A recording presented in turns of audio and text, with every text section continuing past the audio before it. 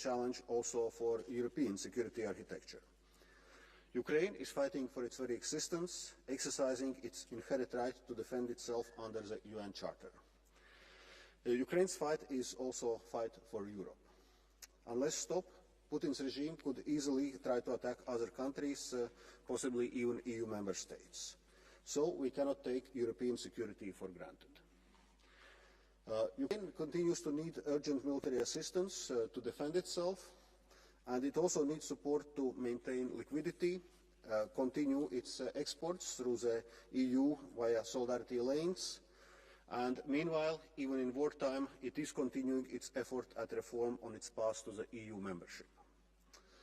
Ukraine's people, both those remaining in the country and those who seek temporary protection in the EU, still need emergency and humanitarian assistance. Unfortunately, this winter is not going to be easy for them, since Ukraine faces targeted Russian attacks on its energy supplies and infrastructure. While Ukraine is working against the clock to repair this damage, there is a cumulative effect. According to the UN, the damage inflicted by Russian bombing could potentially deprive Ukraine's civilian population of services that it needs to survive ahead of winter. On all those issues, the EU and its member states have mobilized aid and resources on an unprecedented scale and will continue to help Ukraine. By now, the overall assistance to Ukraine and its people by the EU and its member states amounts to around 118 billion euros. This figure includes almost 14 billion euros mobilized under the EU-Ukraine facility, which comprises macro-financial support, de-risking instruments to mobilize private investments and technical assistance, 25.2 billion euros in macro-financial assistance to keep the Ukrainian state afloat and facilitate reforms, 17 billion euros made available to EU member states in a context of supporting those fleeing the war, 12.2 billion euros of grants, loans and guarantees provided by EU member states, and a part of assistance provided via European Investment Bank, the European Bank for Reconstruction and Development, and other loans supported by EU guarantees, the EU Humanitarian and Emergency Assistance, our support for reforms and resilience, and, as I mentioned, the support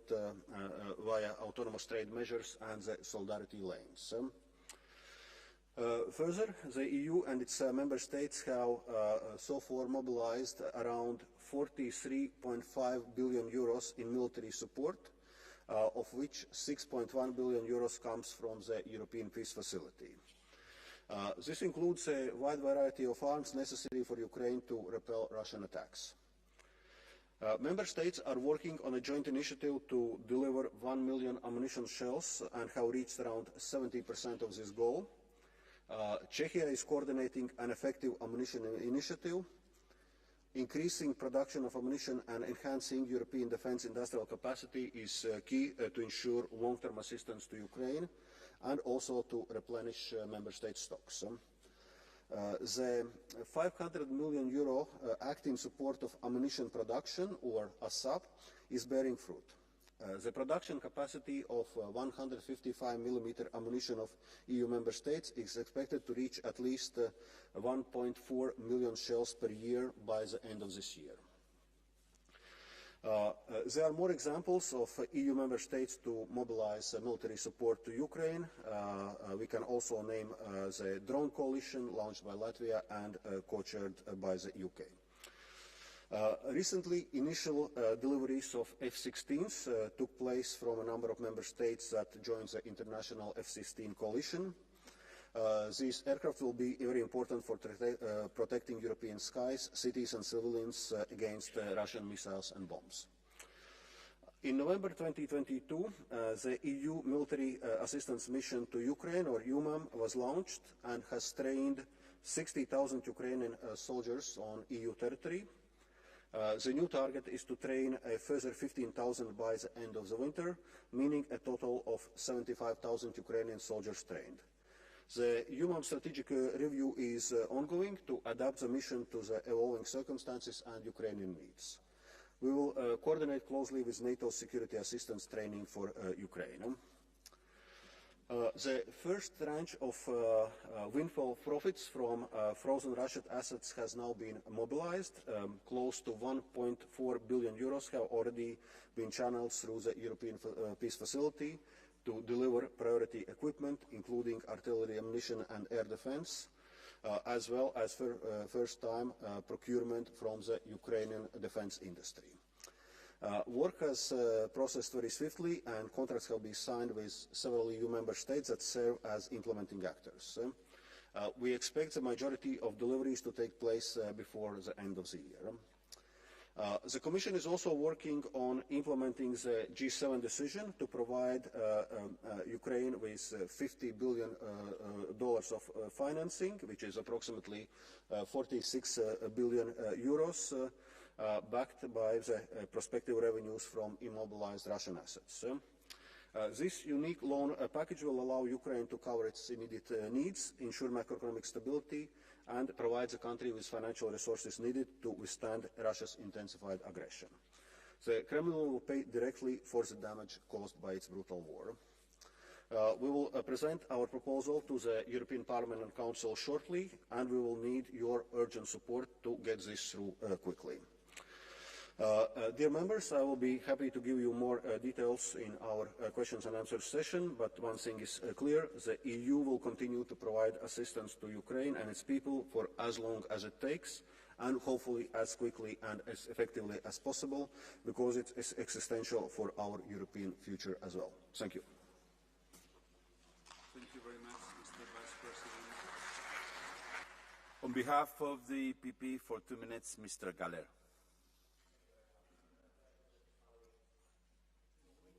Not to be, one of the key phrases expressed by Ukrainians during last Friday's and Saturday's Yalta European Strategy Conference, the 20th of its kind, held for obvious reasons in Kiev and not in Yalta. While the European Parliament has always expressed with impressive majorities its unwavering support for the country and the people of Ukraine in their existential resistance against the imperialist and Stalinist Russian attack, many of our governments still announce more than they deliver. As we are in a systemic confrontation with the aggressor, who not only wants to win by deleting Ukraine from the map of Europe, but also wants to destroy our European project, which is, as a concept, a threat to his dictatorship, we need to show our resolve to do whatever it takes for Ukraine to win. When Ukraine wins, we win. When Ukraine loses, we lose. On some of our governments, including my own, I call: stop being afraid of Putin and his threats. When we appease, he escalates. When we stand strong politically and enable Ukraine militarily to stand and push back, we get the country in a position to negotiate a solution that is in line with international law. So, lift all restriction on the use of weapons on Russian soil. I am grateful to the Dutch government who have done so with respect to the F-16. We will not be able to deliver so many Patriots and Iris-T air defense systems to have comprehensive coverage of Ukraine and Russia's attempts to destroy the infrastructure. It is obvious it is far more militarily economic to hit the launch sites instead of trying to get the air defense done. So that is my call on the governments: stand strong, lift the restrictions. Slava Ukraini. Thank you, Mr. Galler. On behalf of the Socialists and Democrats, Mr. Mainiatis, for 2 minutes. Αγαπητοί συνάδελφοι, έχουν περάσει 937 μέρες από τότε που η Ρωσία εισέβαλε στην Ουκρανία, ξεκινώντας έναν επιθετικό πόλεμο με στόχο την κατοχή μιας χώρας και την αλλαγή των συνόρων με τη βία. Μια επιθετική πράξη που παραβιάζει κάθε έννοια του διεθνούς δικαίου. Η σταθερή και αδιάκοπη αλληλεγγύη μας προς την Ουκρανία, με την παροχή ανθρωπιστικής βοήθειας, αλλά και του απαραίτητου στρατιωτικού εξοπλισμού, ώστε να υπερασπιστεί αποτελεσματικά τα σύνορα και την ανεξαρτησία της, to be able to defend their borders and their independence. And not just because we want to support international rule of law, but also because this is not an isolated event. It's one more revisionist act by the Russian regime, and if it is successful, it will extend to other countries in Eastern Europe. At the same time, it will also whet the appetite of other revisionist powers in southeastern Europe to do something similar. Forces and powers which have been infringing international law and international maritime law. We cannot allow Hungary, which at this time has the presidency of the European Council, to undermine the sending of military support. Mr. Orban should not be visiting Moscow. He should be allowing payments to be made by the European Peace Facility, and that would help us to support Ukraine to reconstruct the 80% of energy infrastructure which has been bombed out of existence. Otherwise, the humanitarian disaster over next winter is going to be immense. Also, it is totally unacceptable that we allow countries that in theory are allies like Turkey to avoid for sanction evasion and to continue financing this war through European funds. By supporting Ukraine to fight against this illegal invasion by Putin, we're investing in the peace and well-being of European citizens. Thank you. On behalf of Patriots for Europe Group, Mr. Dutch.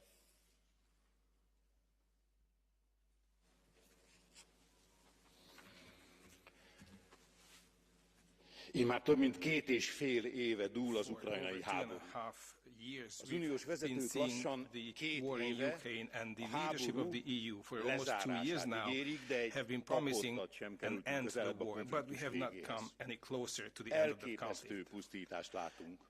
We have seen amazing damage. Fél millió ember veszett oda, over half a million az ukrán people have been állam lost. És a gazdaság romokban hever. The Ukrainian az elhibázott szankciós politika súlyos károkat okozott az európai nemzetgazdaságoknak. Ide jelenne beismerni, hogy a nyugati vezetők, a brüsszeli bürokraták háborúval kapcsolatos stratégiája kudarcot vallott. Az európai vezetők beásták magukat ebbe a háborúba, mintha ez az ő háborújuk, az Európai Unió háborúja lenne. Mindez háborúpárti Európát eredményezett. Ebből kell kimozdulnunk. A méretetlen mennyiségű uniós pénz és fegyver Ukrajnába küldése nem hozta el a háború végét, sőt, a nyugati fegyverek orosz területeken való bevetése valós és súlyos eszkalációval fenyeget. Brüsszel folyamatosan a háborút támogatja pénzügyileg és katonailag egyaránt. A kudarcot vallott háborús stratégia helyett egy másik útra van szükség. A felek közötti kommunikáció újraindítására, diplomáciai kapcsolatfelvételre, aztán tűzszünetre, a ceasefire should be achieved and then peace negotiations should be started. We have to stop the war. In order to support peace is where our efforts need to go here in the European Parliament as well. Thank you, Mr. Dutch. On behalf of the ECR group, Mr. Bilan, for 1 minute and a half. Thank you, Mr. President, dear Commissioners, colleagues.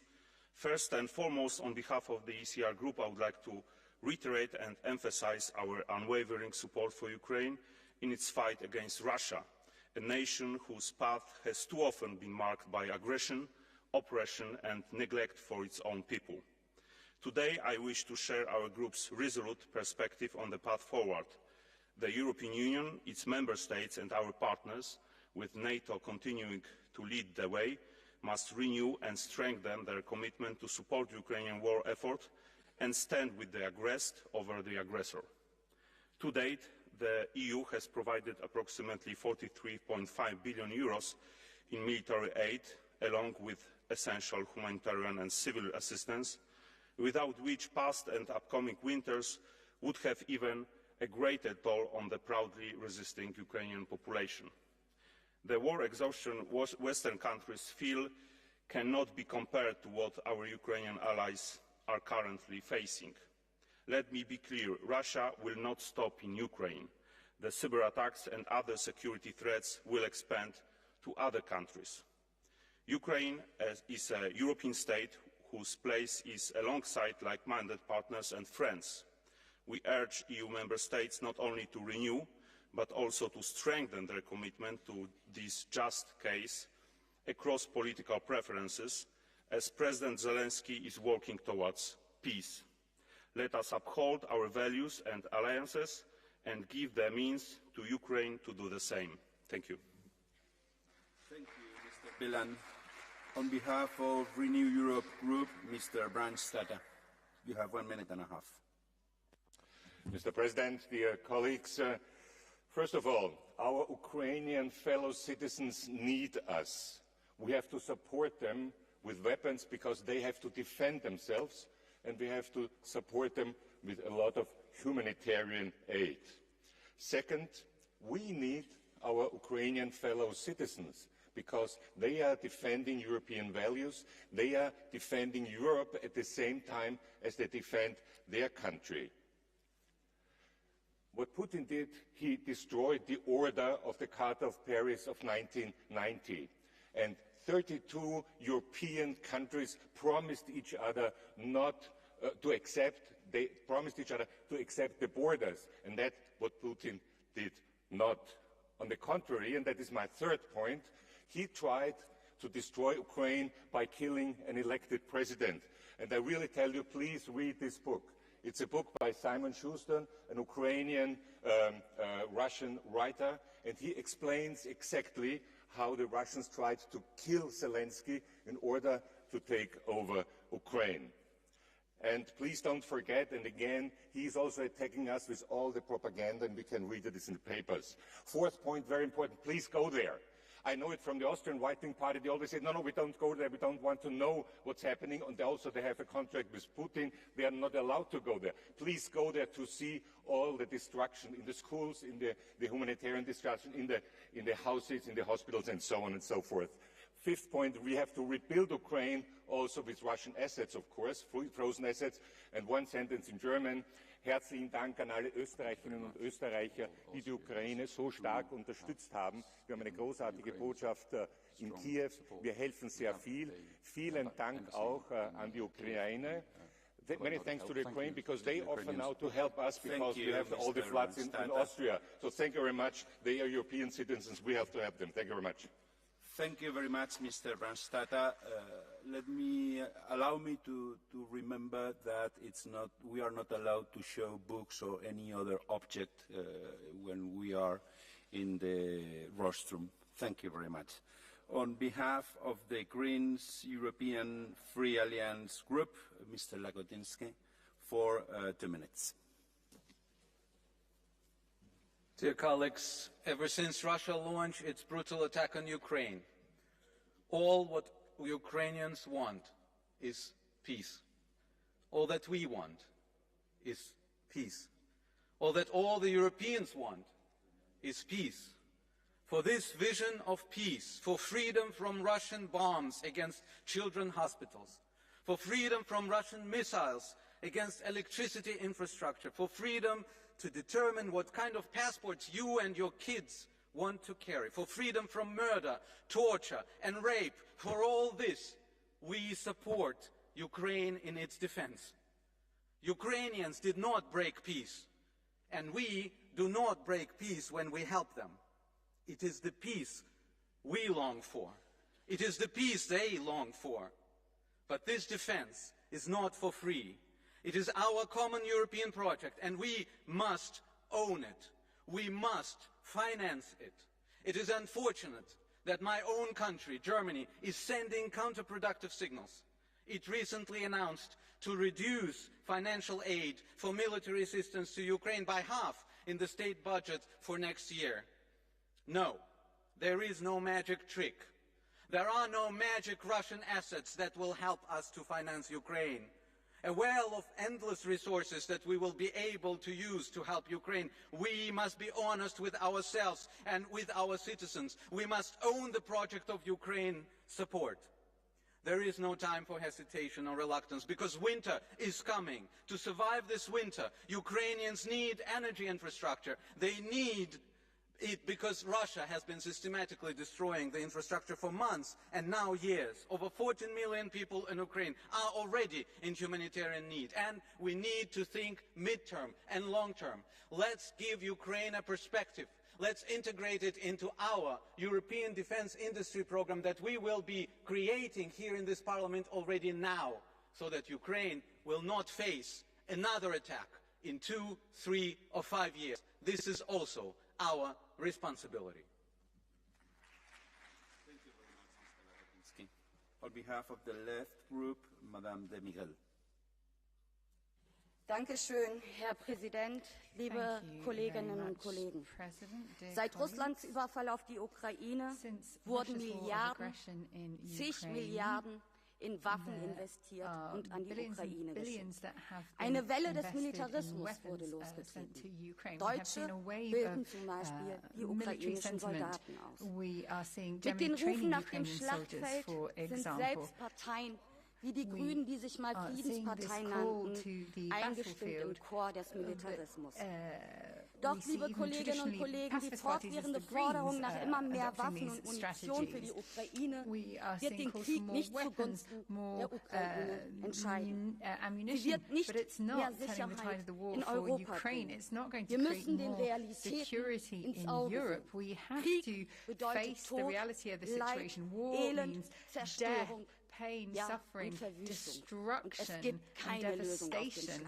There is no Im solution to be Gegenteil. found on the Im Moment battlefield. diskutiert Deutschland darüber, jetzt At auch the noch moment, Mittelstreckenraketen Germany zu is stationieren. considering Ein Rüstungswettlauf more ohne long-distance Ende. weapons, Kolleginnen und missiles. Kollegen, wir This stehen is a an einem war Punkt, without an dem end. wir eine andere Richtung We einschlagen are müssen. at a point where we need Mit to immer mehr move in a Waffen different wird es direction. nicht eine Lösung More geben. weapons Jetzt is zu not going rufen, to dass die lead to Ukraine a auch solution.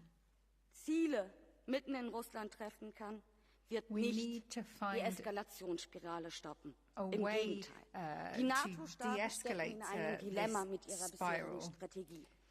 Sie wissen, NATO have dass die created Ukraine a allein dilemma. diesen Krieg They nicht mehr know gewinnen that kann. Ukraine alone Sie can no wissen longer alle, win dass this ein paar war. mehr Waffen They nicht reichen all werden. know that a few Liebe more Kolleginnen weapons und won't Kollegen, die be nach dem Schlachtfeld sufficient. rufen, wollen Sie, dass Colleagues die calling for NATO more nicht war, nur indirekt wie do bisher, you sondern want direkt NATO in to diesen be Krieg not just indirectly eingreift? involved, Wollen but to Sie become wirklich den directly dritten involved in Weltkrieg this war? Do auf you dem really europäischen want Kontinent? to see Ich the bin der Third festen World War break out Überzeugung, on the die European Mehrheit der continent? Bevölkerung I will am es nicht. sure that the Deshalb majority of the hören Sie auf. population does Es not braucht want eine this. So Entspannungspolitik. please Es braucht stop. We eine need a Friedenspolitik. Und am a 3. policy of Oktober gibt es eine de-escalation. große On the Demonstration in 3rd Berlin und October ich there will möchte be a alle big Menschen protest aufrufen, in Berlin, hier and I daran would call teilzunehmen, denn die all of the Regierenden people here to verstehen take nicht, part in dass that, unser because Wunsch, governments der Wunsch simply der do not Arbeitenden und understand Armen that in our wish Europa and the wish of Frieden the ist. workers in Europe is for peace. Thank you. On behalf of the Europe of Sovereign Nations Group, Mr. Neuhoff, for 1 minute and a half.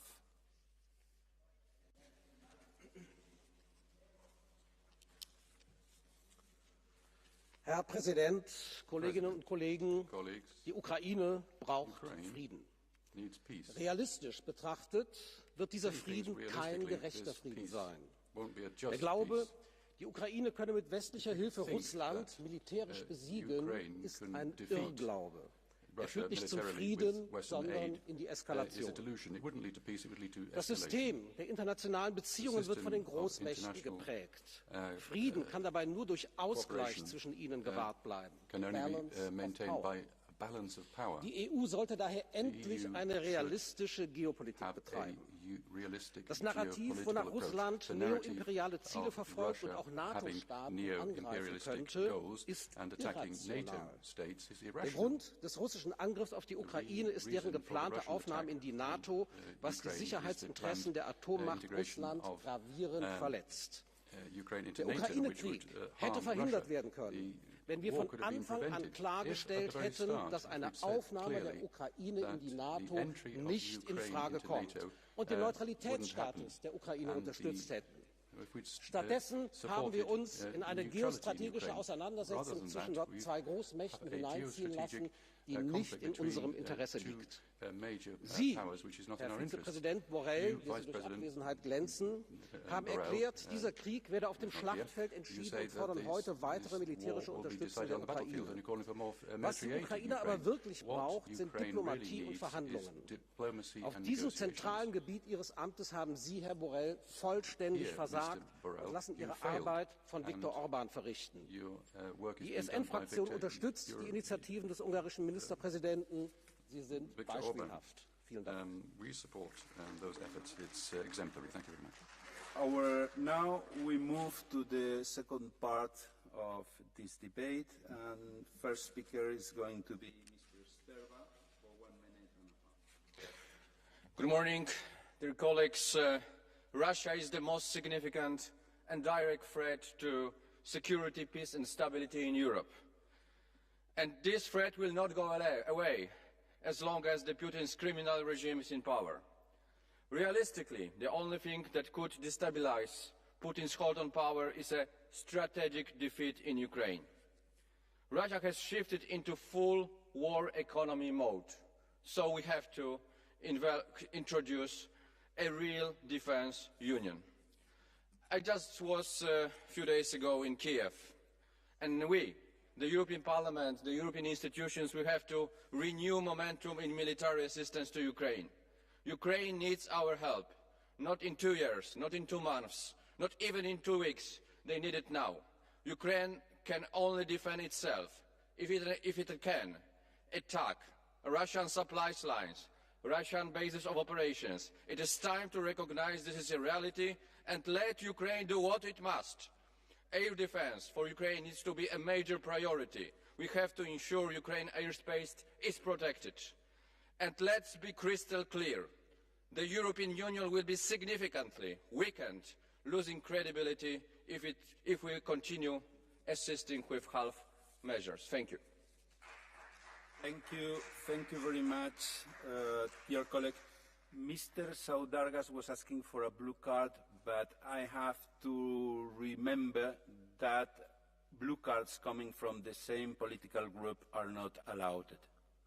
So our next speaker is Mr. Van Brandt for 2 minutes. Madame Van Brandt, sorry. It's my second day. No problem. Sorry. For 2 minutes. No problem, no problem. Colleagues, collega's, ik denk dat iedereen zich nog als de dag van gisteren herinnert hoe verslagen en vol afschuw we waren op die donderdagochtend 24 februari 2022, toen er opnieuw oorlog uitbrak op Europese bodem. Maar we zijn in de nasleep van die dag eendrachtig en verenigd achter Oekraïne gaan staan. En laat het duidelijk zijn, dat zullen we blijven doen. We zullen nooit aanvaarden dat een volk dat kiest voor vrijheid en voor democratie en dat die vrijheid zomaar wordt afgenomen in Europa, pikken we dat niet. Daarom is onze blijvende steun aan Oekraïne essentieel. We moeten Poetin het signaal geven en blijven geven dat doorvechten zinloos is.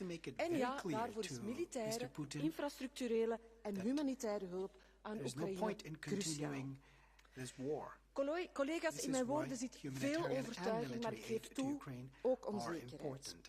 Want het ziet er steeds meer naar uit dat we evolueren naar een soort van bevroren conflict.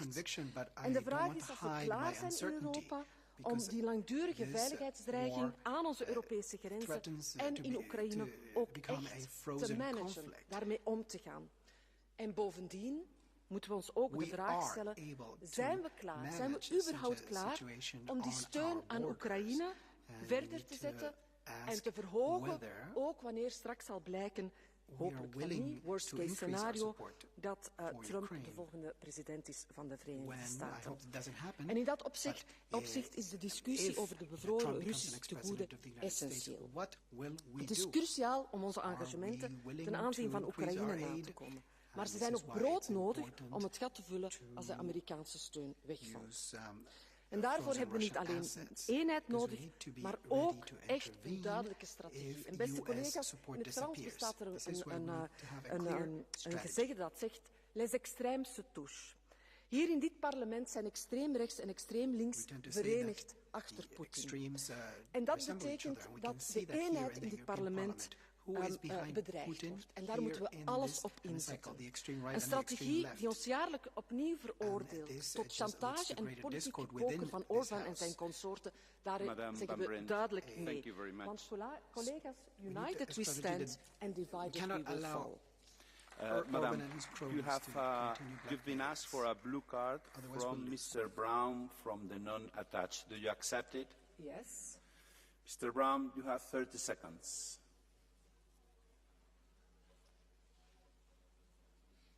Which language?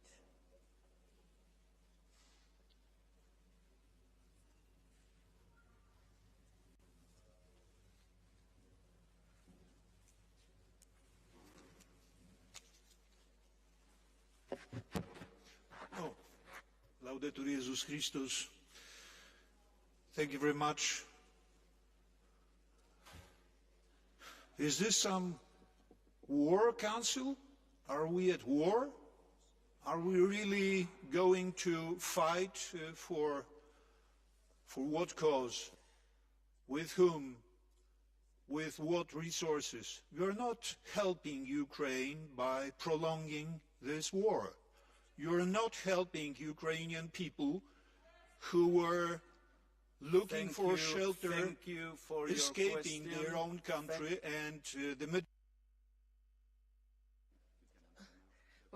Well, dear colleague, it wasn't really a question, but let me assure you that this Parliament, up until the beginning of this illegal war against Ukraine, has been quite united to make sure that we both military, but also in infrastructure and financially support the people of Ukraine, who clearly stated they want to be part of a free Europe and not to be part in the future of a Russian Federation where there is no democracy and no freedom of speech. Thank you very much. Thank you very much.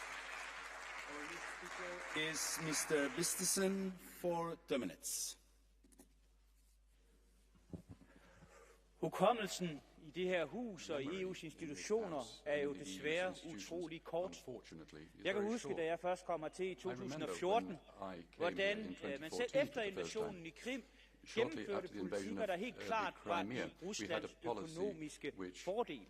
Politikker, som man støttede fra det store flertal i huset, fordi man sagde, lad os handle med Putin, så kommer der ikke krig. Helt frem til invasionen af Ukraine lavede man jo resolutioner her i huset, som var verdensfjerne, som handlede om, hvordan USA var hovedmodstanderen i den geopolitiske strid, der fandtes. Ikke Rusland, ikke Kina, USA. Det handlede om, hvordan det her hus stemte resolutioner igennem om, at Frankrig og Storbritannien skulle nedlægge deres atomarsenal, fordi vi ønskede, at Europa skulle afskaffe atomvåben, mens vi stadigvæk havde en trussel fra Rusland. Det var virkeligheden, og det er jo fortsat virkeligheden, når man ser på den handling og den debat, vi har i dag, nemlig medlemsstaternes støtte til Ukraine, for den er jo nærmest ikke eksisterende. Et lille land som Danmark bidrager mere til Ukraines forsvarskamp end store europæiske økonomier som Spanien, som Frankrig, som Italien. Det er jo helt vanvittigt, når man ser på de skåltaler, der holdes fra de selv samme lande, at man ikke engang i hele kroner og øre, eller euro og cent for den sags skyld, kan bidrage med det 6 millioner danskere gør.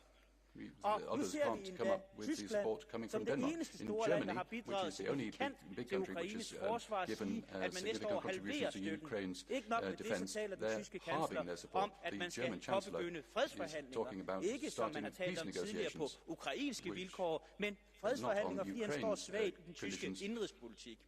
Så drop nu skåltalerne og kom ind i kampen. Hvis I virkelig vil hjælpe Ukraine, så kom med handling i stedet for store drømme om europæisk militær, som ikke bidrager med noget i virkeligheden. Having major speeches, big speeches, we don't actually contribute anything in reality. Mr. Vistisen, you have a blue card coming from Mr. Schipper, non-attached member. Do you accept it? Yes, of course. Mr. Schipper, you have 30 seconds.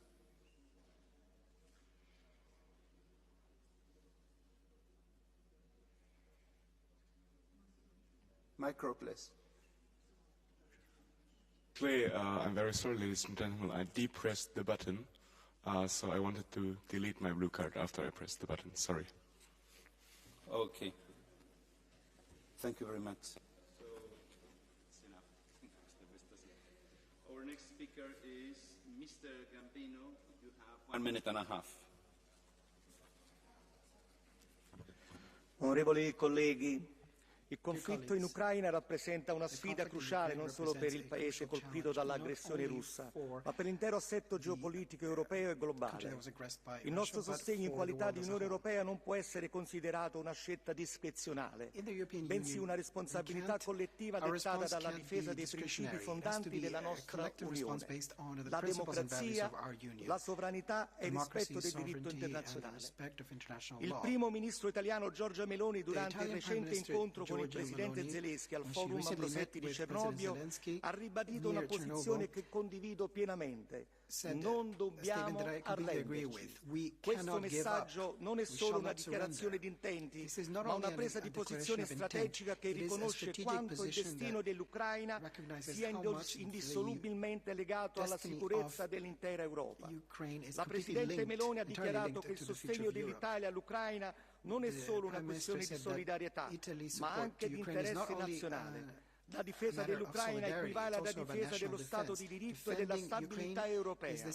Consentire alla Russia oggi di usare il proprio predominio militare per sottomettere una nazione sovrana creerebbe un precedente pericoloso, in grado di minare la sicurezza di tutte le nazioni libere. Il presidente Zelensky, nell'incontro bilaterale a Cernobbio, ha rinnovato la richiesta di maggiore assistenza militare, specialmente in vista del difficile inverno che attende il suo paese.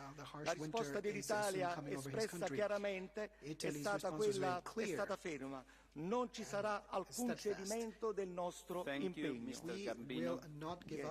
Allora, in virtù di tutto questo, io dichiaro che, a mio avviso, è nostro dovere continuare a sostenere l'Ucraina, fornendo tutti gli aiuti necessari per garantire la... Thank you, Mr. Gambino. In any case, Mr. Brown asked for a blue card again. Do you accept it? Do you accept it? Mr. Brown, please make a question. Last time Italy sent its expeditional forces to the Eastern Front, it was in 1941. So do you, sir, expect your government to repeat this maneuver? Are you yourself personally going to fight for whatever cause there in Ukraine? By all means, go there. God bless you. But don't take everybody else with you. Don't make more Ukrainian people suffer. Mr. Brown, Mr. Gambino was not able to hear you because translation was not working in the rostrum. Can you repeat only the answer, not the speech, only the answer? I'd be happy to repeat. Mr. Speaker, Mr. Gambino, the last time your country sent military forces to the Eastern Front, it was 1941 or 42. Do you expect your government to repeat this brilliant maneuver, and what results do you expect to reach? Please go there by yourself. Thank you very much, Mr. Brown. Mr. Gambino, you have the floor for 30 minutes, for 30 seconds. Credo di essere stato molto chiaro. La Presidente Meloni ha ribadito in modo molto chiaro che bisogna sostenere l'Ucraina inviando armi esclusivamente in funzione difensiva. So that they can defend themselves exclusively. Mr. Austrevicius, you have the floor for 1 minute. Mr. Speaker, Commissioner, dear colleagues, Russia is ready to continue its aggression against Ukraine, mobilizing all possible resources and securing the support of its allies. Western support for Ukraine is an essential condition and option for its survival. We made the right choice in the David and Goliath struggle, and we must keep our promise. I call on the EU member states not only to continue their support for Ukraine, but also to increase it to the level of 0.25% of GDP. This is the way to victory for Ukraine and lasting peace in the region. Yes, we need peace, but not by Putin's one, as Russia can dictate and decide destinies of others. Colleagues, using this opportunity, let me to express my criticism of the IMF. When its head, Mrs. Georgieva, decided to visit the capital of the aggressor state, the IMF must also be concerned about world security and future of Ukraine. Thank you. Thank you very much, Mr. Astravicius. A continuación, la señora Riva tiene la palabra. Gracias, presidente. Ucrania ha demostrado una valentía y resistencia inquebrantables ante una adversidad sin precedentes en las últimas décadas. Y desde el inicio les hemos mostrado nuestro firme apoyo. Un apoyo que no se limita a palabras, sino que refleja en nuestras acciones, en ayuda humanitaria, en sanciones económicas contra quienes perpetúan esta agresión y asistencia militar. Pero la historia también nos demuestra y nos ha enseñado que las soluciones duraderas emergen del diálogo y la diplomacia.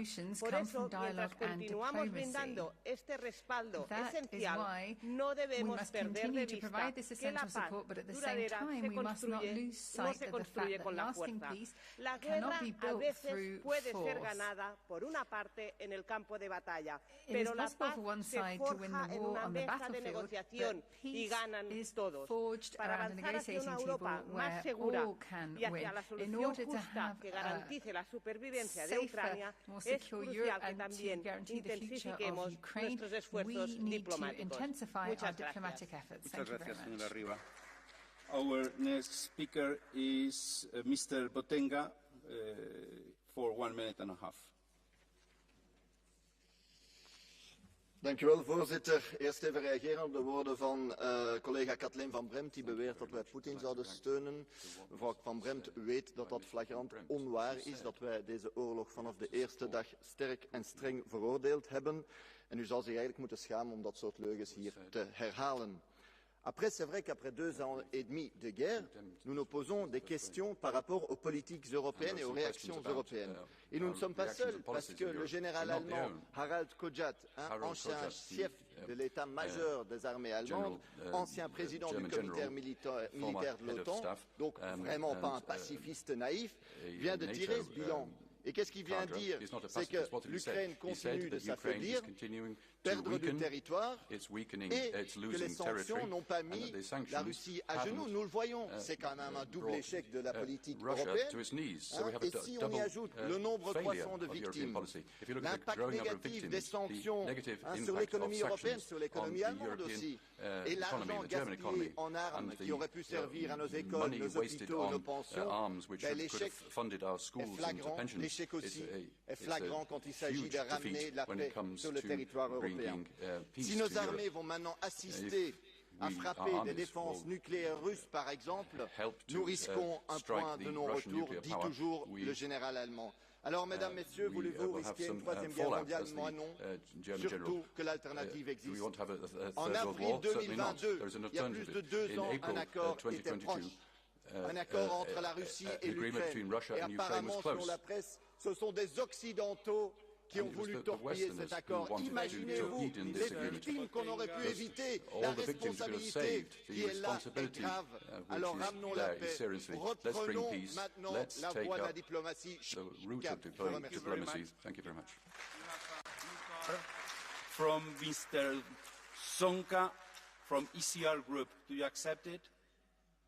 Mr. Sonka, you have the floor for 30 seconds. Please, thank you. Dziękuję bardzo.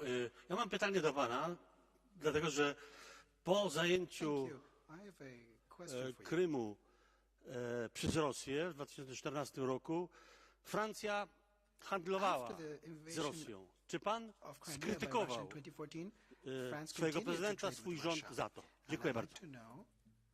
If you criticized Thank your you, Mr. president Sonka. You at have the the time. floor for 30 seconds, Mr. Botenga.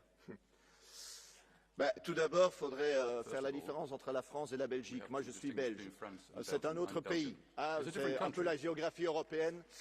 Mais deuxièmement, toute initiative diplomatique, oui, je sais bien, M. Gallagher, vous avez des problèmes géographiques aussi, mais toute initiative européenne, toute initiative diplomatique qui peut ramener la paix, qui peut arrêter les massacres, qui peut permettre aux Européens, aux Ukrainiens de vivre en paix, nous allons la soutenir.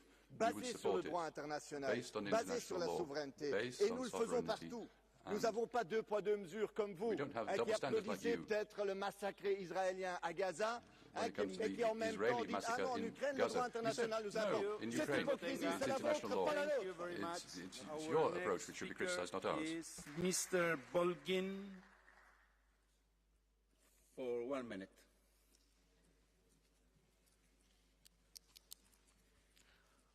Уважаеми колеги, Тази война, войната в Украйна, можеше да свърши още през март 2022 година, ако колективният Запад в лицето на Съединените щати и на Борис Джонсън не беше наредил на Зеленски да провали мирните преговори в Истанбул. Колективният Запад знае, че не може да победи Русия. Той просто ползва тази война, за да изтощава Русия. И това е една цинична стратегия, в името на която загинаха и ще продължат да загиват стотици хиляди украинци и руснаци. Всеки един снаряд, всяко едно евро, което и Европейският съюз, страните от Европейския съюз изпращат на Киев, означава продължаване на войната, а значи смъртта на още много хора, военни и цивилни. Така че вие също, европейските депутати, които гласувате резолюции с подобно съдържание, носите пряка отговорност за тези жертви. Подкрепяйки режима на Зеленски, вие ставате съучастници в убийството на толкова много хора. Кръвта на жертвите в Украйна и в Русия е и по вашите ръце, депутати от мнозинството в Европейския парламент. И колкото и да се правите на Пилат Понтийски, колкото и да се опитвате да си измиете ръцете, не може да ги измиете.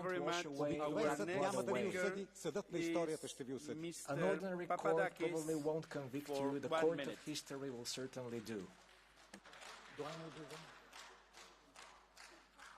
He will speak in English or? I haven't seen a blue card. Okay. It's our next speaker is Mr. Papadakis. Thank you very much.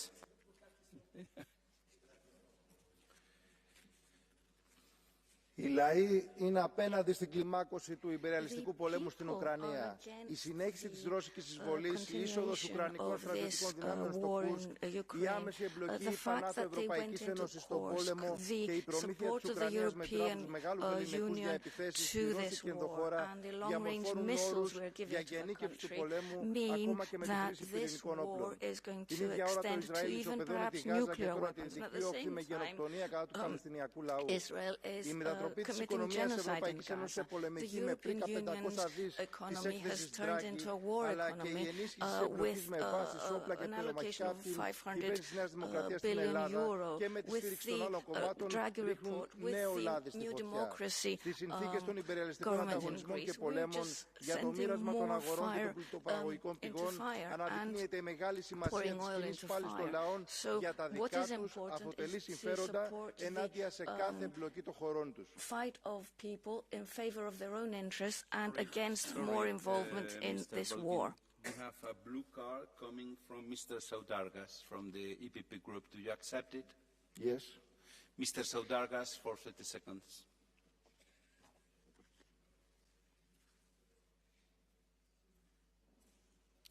Thank you, Mr. Chairman.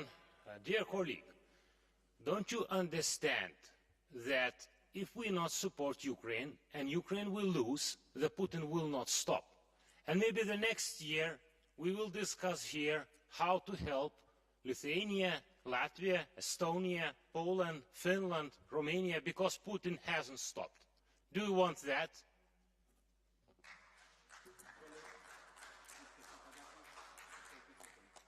Ο Πούτιν μέχρι προλίγου ήταν δικός σας συμμάχος και τα βρίσκατε και κάνατε business μαζί και μαζί ανατρέψατε και τη Σοβιετική Ένωση. Τώρα όμως έχετε τους δικούς σας ανταγωνισμούς και δεν θα πληρώσουν λέει αυτό. Με το δικό της το αίμα και με τα χρήματά τους πληρώνουν για τις δικές τους ανάγκες. For 1 minute and a half, Our next speaker is Mr. Kubilius.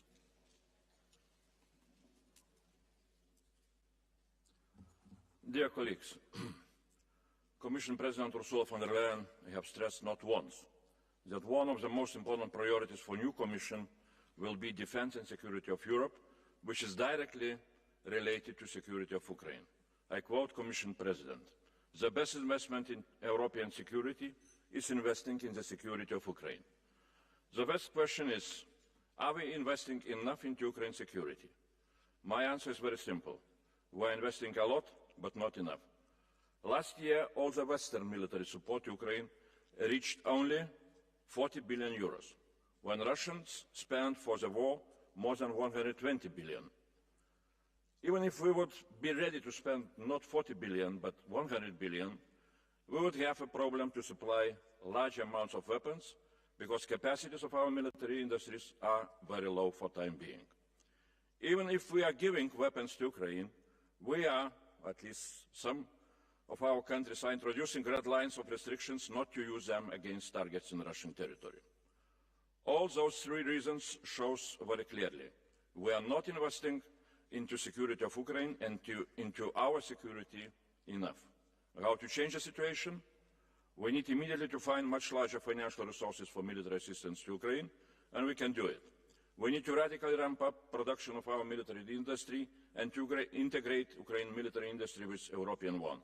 And we need to remove any red lines in defense of Ukraine's security, which means in defense of our security. Thanks a lot. Thank you, Mr. Kubilius. Our next speaker, Mr. Mixer, for 2 minutes. Colleagues, it is over 2.5 years since Russia waged its full-scale war of aggression against Ukraine. And we can see some signs of war fatigue setting in, not just in Ukraine, but also in the European Union, unfortunately also in this House. We must not let this happen.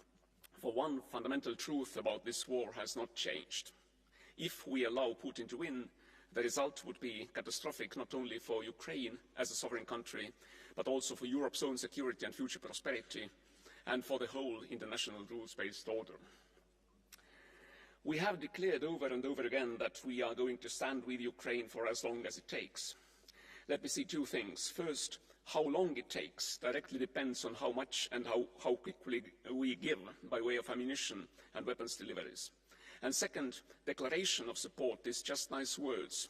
Without swift and complete implementation, words won't make the difference on the battlefield.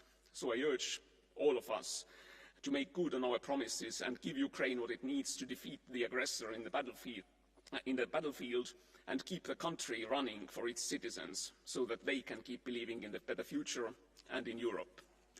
Regarding the restrictions on the use of Western long-range weapon systems, Ukraine cannot be expected to win if it is forced to fight with its hands tied.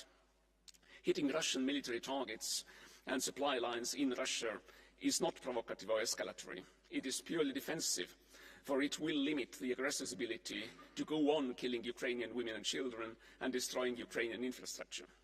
Conversely, allowing Russia to win is ultimately escalatory, for it will send Putin a message that he can indeed sit us out. And it is possible indeed in our times to expand one's territory by military force and do so with impunity. This is something that we simply cannot afford. We cannot let it happen. Thank you. Thank you very much. Mr. Brown is asking for a blue card again, but he has got 2 already, so we are going to continue. Our next speaker is Mr. Thionnet for 2 minutes. Chers collègues, les appels à un soutien militaire sans condition à l'Ukraine rencontrent peu d'écho favorable en Europe, hormis parfois dans cet hémicycle sur des bancs qui, il y a quelques années encore, s'activaient pourtant à liquider nos moyens de défense. En posant certaines conditions, en réfléchissant aux finalités de cette aide, personne ne voudrait-il donc réellement aider les Ukrainiens? La réponse se trouve plutôt dans une formule bien connue, presque banale, celle de Clausewitz, qui affirmait « La guerre est la continuation de la politique par d'autres moyens ». Cette formule a plus d'implication qu'on ne le croit. La force militaire ne doit pas être une fin en soi, ni un instrument de la morale. Elle est au service de la politique. La guerre entre l'Ukraine et la Russie n'a pas interrompu leur interaction. mais celle-ci a pris sa forme la plus violente. Et dans cette guerre qui fait rage, la paix est en germe, nécessairement, car l'issue du conflit comportera une négociation politique. C'est dans ce cadre qu'il faut penser le soutien à l'Ukraine. L'objectif ne peut pas être l'écrasement des forces russes dans une victoire décisive. Et pour autant, interrompre tout soutien à l'Ukraine provoquerait un effondrement général et donc une victoire russe décisive. Une victoire ukrainienne aujourd'hui, c'est ne pas perdre. C'est affaiblir la volonté de Moscou, dont la stratégie, réduite au grignotage, s'est embourbée depuis 2 ans. C'est empêcher l'épuisement ukrainien dans cette guerre d'usure. C'est alors, dans cette dynamique, une fenêtre d'opportunité diplomatique pourra s'ouvrir, qu'il faudra vouloir et savoir saisir, et dans laquelle l'Ukraine devra être dans une situation la plus favorable possible. La force et la négociation ne s'opposent pas. Il faut savoir les assembler. C'est dans ce cadre que le soutien à l'Ukraine prend un sens politique, en plus d'avoir bien sûr, mais c'est autre chose, un sens historique, celui de l'existence bien réelle et ancienne d'une nation ukrainienne, du droit de son peuple à choisir son destin, sans qu'une puissance ne le lui dicte, au nom d'une relecture biaisée de l'histoire. Mr. Posniaks, for 1 minute, you have the floor. Labdien, kolēģi, runāšu latviski. Viena no lielākajām kļūdām ir uzskatīt, ka Krievijas iebrukums Ukrainā ir lokāls konflikts. Nē, tas ir gadiem gatavots Krievijas impērijas atjaunošanas plāns. Pirmais solis, no kur rezultātiem ir atkarīgs tas, vai būs arī nākamie soļi vai nebūs. Tādēļ mūsu izvēle šobrīd nav par to, dot vai nedot bruņojumu Ukrainai, tā ir izvēle par to, kur mēs šo bruņojumu izmantosim. Ļausim Ukraiņiem ar to uzvarēt, vai gaidīsim, kad tas būs jāizmanto šeit. Šajās dienās ap Eiropas parlamentu mēs redzam daudz cilvēku formās, kuri mūs sargā. Viņi ir labi bruņoti un viņu rokas nav sasietas. Ukraina dara precīzi to pašu. Mūsu sargā, bet mēs joprojām vilcinamies viņus apbruņot, turklāt cienām viņus rokas, jo baidāmies no eskalācijas. Es uzaugu 90. gados, kad bruka Padomju Savienība un Latvijas teritorijā vēl ir Padomju armija. Tāda konflikta menedžments ar Krievu mentalitāti bija izdzīvošanas pamatā, un es varu pilnīgi droši apgalvot, ka ir tikai viens veids, kā eskalēt konflikts ar Krieviju. Our next speaker is Madame Strack-Zimmermann for 1 minute. Thank you very much, Herr Präsident, meine Damen und Herren. 937 Tage Krieg in der Ukraine, 937 Tage Tod, Vergewaltigung, Verschleppung, Folter. Meine Damen und Herren, Sie werden vor ein paar Tagen die Bilder gesehen haben in Lviv, wo eine Rakete ein Haus zerstörte und ein Mann, seine Frau und seine 3 Töchter beerdigt hat, meine Damen und Herren. Und deswegen muss konsequent Europa humanitär, finanziell und auch mit militärischem Equipment weiter an der Seite der Ukraine stehen. Und ich bin entsetzt und ja, die Rufe nach Diplomatie können nur aus der Stärke heraus erfolgen. Und ich bin wirklich überrascht, dass die Kollegen rechts und links das Narrativ Wladimir Putins hier in dieses freie Haus immer wieder erzählen, meine Damen und Herren. Wladimir Putin will die Freiheit und den Frieden in Europa zerstöre. Das müssen wir uns immer wieder deutlich machen. Es ist bemerkenswert, wie wir hier alle frei gewählt sind, dass diese Geschichte hier erzählt wird. Wir sind in Verantwortung unserer Kinder und Enkelkindern gegenüber. Und ich als neu gewähltes Mitglied dieses wunderbaren Parlaments sage, wir werden Putin und allen Despoten diese Stirne zeigen, dass wir in Europa auch in Zukunft mit den Staaten gemeinsam in Frieden und Freiheit leben wollen. Madame, you have a blue card from Madame De Miguel. Do you accept it? Yeah. Yes. You have a earphone, okay. Madame De Miguel. Ist. Okay. Merci. Vielen Dank. Da Sie jetzt wieder 2 Narrative bedient haben. Das erste ist rechts gleich links, was eigentlich unerträglich ist, wollte ich Sie fragen, warum Sie eigentlich meinen, noch immer jede Stimme für den Frieden als Putin-Versteher und Putinist diffamieren zu können. Haben Sie nicht gemerkt, dass in der Bundesrepublik Deutschland mittlerweile eine Mehrheit der Bevölkerung sagt, es reicht der Kurs der Ampel, der Kurs, den Sie in der Bundesrepublik Deutschland, gerade auch in dem Fachausschuss immer wieder vertreten haben, wird nicht geteilt. always promoted in Germany, how much longer will you say that any other opinion apart from yours is pro-Putin? How much longer will you support Sie haben gerade gehört, Ihre Zeit ist um, und ich sage Ihnen, ich möchte nicht, dass die Zeit Europas um ist. Wir sehen das völlig unterschiedlich. Sie werde ich nie überzeugen. Sie erzählen die Geschichte Wladimir Putin. Sie sitzen länger als ich hier in diesem Haus. Und ich sage Ihnen, Diplomatie ja, aber nur aus der Stärke heraus. Und nur so, wie es die Ukraine wollen. Nicht Sie und nicht ich entscheiden, sondern die Ukraine, und wir sind an der Seite der Ukraine. Madam Strack-Zimmermann.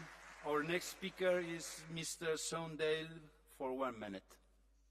Thank you.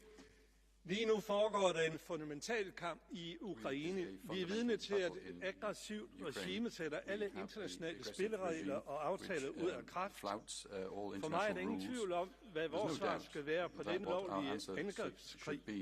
Vi skal op i gear med vores støtte, så ikke unødigt mange ukrainske soldater og civile bliver dræbt på grund af mangel på materiel. Vi bliver nødt til at fjerne de restriktioner, vi har pålagt os selv.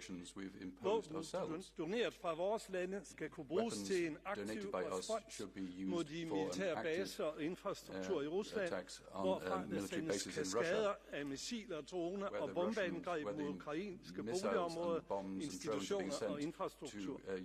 Selvfølgelig i overensstemmelse med international lov. Kun på den måde kan vi tvinge Putin til at trække sig tilbage til de internationalt anerkendte grænser og tvinge Rusland til forhandlinger og ophør med krigshandlinger. Vi er ved et afgørende punkt i historien. Der hviler et historisk ansvar på dette parlament, der ofte i festtaler siger, at vi er på retfærdighedens side. Nu er det tid til at vise det. Thank you very much. Time to show that. Mr. Hofstadt, for 1 minute and a half. You have the floor. Tack så mycket, herr talman. Förra sommaren satt jag med goda vänner från den ukrainska vänstern i Kiev. Vi talade om kriget. De avskydde kriget.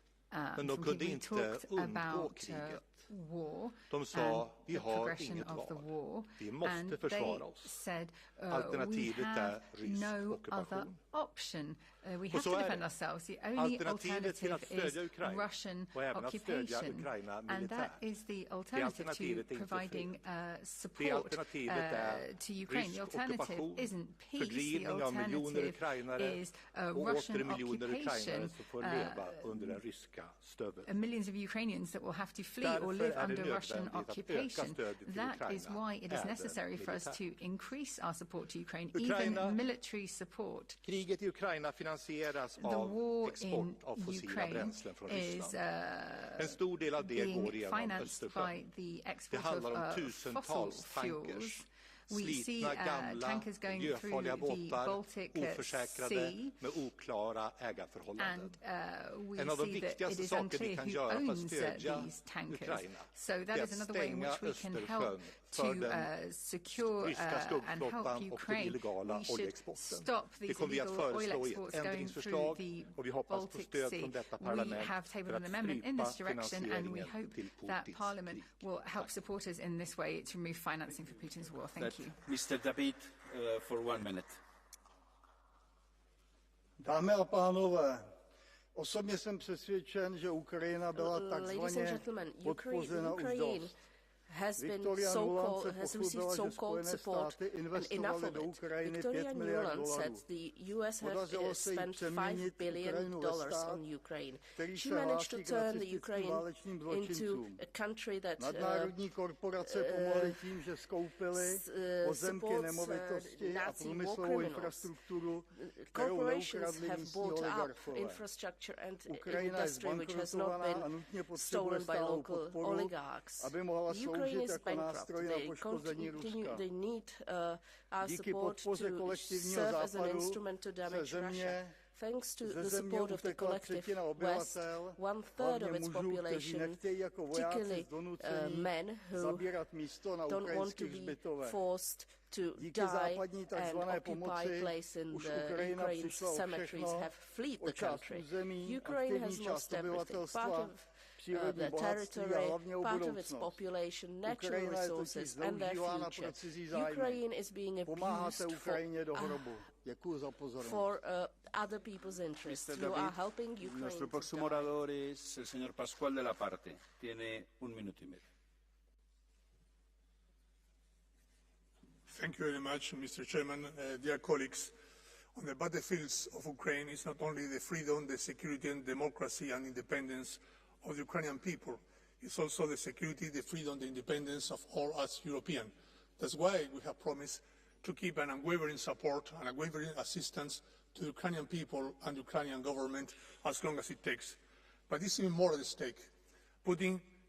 Invading Ukraine has put into question the whole international order. There are quite a number now of autocrats and dictators around the world watching if by brutal force you can change internationally respected frontiers. If by brutal force and invasion you can impose a government. Whether or not by brutal force you can also buy the independence of a neighboring country. All this is at stake, and that's why we have to commit to our promises concerning different commitments. The first one is to keep our quick delivery, speedy delivery of weapons without any unduly delay. Secondly, we have to lift all the artificial restrictions to the delivery of weapons and to the use of weapons, whether in Ukrainian soil or in Russian soil in legitimate targets. It means as well to increase our financial package, whether by macroeconomic assistance as well as investments, and to increase and ramp up as well our humanitarian assistance for the winter which is around the corner. Thank you very much. Our next speaker is Mr. Germain for 1 minute. Monsieur le Président, chers collègues, nous devons avoir conscience de ce qu'il se joue sur la ligne de front. Les Ukrainiens ne défendent pas simplement leur liberté, mais la nôtre. Car nous l'avons appris du passé, Poutine va toujours aussi loin que nous le laissons aller. Alors nous devons être clairs. En Ukraine, Poutine ne passera pas. La paix, nous la souhaitons tous. Bien sûr, mais tant que Vladimir Poutine pensera pouvoir gagner la guerre, alors il ne signera pas la paix. Mais les mots ne suffisent pas, il faut des moyens financiers. Nous avons su être au rendez-vous avec la facilité pour l'Ukraine. Nous devrons l'être aussi longtemps qu'il le faudra. Des moyens militaires aussi de défense, qu'il s'agisse de défense aérienne, mais aussi pouvoir prévenir les attaques de missiles de longue portée. Des sanctions économiques efficaces, elles ne le sont pas aujourd'hui parce qu'elles ne sont pas appliquées, comme on l'a vu récemment avec l'augmentation des importations de GNL. Et puis mon groupe défend aussi l'idée d'une facilité pour la reconstruction, parce que la reconstruction, c'est dès maintenant. Mes chers collègues, désunis, nous sommes fragiles, mais ensemble, unis par un soutien sans faille à l'Ukraine, nous gagnerons la paix. Mr. Banaki. For 2 minutes. Monsieur le Président, Monsieur le Commissaire, mes chers collègues, alla fine della tragedia della Seconda Guerra Mondiale, i 6 paesi fondatori di cui l'Italia faceva parte disegnarono questa Unione Europea fondandola su dei principi tesi a garantirci una pace prospera e duratura. Ebbene, quella stessa pace oggi sembra sgretolarsi di fronte ai nostri occhi. Là, signor Dombrovskis, in quella direzione, a est, circa 2400 chilometri da questo Parlamento, lei ci promette una guerra ad oltranza per cercare una vittoria che ben si è guardato dal definire. E visto che la vittoria non arriva, fa delle pressioni continue sugli stati come l'Italia, che ha deciso giustamente di cedere le proprie armi per garantire la legittima difesa a uno Stato aggredito, ma che non vuole che queste stesse armi si trasformino in uno strumento che ci potrebbe portare al baratro della distruzione termonucleare. E allora cosa fa l'alto rappresentante Borrell? Prende un aereo e vola in Medio Oriente, chiedendo un cessato il fuoco immediato tra Israele e Gaza. Da una parte chiede la pace, senza condizioni. Dall'altra ci promette guerra, missili, granate e droni. E critica e condanna il presidente Orban, unico rappresentante europeo che cerca una soluzione negoziale di questo conflitto, ma poi in questi giorni plaude al cancelliere Scholz, che giustamente vuole che la Russia partecipi alla prossima conferenza di pace. È l'ora di finirla, signor Dombrovskis, con questa politica di due pesi e due misure, anche perché questi 2 anni e mezzo di guerra non hanno portato ad alcun risultato tangibile, ma pesano in maniera terrificante sulle spalle dell'Ucraina e creano delle nefande conseguenze economiche e sociali che tutti i cittadini europei sono tenuti a pagare. Tacciano i cannoni, signor Dombrovskis, in Medio Oriente come in Ucraina, e facciamo lavorare chi vuole veramente la pace e chi vuole salvare l'Unione Europea e i valori su cui si fonda, che lei probabilmente e il commissario Borrell hanno dimenticato. Mr. Van Overveld, you have 1 minute. Voorzitter, commissaris, collega's, we hebben in het verleden al meermaals hier gedebatteerd over de steun aan Oekraïne. En ik heb toen telkens ook gepleit om die steun te blijven continueren en evalueren. En ook te kijken hoe we die steun efficiënter kunnen maken. Ik denk ook dat adequate controle op het gebruik van de verleende middelen meer dan ooit noodzakelijk is. Verder denk ik dat de tijd gekomen is om de aanwending van de bevroren Russische tegoeden te evalueren. We moeten creatiever en moediger zijn om hier het maximale uit te halen in het belang van de Oekraïnse samenleving en bij uitbreiding dan ook in het belang van de waarden en de vrijheden die wij met hen delen en waarvoor gestreden wordt. En daarnaast, collega's, moeten we toch ook misschien eens wat meer aandacht durven besteden aan het feit dat landen als Iran, Noord-Korea en vooral China zeer actief de Russische agressie steunen.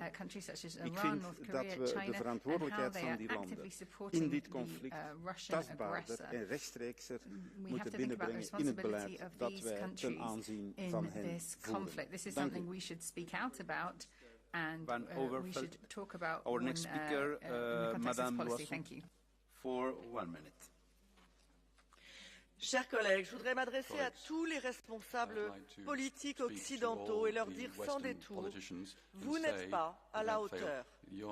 Aider l'Ukraine, ce n'est pas faire des selfies à Kiev ou répéter des discours creux. Aider l'Ukraine, c'est de lui fournir ce dont elle a besoin, quand elle en a besoin, sans restriction et sans retard. Les restrictions que l'on impose à l'Ukraine pour se défendre n'ont pas de sens. On l'oblige à se battre, une main attachée dans le dos. Pourquoi l'empêcher de frapper là d'où partent les tirs qui la visent? À quoi pense Joe Biden? Pourquoi lui refuser des missiles à longue portée? À quoi joue Olaf Scholz? Pourquoi fermer les yeux sur les contournements de sanctions? À quoi jouons-nous tous? Pendant ce temps, Moscou s'approvisionne sans compter en Corée du Nord et en Iran. Nous ne sommes même pas à la hauteur de la Corée du Nord et de l'Iran. Est-ce que nous nous rendons compte de ce que cela veut dire? Nous avons choisi d'aider l'Ukraine, nous avons bien fait. Ce choix nous oblige à réussir, sans quoi nous offrirons à la Russie non seulement une victoire, mais notre propre effacement. Merci, Madame Loiseau. Our next speaker is Mr. Singalicius for 1 minute. Vice President, dear colleagues, soon it will be 1,000 days. This very November, we shall mark 1,000 days of rape, looting, and murder, deliberate bombings of children, hospitals, and maternity wards, and cynical breaking of all possible international agreements and charters. All that is called Russian imperialism. All that taking place on European soil.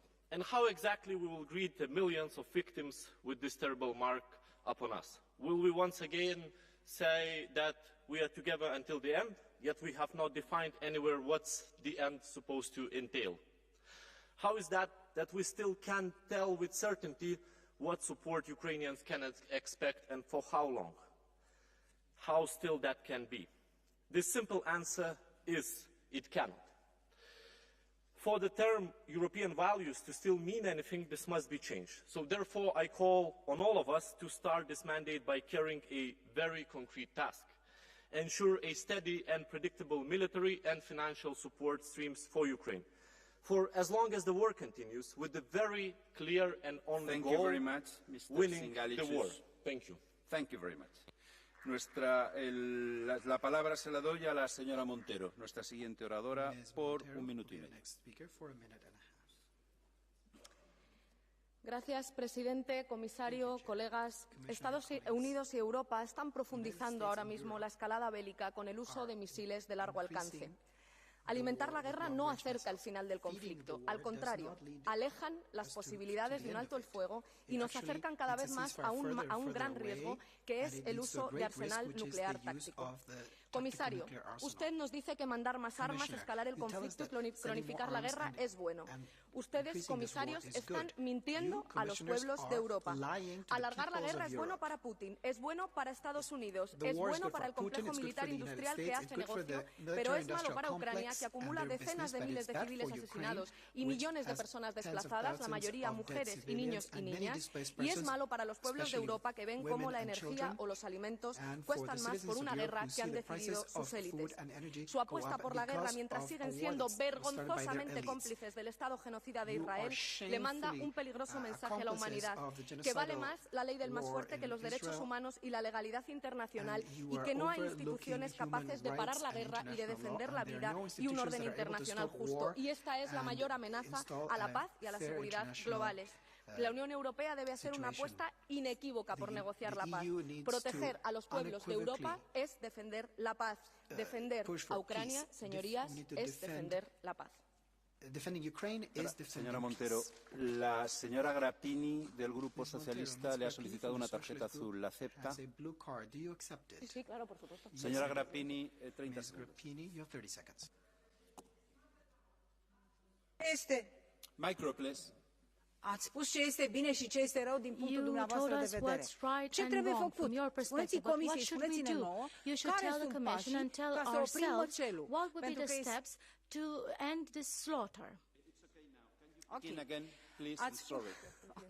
Ați spus ce este bine și ce este rău din punctul dumneavoastră de vedere. Dar care este măsura concretă sau care sunt măsurile concrete pe care spuneți-ne aici ce trebuie să facem să oprim măcelul? Pentru că despre asta este vorba. Să lăsăm Ucraina să fie cucerită de ruși? Sau să nu mai dăm nimic? Ce trebuie făcut? Asta este esențial. Că e ușor de să facem o declarație. Trebuie să spuneți din punctul dumneavoastră ce trebuie făcut. Señora Montero. Señoría, lo que hay que hacer es lo que se ha hecho siempre para acabar con las guerras, que es negociar la paz. Precisamente donde está cómodo el criminal de Putin es en la guerra. Y Putin va a ir hasta donde ustedes le dejen ir con este gran consenso de guerra que va desde los socialistas y los verdes hasta la extrema derecha de Meloni, hasta el enfrentamiento directo entre potencias nucleares. Señoría, la narrativa de Putin es la narrativa de la guerra. Y lo que nosotras tenemos que hacer es defender la vida y defender la paz. Y terminar con los conflictos bélicos, como se ha terminado con todos los conflictos en la historia de la humanidad, que es con diplomacia y negociación para una paz duradera y justa. Usted tiene otra tarjeta azul. ¿La acepta? Del señor Tinkenen del Grupo ECR. ¿La acepta? Sí, sí. Señor Tinkenen tiene 30 segundos para formular su pregunta.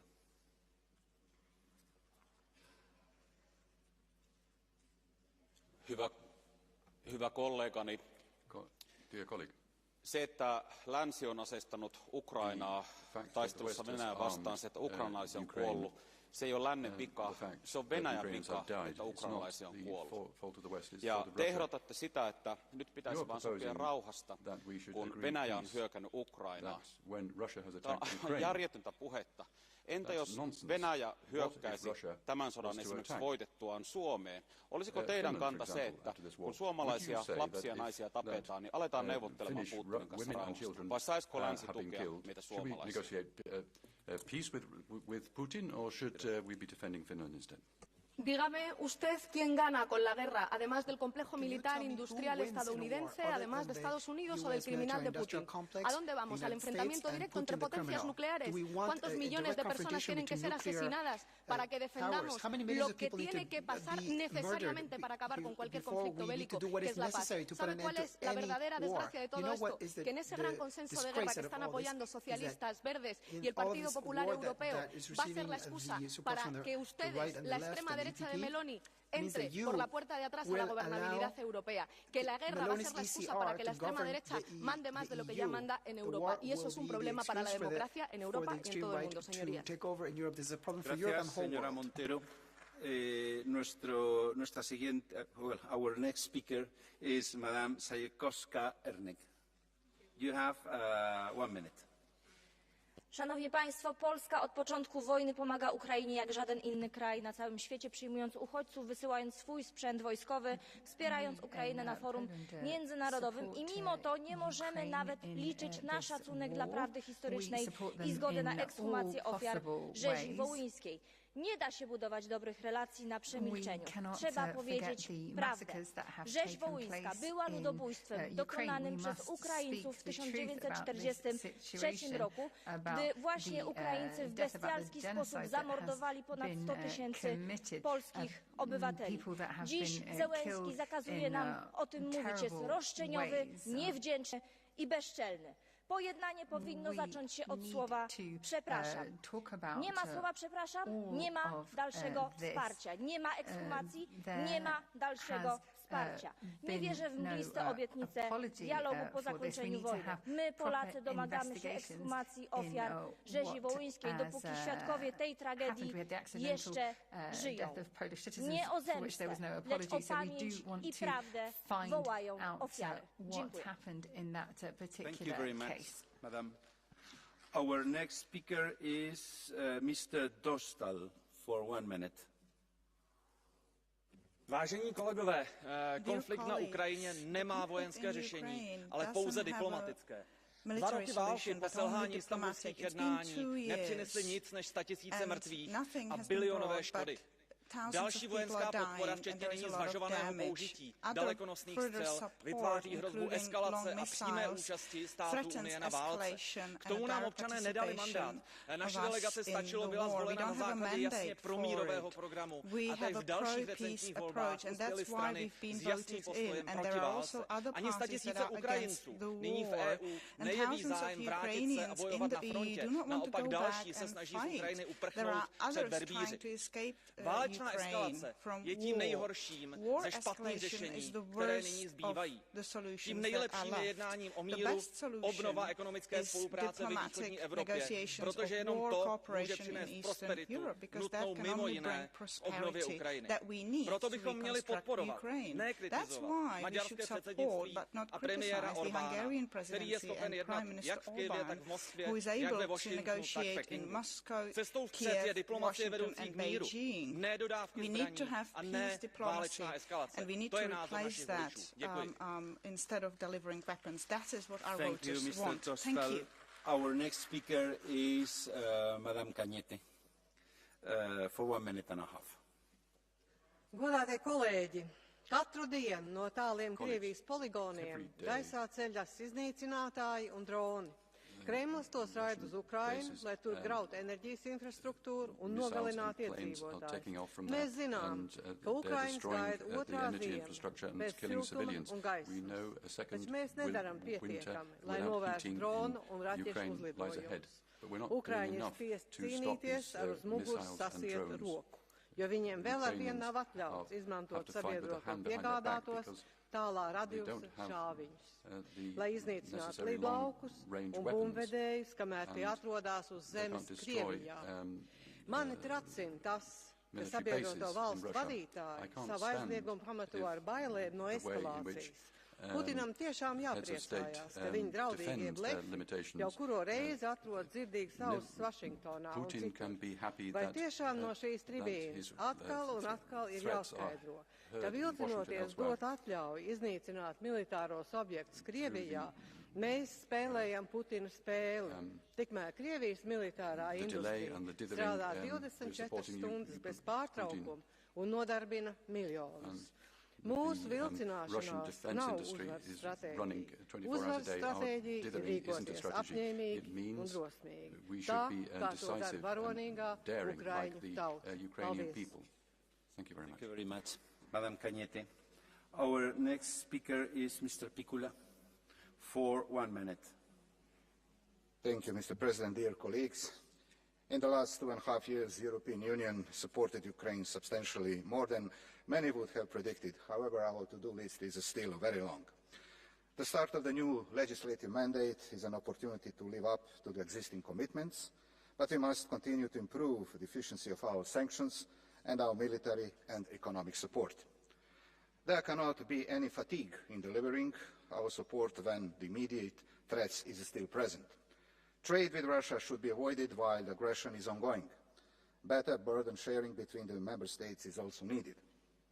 Due to the issue of restrictions on the use of Western weapon systems against military targets on Russian territory, Ukrainian operations are subject to international law provisions and as such should be enabled. Ukraine must be given a fair chance in this war to fight for their country and our security. Thank you. Thank you very much. Now our next speaker is Madame Pokorna Černova for 1 minute.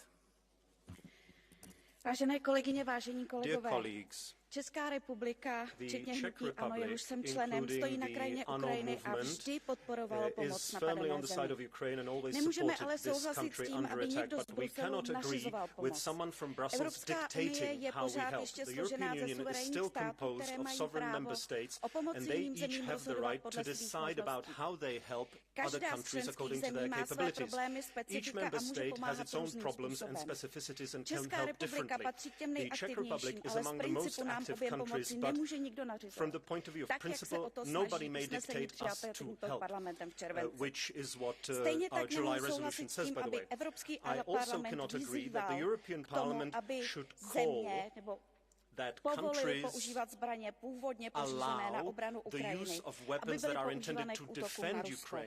Takové rozhodnutí může přijmout NATO nebo jednotlivé země a my to respektujeme. Chci také zdůraznit, že naprosto odmítám jakékoliv nálepkování a označování patriotů za proruskou frakci. Nálepkování za jiný názor kohokoliv je nepřípustné. Naopak diskuze by měla zohledňovat různé pohledy a žádný zvyk neměl. Thank you very much. Our next speaker is Mr. Coles for 1 minute. Thank you, Chair. We call for the prosecution of war criminals like Putin, Shoigu, Gerasimov, yet some among us suggest peace talks with these very criminals. How did we lose our moral compass? We have a strategic compass, but morally we are paralyzed. While Ukraine fights for its survival, we talk of negotiations with those responsible for bombing schools, hospitals and civilians. Just look at the facts. Russia has launched over 7,000 missile strikes since the start of invasion. How can we even consider sitting down with those responsible for these atrocities? Europe has power to act, but we are crippled by indecision and lack of political will. And while we hesitate, we hold back Ukraine with restrictions on the very weapons they need to defend themselves. This isn't just a weakness, it's a moral failure. If we truly stand with Ukraine, we must lift all the restrictions on weapons use and give the tools to strike back effectively. It is time for Europe to stop wavering. We don't need more plans or excuses. We need the political will to act, to stand with Ukraine and to hold Russia accountable. Let's release the weapons, but also let's release the accession talks with Ukraine. Thank you. Thank you, Mr. Coles. Our next speaker, Madame Woutmans, for 1 minute. Goedemiddag collega's, het is hier al gezegd, sinds 24 februari 2022 zijn de schendingen van het humanitair recht door Rusland in Oekraïne ontelbaar geworden. De aanvallen op de ziekenhuizen, de duizenden doden, de executies, de folteringen. En wat we ook dreigen te vergeten, is dat die oorlog nu al meer dan 2 jaar lang als een donkere wolk boven onze economie hangt. De immense dreiging en onzekerheid over die gas- en elektriciteit-energieprijzen. Steeds meer Europese jobs komen in het gedrang. En ik weet het wel, je kunt het een niet met het ander vergelijken. Maar wat we wel moeten doen, is stoppen met ons stop-and-go-beleid richting Oekraïne. We geven gas, we remmen, we geven gas, we remmen. Laten we die voet van de rempedaal halen. En vandaar 2 duidelijke eisen voor u. 1. Oekraïne moet onmiddellijk toelating krijgen om Europese wapens op Russisch grond in te zetten. België, Denemarken, Nederland. We hebben eindelijk die F-16's geleverd. En nu zouden we zeggen, nee, je mag ze niet gebruiken. Wat voor een beleid is dat? En ten tweede, een heel belangrijk punt voor de volgende Europese Commissie en de Raad, een echte Europese defensie-unie. Dat moeten we nu doen. En dat is het enige juiste om te doen. Ik dank project of European defence, that's something we should do now, and that's the only right thing to do. Thank you. Our next speaker is Mr. Boutmans. No, Mr. Van Laschot. Sorry. Thank you. Today, exactly 80 years ago, my grandfather ran outside and looked up to the sky. Hundreds of men descending with parachutes. The start of Operation Market Garden. In this huge effort by the Allied forces to free the Netherlands, thousands of soldiers lost their lives to bring democracy, freedom and peace. A fight for the same causes is now being fought on our continent. But no one is asking us today to send soldiers.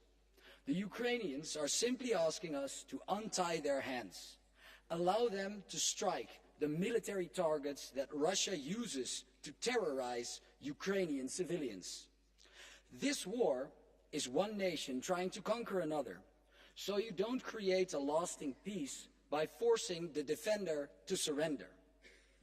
You create it by stopping the aggressor. In April, I traveled to Kiev to meet Volt Ukraine. A young Ukrainian man told me, "Please give us the means to defend ourselves. Trust me, there's nobody who wants to end this war faster than us." Thank you. Thank you, Mr. Scott. Our next speaker is Mr. Della Valle for 1 minute and a half. Presidente, colleghi, in questo dibattito emerge chiaramente il triste copione della narrativa costruita per giustificare l'escalation militare in Ucraina. Il mondo non è diviso, come venite a raccontarci, tra forze del bene e forze del male. Il mondo è diviso tra chi, inviando armi, pensa di risolvere tutti i problemi e chi invece guarda la realtà e parla la lingua della verità ai cittadini europei, eliminando ogni retorica da propaganda bellicista che utilizza concetti come vittoria finale o distruzione del nemico. Guardate, questa narrativa omette di dire che la strada della vittoria militare sul campo non può non passare per il non coinvolgimento diretto dei nostri eserciti in questo conflitto. È davvero questo quello che volete? La guerra in Ucraina verrà ricordata come il punto più basso della capacità dell'Unione Europea di tutelare i propri interessi geostrategici e di tutelare il benessere dei propri cittadini. In quest'Aula si giustifica l'invio delle armi a oltranza come il prezzo da pagare per la libertà e la democrazia, ma in realtà libertà e democrazia sono le prime vittime della vostra folle strategia di guerra. Dimostrare di essere orfani della dottrina Bush, che peraltro è stata già sconfitta dalla storia. Adesso io mi chiedo, nella risoluzione che verrà votata giovedì, arriverete anche a incoraggiare l'uso dei missili in territorio russo? Domani a che punto arriverete? Alle armi nucleari? Adesso è il momento di dire basta. Noi del Movimento 5 Stelle continueremo ad opporci a questa folle deriva bellicista e continueremo a lavorare affinché la pace in Ucraina possa essere portata attraverso l'unico modo possibile, ossia la diplomazia. Onorevole Della Valle, ci sono delle blue card per lei da parte dell'onorevole Colz. Prego, onorevole Colz, ha facoltà di intervenire. Mr. Colz, go ahead. One moment, please. Yes, thank you. Well, it's very simple to define who is Russianist or who is Putinist. It's just to answer a very simple question. Who owns Crimea? Thank you.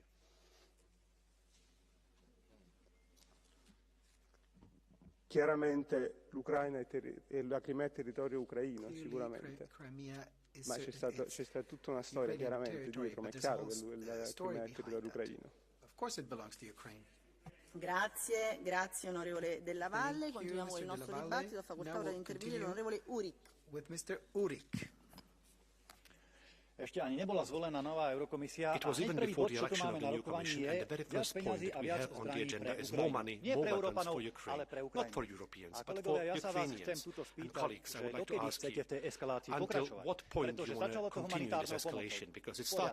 Ale potom prišli na rad náboje, munícia, rakety, tanky, potom prišli stíhačky F-16, teraz prichádzajú rakety s dlhým doletom, ktoré dostrelia až do Ruskej federácie. Koľko zbraní, koľko peňazí, koľko mŕtvych ešte musí v tejto vojne padnúť na to, aby skončila. Prečo sa tak strašne bojíte rozprávať o miery? Veď o miery už otvorene hovorí aj budúci americký prezident Trump, ktorého sa americkí tzv. Demokrati opakovane pokúšajú zabrať. My nechceme zanechať našim deťom, našim vnúkom budúcnosť plnú zbraní a vojny, ale naopak budúcnosť plnú mieru a pohody. A práve preto jednoducho nemôžeme takúto agresívnu, militantnú a vojnovú politiku naďalej podporovať. Ďakujem pekne. Policy in the future. Thank you very Onorevole, much. c'è una blue card per lei da parte dell'onorevole Madison. From Madison, would you accept? L'accetta? Sì.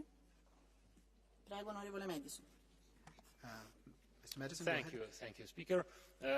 Dear colleague, once again, as your colleagues, you are convincing us that sending arms to Ukraine, supporting Ukraine is a wrong pathway towards peace.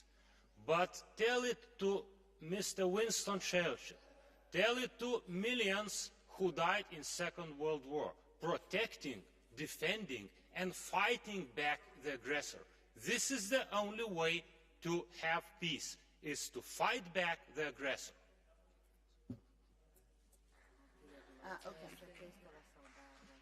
Allora, c'è stato un problema tecnico, è stato aperto il microfono, mi dicono non all'onorevole Madison, quindi ha facoltà di intervenire l'onorevole Madison anche e poi risponde eventualmente collega a tutte e due le domande. Prego.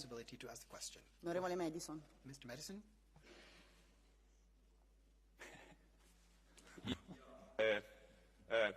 Dear Milan, I was speaking English, so it's easier, like, for both of us. Okay. First of all, like, of course, like, nobody of both sides wants to live in the times of the war. It's definitely sure. But, of course, to end the war, there are different scenarios, like how to find a peace finally. And if we're all looking for the peace, as we are trying to find peace, what is your view or your solution to find a peace finally? Is it like some parts of the Ukraine should be like part of Russia?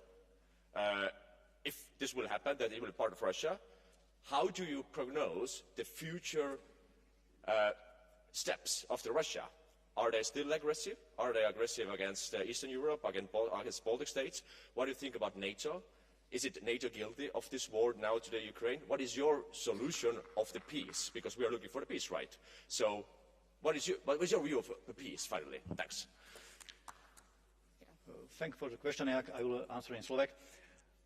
Niekoľkokrát tu zaznelo, že jediným spôsobom, ako ukončiť tú vojnu, sú samozrejme mierové rokovania. A práve to my chceme podporiť, aby sa začali mierové rokovania medzi zúčastnenými stranami, medzi Ruskou federáciou a Ukrajinou, ktorá bola Ruskou federáciou napadnutá v rámci tzv. Špeciálnej operácie. Pretože iný spôsob, ako to ukončiť, jednoducho neexistuje. Ja si myslím, že Ruská federácia nebude útočiť naďalej na západné štáty. Po prvé, na to neexistuje ani nejaký objektívny dôvod, po druhé, tu máme Severoatlantickú alianciu a tak ďalej. Ale jednoducho, ten scenár, ktorý tu bol doposiaľ posledné 2 roky, neustále posielanie zbraní, úplne evidentne nikam nevedia a preto je to podľa mňa slepá ulica. Grazie. Continuiamo con il nostro dibattito. Ha facoltà di intervenire l'onorevole von der Schulenburg. Prego. Mr. von der Schulenburg.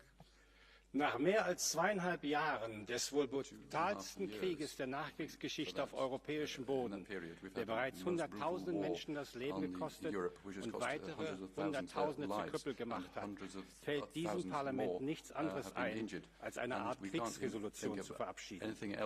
Diese Resolution trägt das Risiko, zu einem Freibrief für einen totalen Krieg zu werden, der sich auf Europa ausweiten und uns alle zerstören kann. Der Ukraine würden wir damit sicherlich nicht helfen. Mit dieser Kriegshaltung steht die Europäische Union zunehmend allein da. Die Vereinigten Staaten haben begonnen, sich aus diesem Krieg zurückzuziehen. Und die Brexit-Staaten setzen ein Zeichen, indem sie ihr nächstes Gipfeltreffen in Russland abhalten werden. Auch die Mehrheit unserer Bürger lehnen inzwischen die Weiterführung dieses Krieges ab. Anstatt nun eine brandgefährliche Provokations- und Kriegsspirale zu finanzieren, sollten wir uns der alles entscheidenden Aufgabe zuwenden, den Frieden in der Ukraine und in Europa durch Verhandlungen zu retten. Danke für Ihr Zuhören. Ora l'onorevole Terras, prego. Mr. Terras.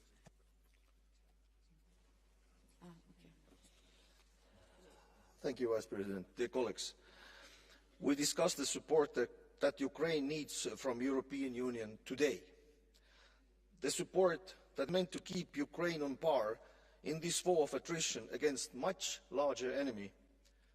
Let's be very clear. Russia is waging this war not only against Ukraine. Putin is at war with the West, according to his own words. He wants to rearrange the whole European security architecture. The people of Ukraine have heroically kept Russia from advancing further for more than 900 days now. This fight has come with a very high price that we in the West have not had to pay yet.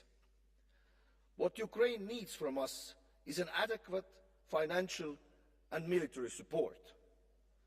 We have failed to deliver just that. We have not been able to deliver the minimum, 0.25% from our GDP, and that is a shame. Ukraine needs long-range capability to take the fight to the Russian territory. I am sure that the plan for Ukraine victory that will be presented next week relies heavily on our support. So let's help Ukraine to make this plan successful. Slava Ukraine. Grazie, onorevole Kreman. Prego. Thank you. Mr. Kremer, go ahead. Thank you, Madam President. Dear colleagues, this is my first speech on this floor, and I am proud to use these first words here to say it loudly and clearly that Europe stands with Ukraine, however long it takes. We stand with it in its fight for freedom over tyranny, for democracy over dictatorship, and for its fight for peace over Putin's war. But we are doing this not out of altruism. We are doing this because we know very well that it is our security and our freedom that is at stake here, and that we only can guarantee if Putin understands that he cannot win this war and that he will not win this war. And that is why we must support Ukraine with all our strength, with humanitarian aid, with diplomacy, but also with the delivery of weapons for its struggle for peace, but not the peace of the graveyard, not the peace of the dictator, but for peace that deserves its name, for peace in freedom, for peace with a self-determination for the Ukrainians and with security for Europe. Thank you very much. Onorevole Kramer, abbiamo delle blue card Mr. Kramer, per lei. Blue card We have a blue card for you. L'onorevole ha fatto richiesta, onorevole Demirel, ma mi dicono i servizi che ha già avuto modo di intervenire, quindi accetterei la richiesta dell'onorevole Boslanger. Prego. Accept a blue card from Mr. Boslanger. Ne ha avuto già una. You had a blue card. You already had one. No, not now. Sure. Onorevole Boslager. Prego. Mr. Boslager, go ahead.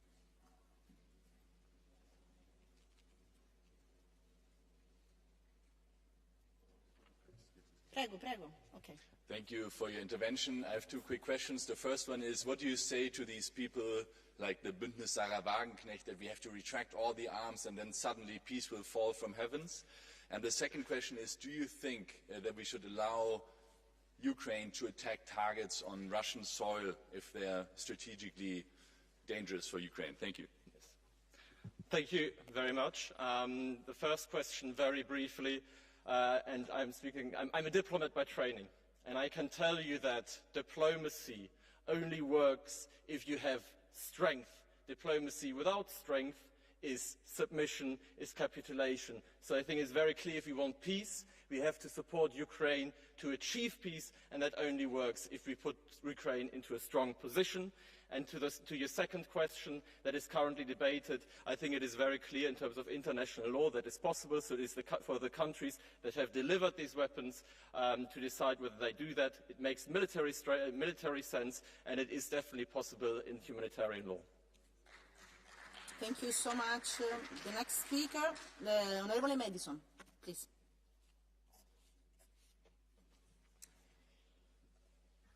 Thanks so much, dear colleagues. I think we have been having this kind of debates in the last 3 years so many times, and the real fact is, of course, that it will not change a lot. But when I'm hearing about the statements about the peace, of course, we all want to have peace. But the problem with the peace is that it always depends in which terms. Are there Russian terms or Ukrainian terms for the peace? When I'm looking at the news that the Germans and Americans are still afraid to give the permission to Ukrainians to attack also the military objects in the Russian soil, then we have a problem. The problem is that we are still afraid of the Russian threat and the message that then they will escalate the war. But what will be the escalation? Will it be the escalation of the war that the Baltics will be occupied? Or half of Europe, because they have a nuclear power, of course. But the nuclear power is also part of the military aspect for the British, for the French, for the Americans. The problem in the last 3 years has been that we are always afraid of the escalation. We need a peace, but we need peace in our terms, not Russian terms. Otherwise, we are just running for the next war in very, very near time. Thanks so much. Onorevole Barna. Please. Mr. Barna, go ahead. Thank you. I will speak in Romanian. Stimați colegi, un lucru trebuie spus clar și răspicat în contextul războiului din Ucraina. Lupta ucrainienilor împotriva unui dictator sângeros este în egală măsură și lupta pentru libertatea Europei. Putin nu se va opri. Și vecinii Rusiei din Europa de Est știm asta foarte bine. Russia's neighbors in Eastern Europe, we know this very well, because Russia has this bad habit of repeating itself. Now brave soldiers in Ukraine defend the freedom of a continent, the right to choose your own freedom and your future and our way of living in Europe as we know it, and support for Ukraine, whether it's military, humanitarian, is a way of helping them survive and a moral duty, and nobody has the right to undermine this measure. And if we speak of solidarity, I have to tell you very clearly, the Orban government, who's at the rotative presidency right now, is sabotaging Europe's position. And the fact that he blocks us here makes him an accomplice of Putin, and this needs to stop. Thank you. Ms. Neumann, please.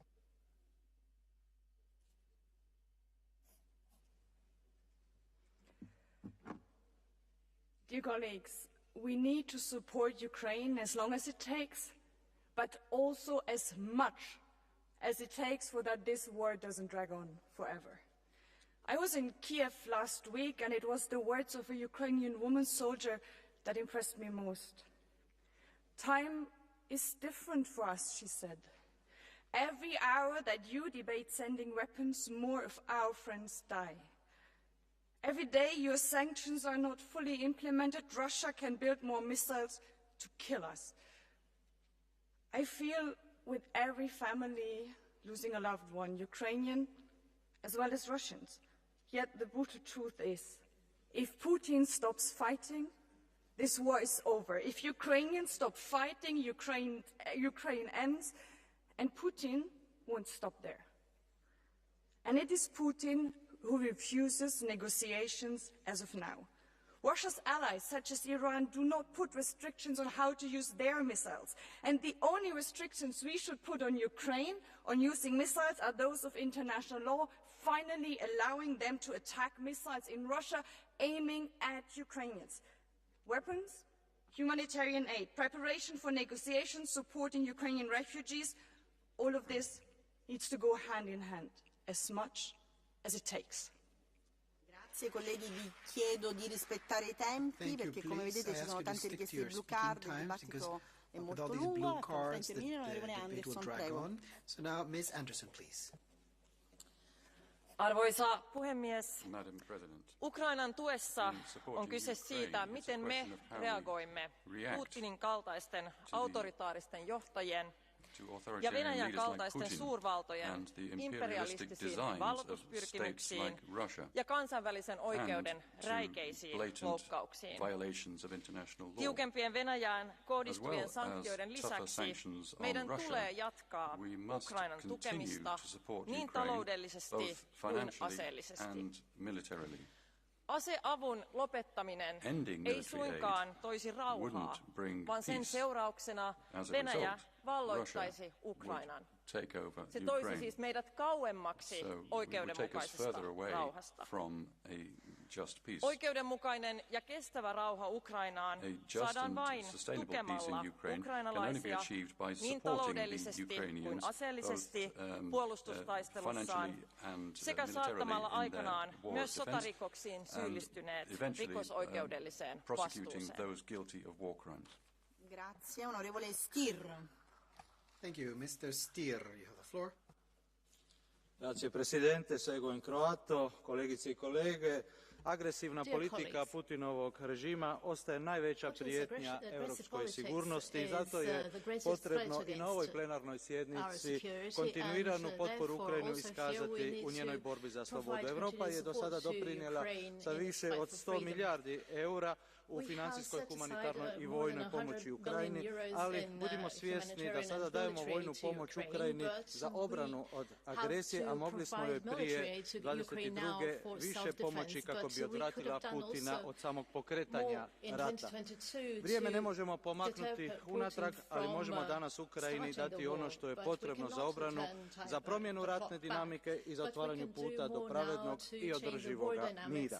Zato ovom rezolucijom tražimo od strane svih partnera Ukrajine trenutno ukidanje svih ograničenja u pogledu korištenja oružja za obranu Ukrajine, gađajući i one legitimne vojne ciljeve na teritoriju agresora, a sve u skladu sa poveljom UN-a. U rezoluciji također obnavljaju našu punu potporu teritorijalnoj cjelovitosti Ukrajine. I to je potrebno ponoviti, jer ovih dana ponovno slušamo idejama za mirovne pregovore kojima bi se Ukrajina trebala odreći okupiranog teritorija. Razgovor o predaji ukrajinskog teritorija poslužilo bi samo kao svojevrsna nagrada agresoru, te se mogao smatrati samo pozivom za napade u budućnosti. I zato ovom rezolucijom još jednom šaljemo jasnu poruku da stojimo uz Ukrajinu koliko god bude potrebno u njenoj borbi za slobodu. Hvala vam.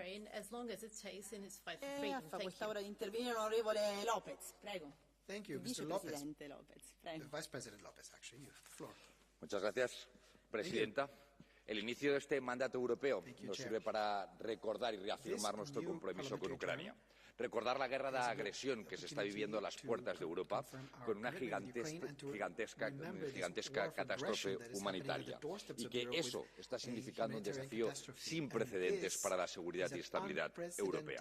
Y para ello, reafirmar nuestro compromiso con la asistencia militar con Ucrania, que tiene que ir de la mano del refuerzo de las capacidades en materia de defensa y de seguridad de Europa. No porque escojamos entre asistencia militar y paz, sino porque sabemos que la asistencia militar es la precondición para la paz, una paz justa y duradera en Ucrania. Y todo eso con una Europa unida, que haga frente y use el instrumento financiero del Fondo de Estabilización para la Paz, que hoy está bloqueando Hungría y Orbán, que continúe con el proceso de adhesión y que dé apoyo a los países que están acogiendo hoy a millones de refugiados ucranianos en suelo europeo. Muchas gracias. Grazie Vicepresidente. Ha facoltà ora di intervenire l'onorevole Dvorczyk. No, Mr. Dvorczyk. Go ahead.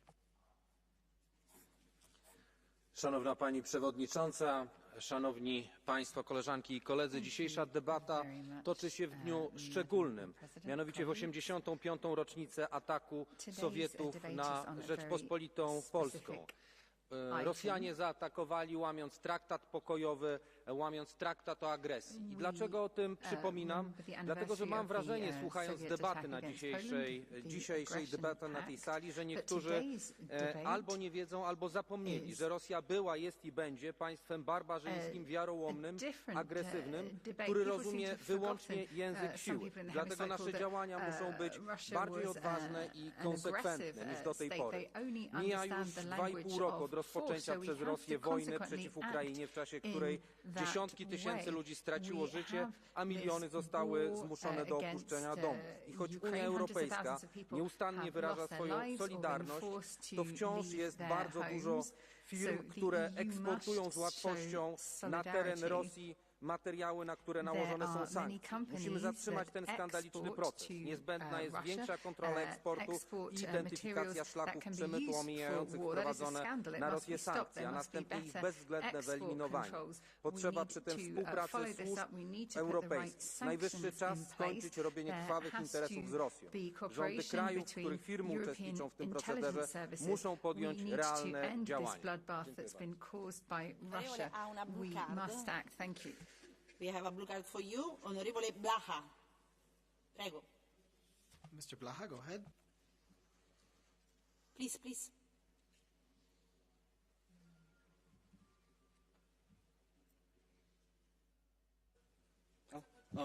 Ďakujem pekne. Pán kolega, hovoríte o Rusku ako o barbarskej krajine. Chcem sa spýtať, či to nepovažujete za prejav rasizmu, tak to hodnotí celý ruský národ. A najmä keď hovoríte o paralele s druhou svetovou vojnou, naposledy západné zbrane boli na ruskom území zo strany fašistov, nemeckých fašistov a ďalších západných fašistov. Túto tradíciu chcete znova obhajovať. Ja mám veľké obavy, že v tejto miestnosti je príliš veľa vojnových štváčov a príliš málo mierových. In this room. O tym, jak określam Rosję, jej wiarołomność, jej barbarzyństwo, nie bierze się z rasizmu ani z żadnych moich osobistych sympatii czy antypatii. Wystarczy przypomnieć historię relacji polsko-rosyjskich na przestrzeni ostatnich kilkuset lat, żeby zrozumieć, że to jedyne określenie, a i tak bardzo łagodne w stosunku do Rosji i Rosjan. Dziękuję bardzo. Grazie. The next speaker, Honorable Jar. Okay. Ms. Yar, you have the floor. Vážená predsedajúca, vážení kolegovia, kolegyne, komisár. V tejto chvíli potrebujeme posilniť našu podporu Ukrajine. A to finančne aj vojensky. Ak brzdíme Ukrajinu v používaní zbraní a munície, zvyšujeme riziko ďalších útokov na ukrajinských civilistov. Ukrajina bojuje proti nášmu spoločnému nepriateľovi. A tým je Vladimír Putin a jeho režim, aby to bolo jasné.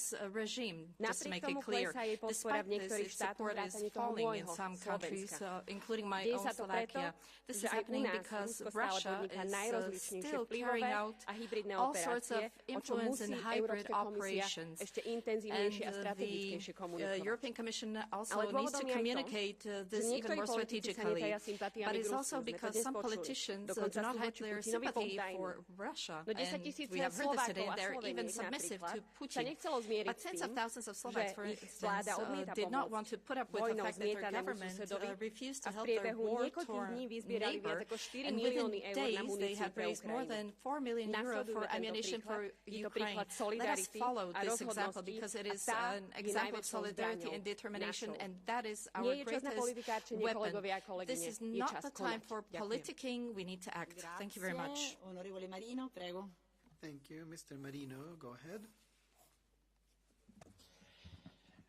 Grazie Presidente.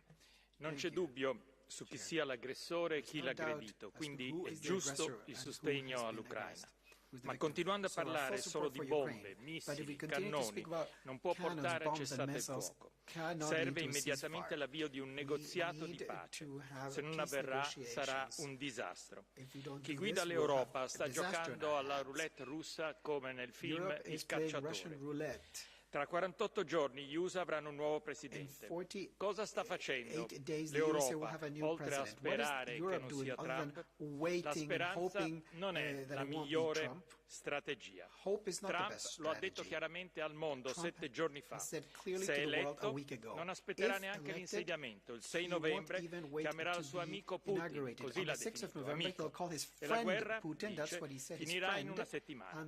L'Ucraina è in Europa e l'Europa dovrà essere l'attore principale per una soluzione di pace. Se in questi 48 giorni la Presidente e l'Alto Commissario non avvieranno un negoziato, condanneranno l'Ucraina a perdere i propri territori, condanneranno l'Ucraina a perdere molte più vite e condanneranno l'Europa a essere insignificante nel mondo. Un inizio davvero fallimentare nel nuovo mandato di Ursula von der Leyen. Grazie. It's a failure to the beginning of Ursula von der Leyen's new Marino, c'è una blue mandate. card per Mr. lei Marino, da parte dell'onorevole Gosiewska. Blue card for Ms. Gosiewska.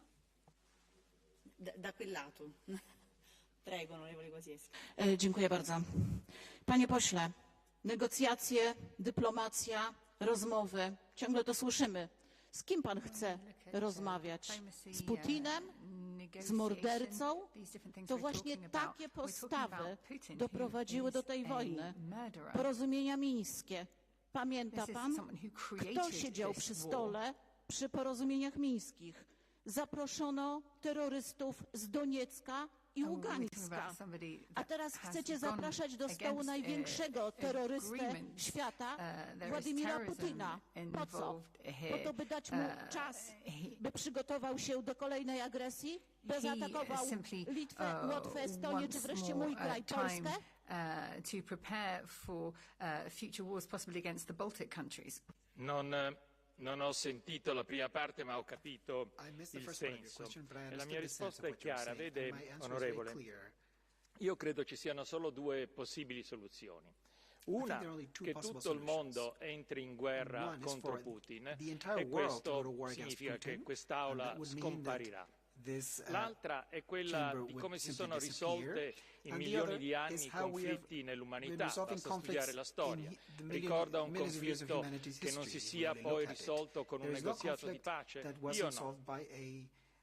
Peace negotiation. Do you know of any that wasn't? Because Grazie, è facoltà ora di intervenire l'onorevole Gheorghiu. No, Mr. Gheorghiu.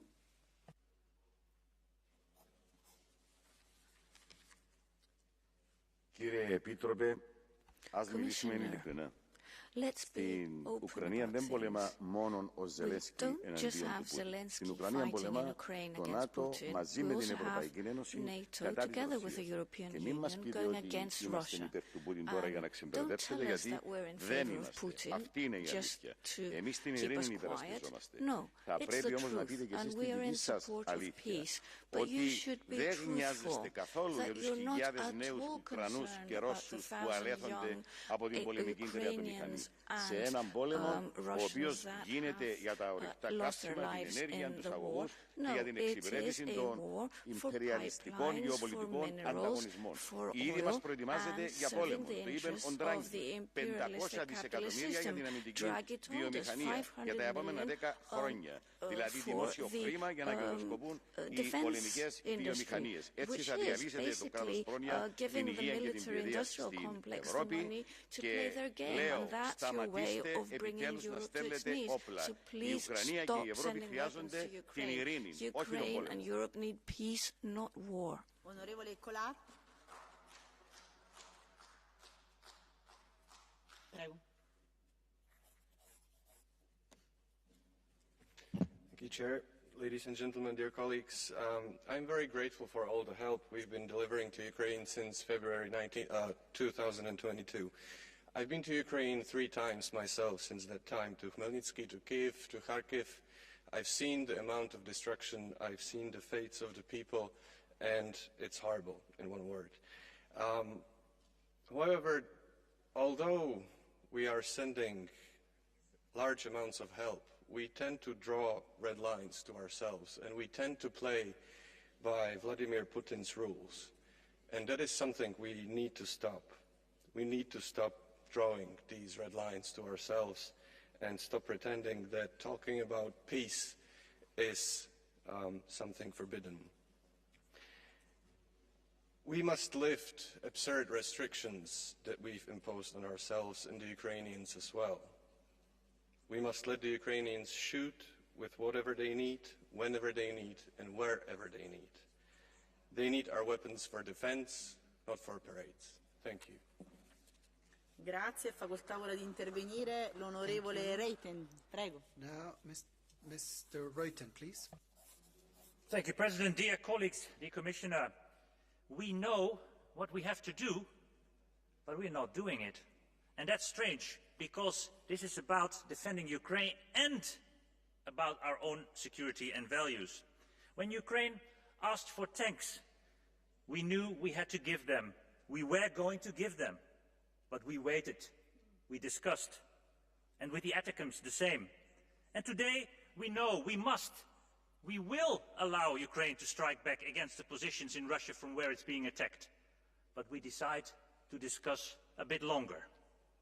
We know what we have to do, but we are not doing it.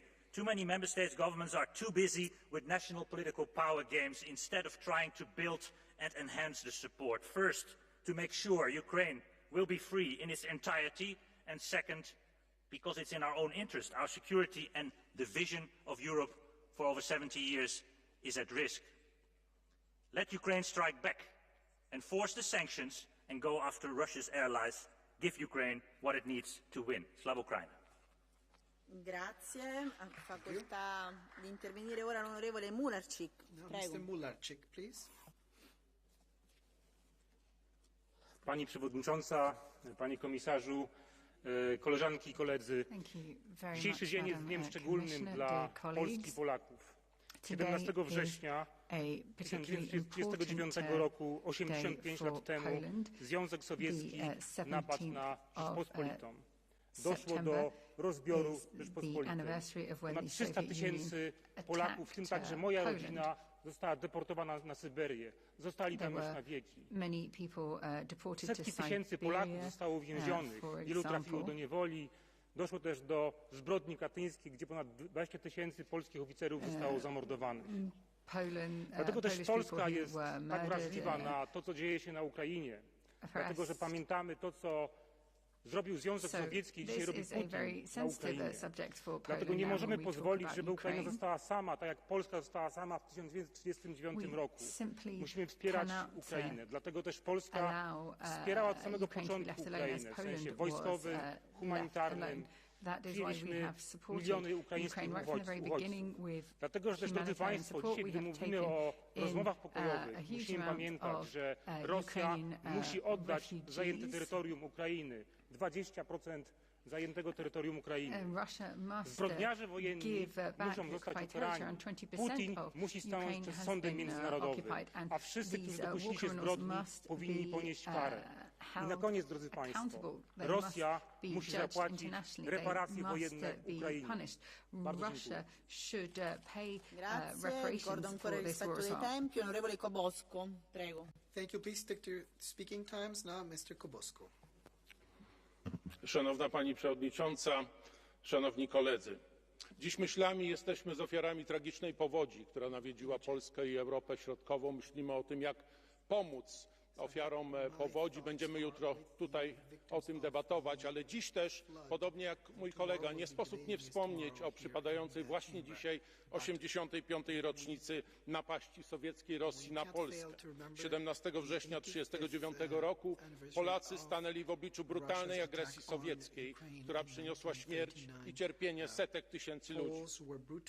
Teraz widzimy, że agresywna i mocarstwowa polityka Rosji, następczyni Związku Sowieckiego, trwa i musimy się jej przeciwstawić jako cała Europa.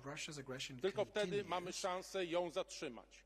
Koledzy, Ukraina stoi na linii frontu nie tylko w obronie swojej ziemi, ale także w obronie wartości, które są fundamentem naszej wspólnej cywilizacji, demokracji, praw człowieka i prawa międzynarodowego.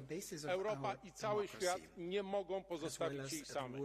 Każda inwestycja w obronność Ukrainy jest kluczowa dla naszego wspólnego kontynentu. Działajmy razem, działajmy teraz, natychmiast dla wspólnego bezpieczeństwa. Dziękuję bardzo. Grazie, onorevole Gregorova. Thank you. Now, Ms. Gregorova has the floor. Thank you. Vážené kolegyně, vážení kolegové, jsem opravdu ráda, že náš kolega Andrius Kubilius z Litvy se stal komisařem pro obranu. A to proto, že ostatní země, co se týče naší společné obrany, k tomu rozhodně nikdy nepřistupovali tak zodpovědně. Německo sice stabilně smlouvá o každém jednom systému protivzdušné obrany, za to nesmlouvavě sníží Ukrajině finanční podporu. Francie i další země váhají, jestli nezačít konečně ctít mezinárodní právo a umožnit Ukrajině používat zbraně i na vojenské cíle na ruském území. Ty překročené červené linie u Kursku nás ale přece tolik bolely, což je sarkazmus. Česko a část východní Evropy zase odebírá stále většinu ropy z Ruska a úspěšně tak posílá Rusku více peněz, než posílá Ukrajině. No a všechny země mají problém s vymáháním sankcí a výjimky firmám se rozšiřují, ne snižují. Já doufám, že Andrius Kubilius bude naši společnou obranu vést navzdory tomuto a navzdory těmto státům a neinspiruje se zbabělými politiky a že i nás zde bude dost těch, kteří v sobě najdou odvahu bojovat. Grazie. E ora ha facoltà di intervenire l'onorevole Millan Mon. Thank you. Now, Mr. Millan Mon has the floor, please. Gracias, presidenta. Reitero lo que he venido diciendo en los últimos 2 años en esta casa. Tenemos que incrementar nuestra ayuda militar a Ucrania en su respuesta legítima frente a la agresión rusa. Estamos en una guerra en la que existe una gran diferencia entre Ucrania y Rusia en lo que se refiere a medios humanos y a recursos materiales. Además, el régimen de Putin no conoce límites ni restricciones. Golpea todo el territorio de Ucrania de forma indiscriminada. Ataca infraestructuras de energía, fábricas ucranianas, incluso centros de salud, sin importarle los daños a la población civil. Por el contrario, Ucrania utiliza medios limitados y ataca objetivos militares con reglas muy restrictivas que le impiden, por ejemplo, alcanzar objetivos militares legítimos en territorio ruso, bases aéreas y de lanzamiento de misiles, por ejemplo. Confío en que este desequilibrio se pueda corregir, como solicitábamos ya en la resolución aprobada con una amplia mayoría el pasado mes de julio. Señorías, pese a la audaz intervención en Kursk, la situación en el Donbass del ejército ucraniano es muy precaria. Las tropas rusas prosiguen su avance. La Unión Europea y los Estados miembros tienen que seguir ayudando militarmente a Ucrania. En particular, tenemos que acelerar la producción de municiones. Parafraseando al alto representante, señor Borrell, se trata de más munición y de más rapidez. Termino. La evasión de las sanciones continúa siendo un asunto preocupante. Tenemos que reforzar nuestros medios para vigilar el cumplimiento de las sanciones en los propios Estados miembros y seguir ejerciendo presión sobre los terceros Estados para que dejen de ayudar a Rusia a eludir las sanciones. Muchas gracias. Grazie. Facoltà ora di intervenire l'onorevole Incir, prego. Now, Ms. Incir, please.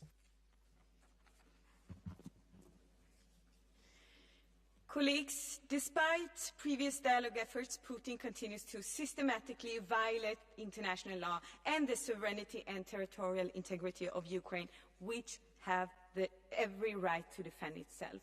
We must support Ukraine as much and as quickly as possible. Just last Sunday, I returned from Kiev, and the message from Kiev was clear. EU member states and other actors should lift or ease weapon restriction and provide long-range systems to help Ukraine defend itself against aggression and brutal attacks on the civilian population. It is absolutely unreasonable that Ukraine is not allowed to fully defend itself from aggression. Missile and drone attacks that are being launched from neighboring locations on the Russian side of the border. The consequences of these hideous attacks is the death of Ukrainian civilians, including women and children. The sound of air raid Syrians has become a daily reality in Ukraine, as I experienced firsthand during a night with over 70 drone attacks. Finally, I would also like to welcome President Zelensky's upcoming roadmap to end this war. Colleagues, let's continue supporting Ukraine. Let's continue supporting international law. Grazie. Ha facoltà ora di intervenire l'onorevole Niknen. Spero di averlo detto in maniera accettabile. Prego. Madam President, Since the last time we discussed supporting Ukraine here in July, no major EU developments for ensuring Ukraine's victory have taken place. It is quite bizarre that, however, later today we will be debating a plan that seeks to spend hundreds of billions of euros every year for things like decarbonisation. Actually, this is great news. It shows that if the European countries so choose, they already have the resources needed to help Ukraine to defeat Russia. In addition, not everything is about money. Last week, as a group of MEPs, we sent a letter to High Representative Borrell to increase pressure for allowing Ukraine to hit targets on Russian soil with Western weapons. Restricting Ukraine's ability to hit strategically important targets is like forcing them to fight with one hand tied behind their backs. Russia is not pulling its punches, so we should not be telling Ukraine to do so either. Thank you. Grazie, onorevole Kierwiński. Thank you. Mr. Kierwiński, please. Szanowna Pani Przewodnicząca, drodzy koledzy, Ukraina od ponad 900 dni stawia bohaterski opór barbarzyńskiej agresji rosyjskiej. Dziś pytanie nie powinno brzmieć, czy dalej wspierać Ukrainę, tylko pytanie powinno brzmieć, jak mocniej wspierać Ukrainę. Dalsze wsparcie Ukrainy to inwestycja w nasze wspólne bezpieczeństwo i przede wszystkim to moralny obowiązek każdego przyzwoitego człowieka. Dziś Ukraina jest ostatnią barykadą, która stoi na drodze rosyjskiego imperializmu. I musimy zrobić wszystko, aby ta barykada trwała i aby ta barykada zatrzymała pochód tego imperializmu. Dziś nie ma nawet cienia przesady w powiedzeniu tego, że Ukraina walczy o nasze wspólne wartości, że Ukraina walczy o cywilizowany świat, że Ukraina walczy o Europę, o zjednoczoną Europę. Gdybyśmy nie wspierali Ukrainy, to byłby wielki błąd. Wielki błąd, za który w przyszłości zapłacilibyśmy krwią Polaków, Litwinów, Niemców i Francuzów. Wsparcie Ukrainy to także moralny obowiązek, bo każdy przyzwoity człowiek musi powiedzieć nie, jeżeli bombardowane są szpitale onkologiczne dla małych dzieci, bo każdy przyzwoity człowiek musi powiedzieć nie, gdy mordowane są kobiety i dzieci. Dziś musimy stanąć po stronie ofiar, dziś musimy stanąć po stronie przyjaciół, dziś musimy stanąć po stronie przyszłego członka Zjednoczonej Europy. Dlatego Ukraina potrzebuje naszego wsparcia. Dziś musimy powiedzieć bardzo twardo, więcej wsparcia dla Ukrainy. Our future, and we should be very clear we will continue to support Ukraine. I speak in Romanian.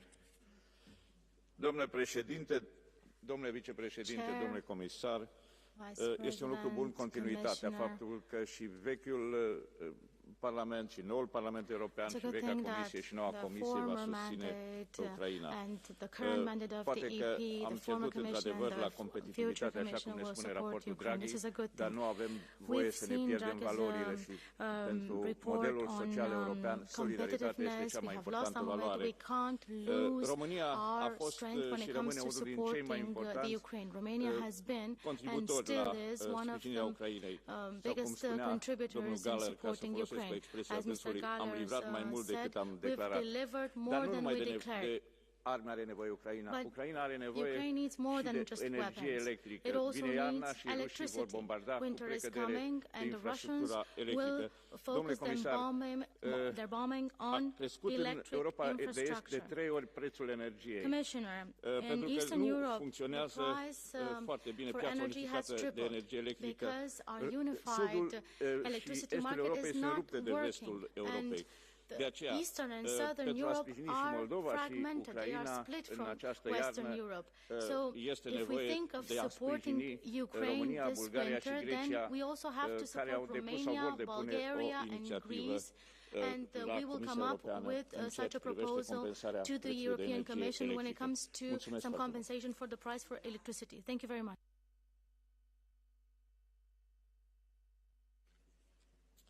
Tack, fru talman. Om vi skulle leka med tanken att vi, tack vare Ukrainas uthålliga försvar av sitt land och därmed av Europa, ännu befinner oss i 1938 års scenario, vad behöver vi och våra allierade göra för att hindra att vi förflyttas till 1939? Har vi verkligen insett konsekvensen för det ukrainska folket, för varje litet land i den ryska björnens närhet, för den säkerhetsordning som gällt sedan andra världskriget, om Ukraina inte ges möjlighet att vinna kriget? I dagarna blev det känt att Putin för tredje gången önskar expandera armén med ytterligare 1,800 000 personer. Vi går mot ännu en vinter i ett krig som vi alla säger oss vilja att Ukraina ska vinna, samtidigt som en del länder med sina restriktioner i praktiken tvingar ukrainarna att kämpa med ena armen bakom. Jag tror inte att alla, inte ens i denna församling, verkligen insett att det pris som ukrainarna betalar för att återfå sin frihet och säkerhet också kan komma att behöva betalas av oss. Hur förberedda är vi på det egentligen? Vi behöver var och en och på alla nivåer fråga oss: om Ryssland fortsätter sitt krig in i Europa, väl medvetna om att vi aldrig kommer att använda NATOs fulla styrka först, vilket i sig är en signal som knappast verkar avskräckande, vad behöver vi under kommande 5 år ha byggt upp för kapacitet för att kunna bemöta en sådan aggression?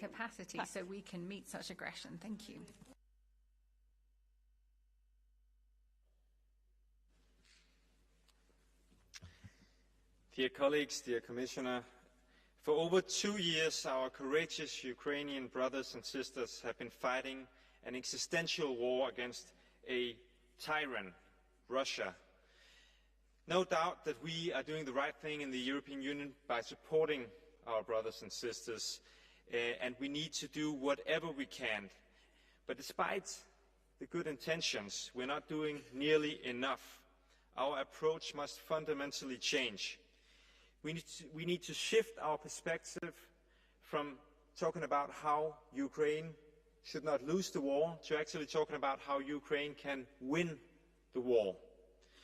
We must recognize that academic debates and theoretical discussions are doing little to aid the thousands of Ukrainians who are fighting and dying for their country. We need to scale up our support, and frankly, some member states also need to increase the military spending and the help to Ukraine. Furthermore, I urge member states and NATO allies to shift to make sure that the restrictions do not apply to Ukraine when we talk about how they can use our weapons. How can we expect Ukraine to defend itself from missiles launched from positions they have forbidden to strike back at? Let's do this. Let's give a full-scale support to Ukraine. Slava Ukraine. Thank you.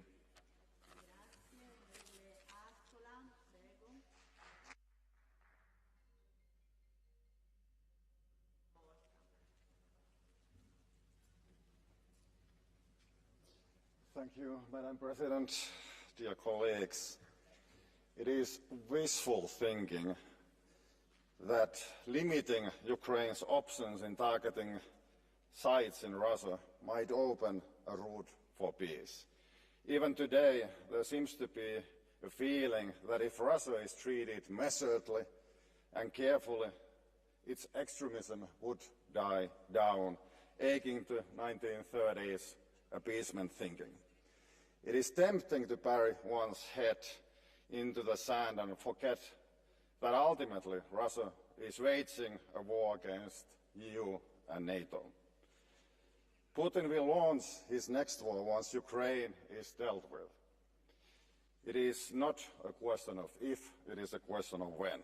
Preparations for this should have taken place yesterday. This is the existential question for our Europe. Ukrainians with the most knowledge should wage their war as they see fit, with our full support and unrestrained use of weapons provided to them. This is important. Putin's Russian roulette with nuclear threats should not stop us from charting firm course. By giving in to Putin, we would only encourage him to continue using nuclear threats and weaken our deterrence. I urge us all lift the restrictions on Ukraine's use of Western-supplied weapons. This is the cause for peaceful Europe, peace for all of us. Thank you.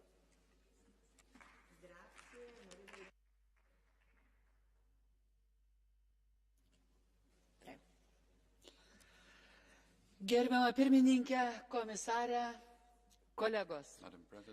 Europos saugumas priklauso nuo to, ar sugebėsime padėti Ukrainai išsaugoti jos laisvę ir suverenitetą. Netrukus bus 3 nuožmaus karo metai ir panašu, jog Putinas trauktis neketina. Todėl mes privalome būti solidarūs su Ukraina ir jos žmonėmis. Mano šalis Lietuva geriau ne bet kas žino laisvės kainą ir tikrai Putino Rusijos veidą.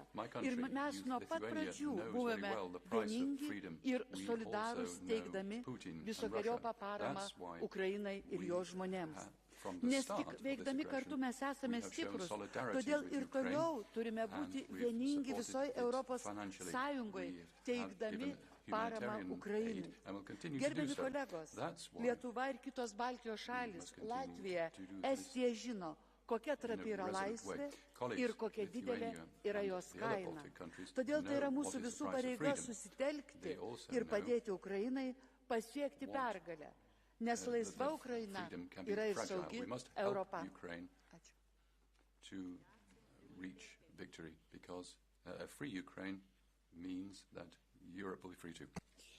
Mevrouw de voorzitter, meneer de commissaris, collega's, vorige week ontmoette ik Andrei Sirovaka, 20 jaar soldaat in Oekraïne geweest, zijn arm kwijtgeraakt, zijn linkerarm, zijn linkerbeen. En ook zijn ruggengraat gebroken voor de rest van zijn leven in een rolstoel. En ik vroeg hem wat zijn ultieme droom was. En hij zei ooit president worden van Oekraïne, van een vrij Oekraïne. Gisteren kwam in het nieuws dat Vladimir Poetin opnieuw zijn leger wil vergroten met 180.000 extra troepen. Daarom moeten wij ons blijven inzetten om Oekraïne te ondersteunen, financieel en militair. Een belangrijk onderdeel daarvan is de voorgestelde G7-lening van $50 miljard, die tegen het einde van dit jaar rond moet zijn. Dat is cruciaal. Als Europa moeten we aan één zeel trekken en snel handelen. Alleen zo kunnen we samen met de G7 vastberadenheid tonen in de strijd tegen de Russische agressie en laten zien dat we onverminderd achter Oekraïne staan. Sinds het begin van deze oorlog hebben we al aanzienlijke stappen gezet, zoals de steunpakketten en de recent overeengekomen Oekraïne-faciliteit. Ook de blijvende steun aan die sanctiepakketten is nodig, maar we mogen hier niet stoppen. Er is meer nodig, en wel nu. Militaire steun is even essentieel, maar die steun kunnen we enkel blijven geven als we onze eigen defensiecapaciteit en industrie weten te versterken. Door te investeren in onze eigen industrie kunnen we Oekraïne blijven voorzien van het nodige materieel en tegelijk ook onze eigen veiligheid garanderen. Kortom, en ik besluit, financiële en militaire steun gaan hand in hand. Met een verenigde aanpak. President Orbán. Met een snelle aanpak kunnen we beide versterken. Oekraïne rekent op ons. Laten we hen niet in de steek laten. Andrei Sirovaka en zoveel anderen rekenen op ons. Laat hen niet in de steek. Ukraine is looking at us. Let's not forget Andrei and others who are waiting for you. Let's not leave them behind. Thank you. Pani Przewodnicząca, drodzy koledzy, to jest naprawdę bardzo proste. Jeżeli nie chcemy wojny, w której będą ginąć polscy, niemieccy czy hiszpańscy obywatele, Rosja musi przegrać wojnę w Ukrainie, a Ukraina musi przetrwać i przejść swoją drogę do europeizacji i docelowo do Unii Europejskiej. Każdy eurocent wydany na pomoc Ukrainie to inwestycja nie tylko w przyszłość tego kraju, ale także w pokój naszej części świata. Mija 2,5 roku wojny i walki narodu, który według Putina miał nie istnieć, a Ukraina nadal stoi i walczy. Uderza w polskim czołgu, strzela amerykańskimi rakietami, czeskimi pociskami, broni się niemieckimi wyrzutniami. Ale my mamy problem z koordynacją, dlatego musimy przyspieszyć utworzenie Unii Obronnej. Bo nie może być tak, że wielki, dumny kontynent jak Europa drży co 4 lata o to, kto będzie zasiadał na fotelu prezydenta USA. Potrzebujemy wspólnej polityki obronnej. Dziękuję bardzo. That is there because we cannot simply be dependent on the United States for our defense. Thank you. Yes, Ms. Pedro, you have the floor. Além das nossas fronteiras, uma nação luta pela sua sobrevivência. Quando uma nação é invadida por regime que procura reescrever as fronteiras pela força, trata-se de ataque direto a tudo que construímos na Europa desde o fim da Segunda Guerra Mundial. Apoiar a Ucrânia é reafirmar o nosso compromisso inabalável com a liberdade. É declarar, de forma clara e firme, que a agressão e a tirania não têm lugar na Europa. É defender que o que está em jogo não é apenas o futuro de uma nação, mas a integridade do sistema global baseado em regras e direitos. Chegou o momento de repensarmos as restrições sobre o uso de armas de longo alcance na defesa da Ucrânia. A proibição prolongada de atingir território russo concede à Rússia uma licença para matar civis e destruir infraestruturas com impunidade. Devemos estar preparados para apoiar a Ucrânia pelo tempo que for necessário, porque a nossa democracia não pode ser esmagada sob o peso dos tanques e a nossa liberdade não pode ser silenciada por mísseis. Apoiar a Ucrânia é uma obrigação moral, estratégica e histórica. É uma questão de justiça que define quem somos e aquilo em que acreditamos. Que mostremos ao mundo que perante a tirania a Europa não recua. Europe does not cower to tyranny. Onorevole Kelly. Thank you, Mr. Kelly.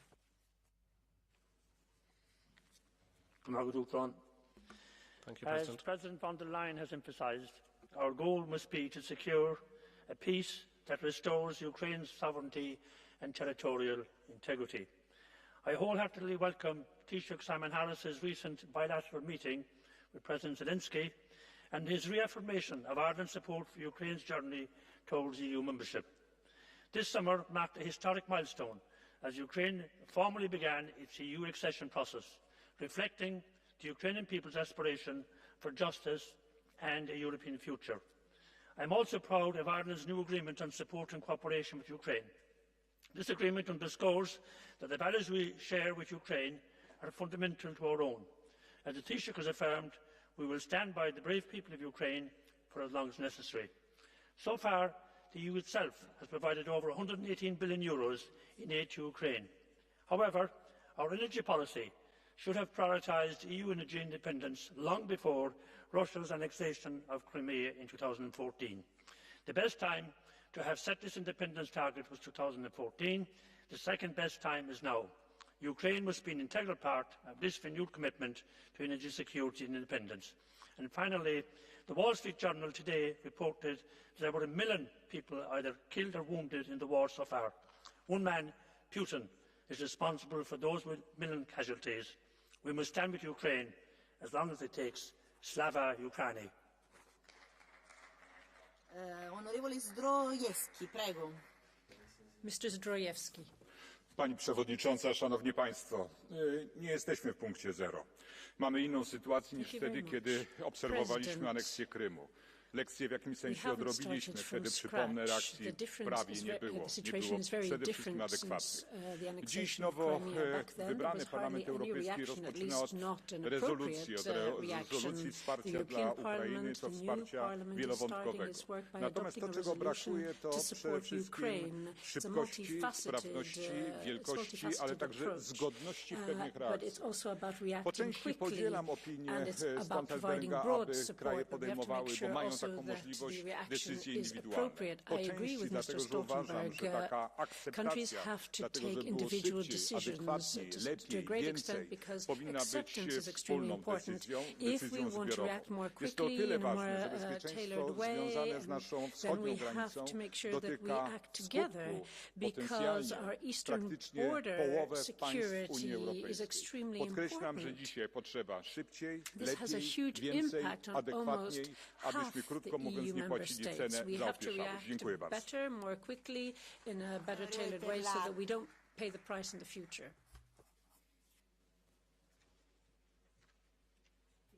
Mrs. Terlak. Dank u wel, voorzitter, geachte commissaris, beste collega's. Als je vrede wil, moet je je voorbereiden op oorlog. Civis pacem para bellum. Als wij daadwerkelijk voor vrede in Europa staan, is het noodzakelijk om samen naast Oekraïne te blijven staan. Verenigd in onze steun aan Oekraïne. Verenigd in onze toezeggingen en verplichtingen om Oekraïne in staat te stellen haar soevereiniteit te verdedigen. En ja, Europa draagt financieel bij. En ja, Europa stuurt wapens. Maar helaas zien we ook dat dit Rusland onvoldoende afschrikt. Daarom moeten we ook ons verbod om wapens op Russisch grondgebied te gebruiken gezamenlijk opheffen. Want alleen wanneer wij verenigd zijn, kan Oekraïne zichzelf effectief verdedigen. Alleen wanneer wij verenigd zijn, kunnen we aan Rusland laten zien dat zij daar niks te zoeken hebben. En zal er vrede ontstaan. Dank u wel. Onorevole Vaidere. Mrs. Vaidere.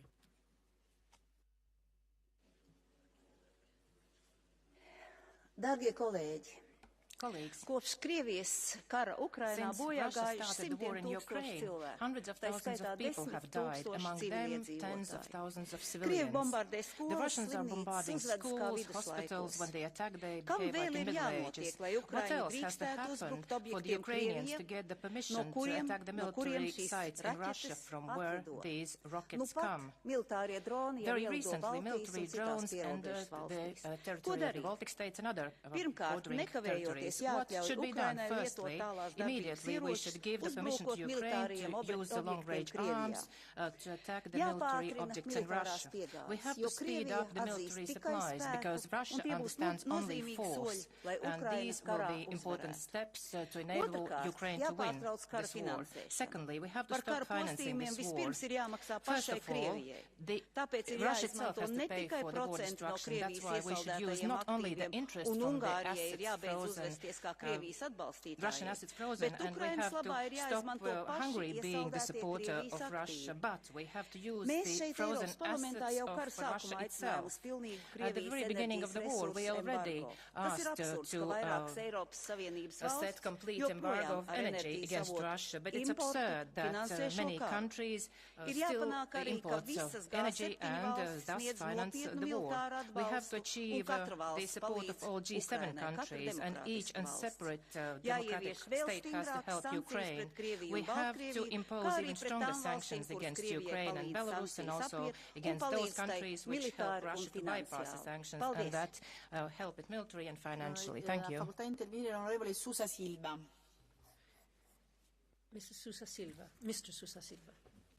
Senhora Presidente, Senhor Comissário, caros colegas, caros ucranianos, foi a partir deste hemiciclo que, desde fevereiro de 2022, têm partido as maiores e, eu direi, mais convictas palavras de apoio da União Europeia à Ucrânia.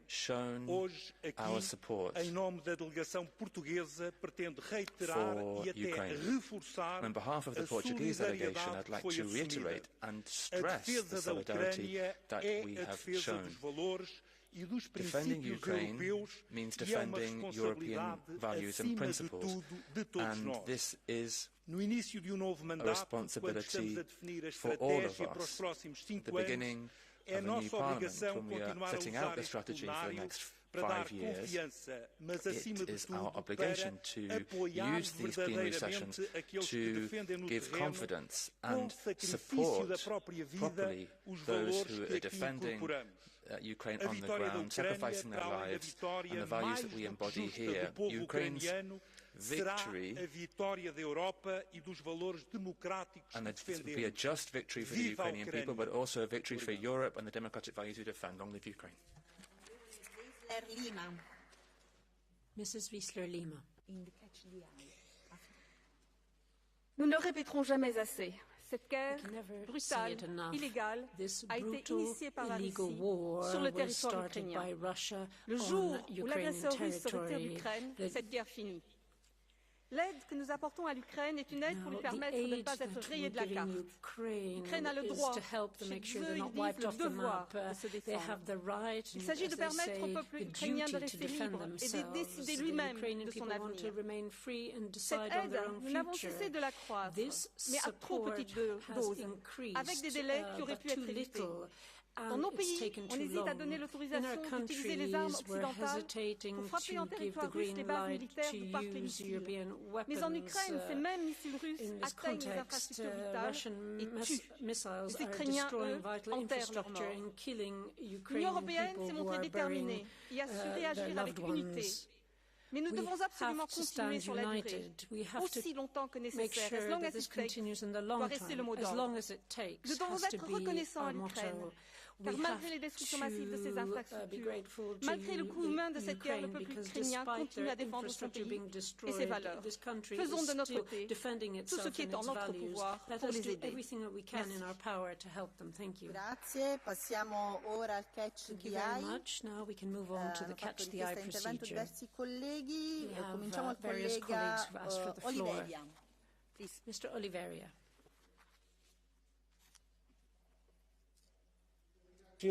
Obrigado, Sra. Presidente.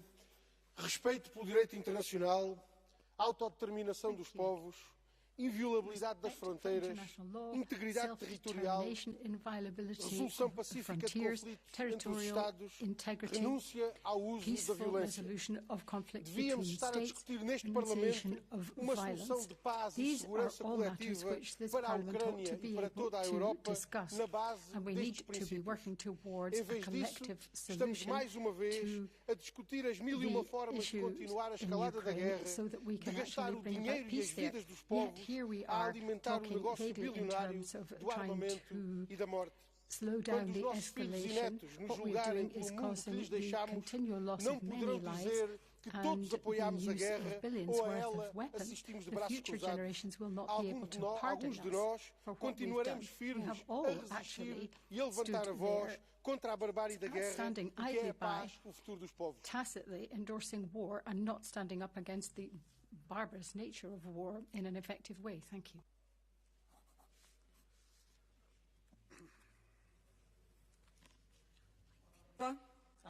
Hvala lijepo, potpredsjednice, kolegice i kolege. Ukrajina ima pravo na obranu. Europa tu mora ostati snažna i zaštititi Ukrajinu od imperialističkih ambicija Rusije. Nemojmo zaboraviti na činjenicu da je okupacija započela prije gotovo 10 godina, a brutalna agresija 2022. Od tada svjedočimo kršenju ljudskih prava, gubitku ljudskih života, zatiranju ukrajinskog identiteta, progonu i ubojstvu djece. 600 djece otprilike ubijeno je u ruskoj agresiji na Ukrajinu. Što se tiče moje zemlje Hrvatske, osim konkretne financijske pomoći u 2 godine od oko 300 milijuna eura, Ukrajini pružamo humanitarnu, gospodarsku i političku potporu. A prošloga tjedna prigodom posjeta Ukrajini premijer Plenković najavio i potporu donacije od 5 milijuna eura za obnovu energetske infrastrukture. U listopadu u Dubrovniku u Hrvatskoj održat će se samit zemalja jugoistočne Europe. Cilj podrška Ukrajini i njezinoj teritorijalnoj cjelovitosti. Kolegice i kolege, budimo na pravoj strani povijesti. Budimo uz Ukrajinu. Intervenire l'onorevole Andriukaitis. Prego. Andriukaitis.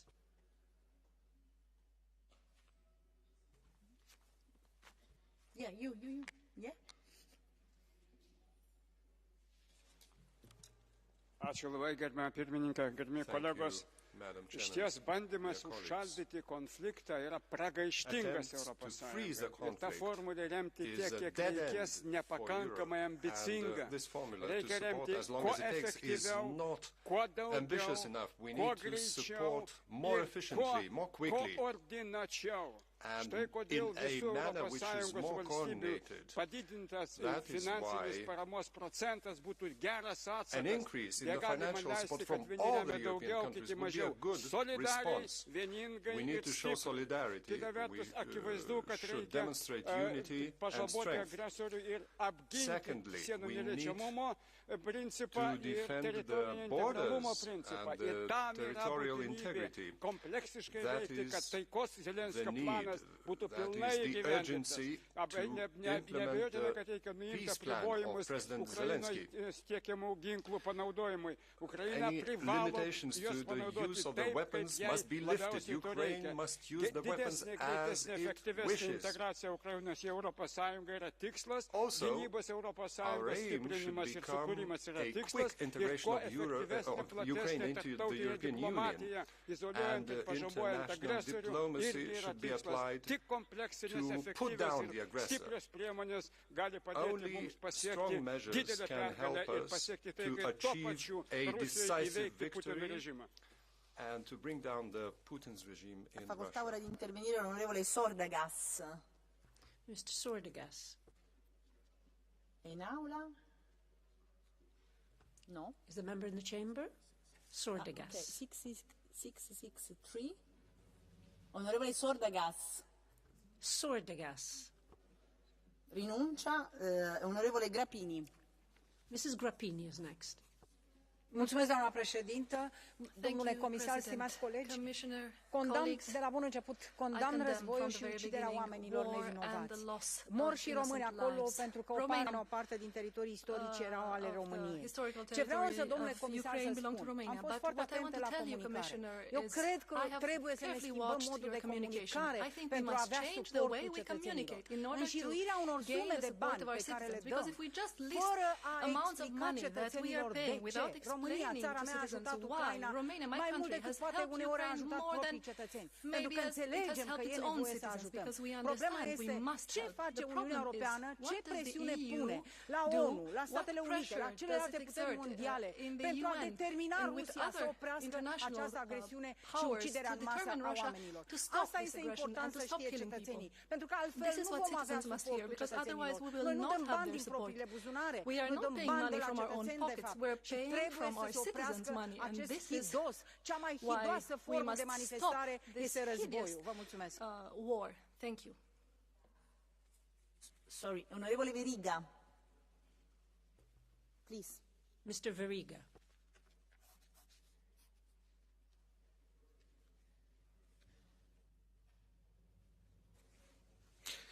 Dėkuoju, pirmininkė, gerbiami kolegos. Kažkada ir Lietuva laukia pagalbos. Praėjusio šimtmečio viduryje išėjo kovoti miškus ir nesulaukusi pagalbos nuskendo į dešimtmečius okupacijos, žudynių.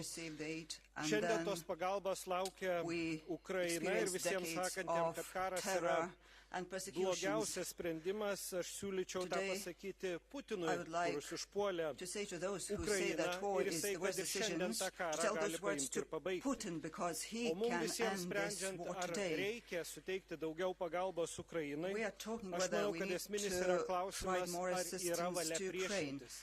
Ir ta valia priešintis akivaizdu, kad yra. Nes tie, kurie planavo Ukrainą užimti per savaitę, šiandien yra įsivėlę į ilgą karą. Ukrainiečiai kovoja už savo laisvę ir nepriklausomybę. Pagalba jiem yra mūsų visų pareiga. Aid for Ukraine is the duty of each of us. Thank you. Onorevole Karteiser, please. Mr. Karteiser.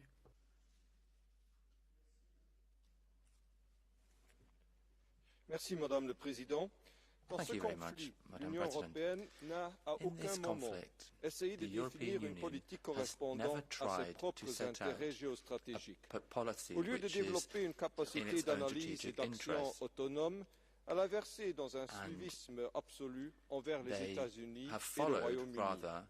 Notre Union devra bientôt s'interroger sur ses propres responsabilités dans la genèse et la détérioration continue du conflit ukrainien. La situation actuelle menace de plus en plus la paix mondiale. Les puissances occidentales doivent comprendre qu'elles ne peuvent en aucun cas lancer des attaques par missiles dans la profondeur de la Russie. Une solution négociée directement entre les belligérants devient de plus en plus pressante. À l'heure qu'il est, l'aide humanitaire et la diplomatie doivent remplacer les fournitures d'armes et le soutien financier. L'Union européenne devra par la suite aider à reconstruire l'Ukraine et lui offrir de nouvelles perspectives de développement. Notre Union, ses États membres, comme d'ailleurs aussi l'OTAN, devront respecter pleinement la neutralité de l'Ukraine. Je vous remercie. The neutrality of Ukraine. Thank you. Thank you. The next speaker, onorevole Rotnevedalova. Mrs. Rotnevedalova. Ďakujem, pani predsednička. Priatelia, Európska únia je inštitúciou, ktorá má podporovať mier a nie vojnu, a to budeme opakovať v tejto snemovni celý čas. My si tu mýlime dve veci. Vy tu niektorí hovoríte, že chcete mier, a potom zároveň hovoríte, že mier znamená porážka Putina. Ale to sú dve rozdielne veci. Keď hovoríme o mieri, tak mier znamená diskusia, spolupráca, respektíve nejaké rokovania, aby sme priniesli nejaké riešenie na stôl. Keď hovoríme o vojne, tak hovoríme o mŕtvych, hovoríme o útokoch, hovoríme o zbraniach. Ja si myslím, že Únia má hovoriť o mierovej politike a že by sme mali viac vyzývať v tejto snemovni na to, aby sa urobili nejaké mierové rokovania, aby sme podporili, už to je jedno, ktorýkoľvek mierový plán, aby sa táto vojna skončila a ľudia zomierali. Viete, Slovenská republika je zaplavená ľuďmi, ktorí ušli z Ukrajiny. A mňa veľmi mrzí, že niektoré členské štáty vydávajú týchto ľudí, aby išli bojovať do vojny, ktorej oni bojovať nechcú. To je takisto porušenie podľa mňa ľudských práv a takisto by sme sa mali zamyslieť, či je to správne. Ukrajina je vlastne krajina, ktorá bude zdevastovaná vojnou. Vy tu všetci hovoríte, že budeme podporovať Ukrajinu do poslednej minúty, do posledného eura, ale koľko? Čo to znamená? Máme tu Draghiho správu, ktorá hovorí o podpore Európskej únie konkurencieschopnosti, ale zároveň rozprávate, že budete dávať nekonečné množstvo peňazí na to, aby sa tam ľudia zabíjali, aby sa tam ďalej bojovalo. Tak treba sa naozaj spamätať, aby sme nepredali dušu diablovi len preto, aby sme akože si urobili nejakú pomstu, po ktorej tu veľa z vás túži. Ďakujem. Onorevole Sieper, che non vedo però al suo posto. Mr. Sieper. Okay. Quindi con questo concludiamo il catch the eye e diamo in conclusione la parola a nome della Commissione al Vicepresidente Esecutivo Dombrovskis. To Executive Vice President Dombrovskis to wind up the debate.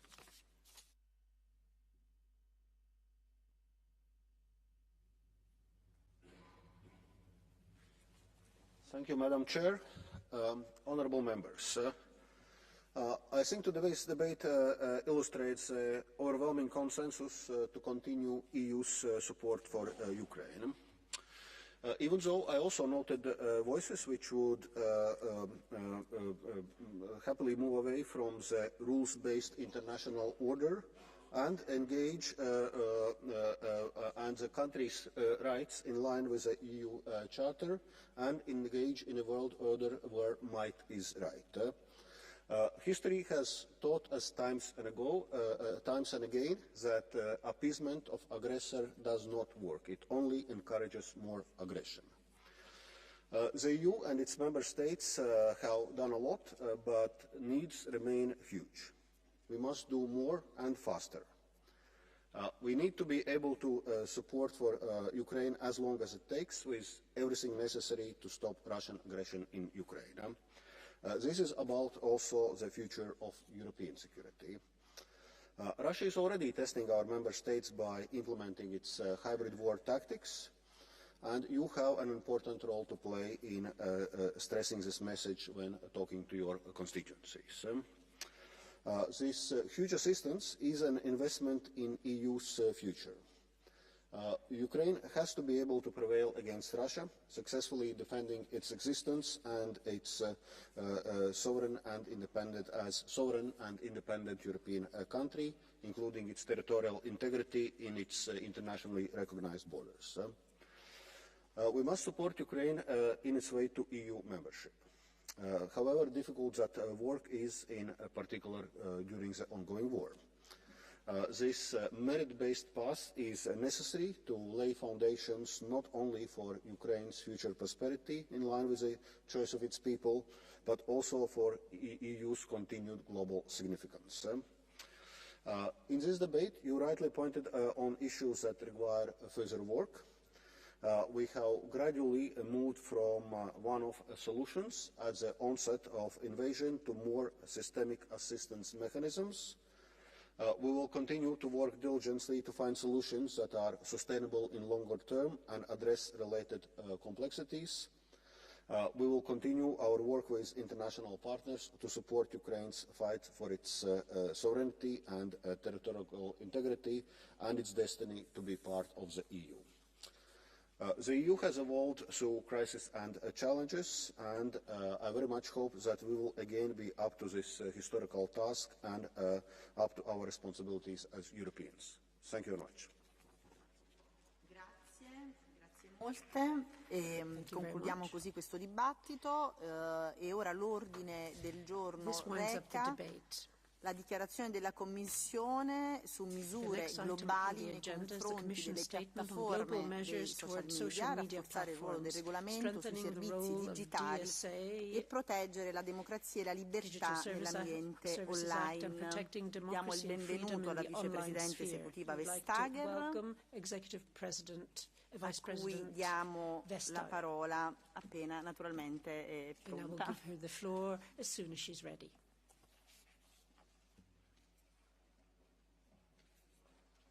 Take your yeah, if you are ready, yeah. Thank you so much. Honourable members, Madam President, thank you very much for inviting me to this debate on how to protect democracy and freedom in the online sphere with the Digital Services Act. So let me start with the principles of the Digital Services Act. It's the overarching law for the responsibility of all online platforms towards our citizens, towards society overall. The Digital Services Act do not regulate online content, full stop. What it does regulate is the responsibility of platforms for the systems that they need to have in place to mitigate any negative impact of their activities. For example, they must allow users to easily notify illegal content, act against illegal products and rogue traders, be transparent about their moderation activities, give their users a chance to complain whenever content is removed, ensure the safety and the well-being of children when online. The Digital Services Act contains strong safeguards to protect the freedom of expression of users. No general monitoring obligations to be imposed by member states, and platforms remain exempted from direct liability. And no arbitrary decisions by platforms. They must be clear on what is banned in their terms and conditions. And this also means that the Digital Services Act prevents the over-removal of perfectly legitimate content. Very large platforms, they have additional obligations. They must assess and they must mitigate serious risks to our society. For instance, when disinformation and information operations, well, they risk undermining our elections. But they are under no legal obligation to remove harmful content that is not illegal. Instead, they might need to design their recommender systems in ways that limit the viral spread of such content. And because of that, the Digital Services Act gives greater agency to citizens. We are opening up the black box of algorithms of platforms. These used to decide on their own what content could be seen or not seen. And they were doing that without transparency and without redress possibilities. The DSA has changed that, restoring democratic accountability and oversight, thanks to this Parliament. Since the entry into application of the rules for very large platforms, the Commission has focused on 5 high priority areas. First, the protection of minors. Following the opening of proceedings by the Commission, TikTok permanently withdrew from Europe its new TikTok Lite app. It's an app that with a reward program that was considered to be highly addictive. Cases were also opened against Facebook and Instagram because of suspicions that these platforms have a negative influence on the well-being of minors and stimulate addictive behaviour. Second, the fight against illegal content. We have opened investigations against X, Facebook and Instagram, for instance concerning the flagging mechanism for illegal content or their relationship with trusted flaggers. Third, online advertising is banned when it comes to the profiling of minors or when sensitive data is concerned. As a result of our enforcement work, LinkedIn has changed its systems. Fourth, we have taken measures to secure online marketplaces. We have designated no less than 9 marketplaces, and we have already opened formal investigations against AliExpress. And in addition, requests for information are being sent to both Temu and Shein. Finally, regarding election integrity and civic discourse, the Commission issued guidelines in March this year on the mitigation of those risks, and we have held stress tests with platforms and authorities under the Code of Practice on Disinformation. No major anomalies were observed during the elections for this Parliament.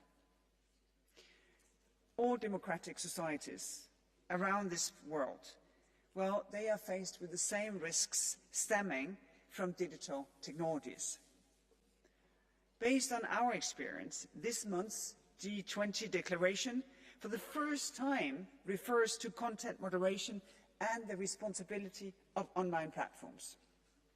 UNESCO's guidelines for the governance of digital platforms, the UN principles for information integrity, or the OECD AI principles and recommendations, as I see it, they are directly inspired by the laws that this Parliament has passed.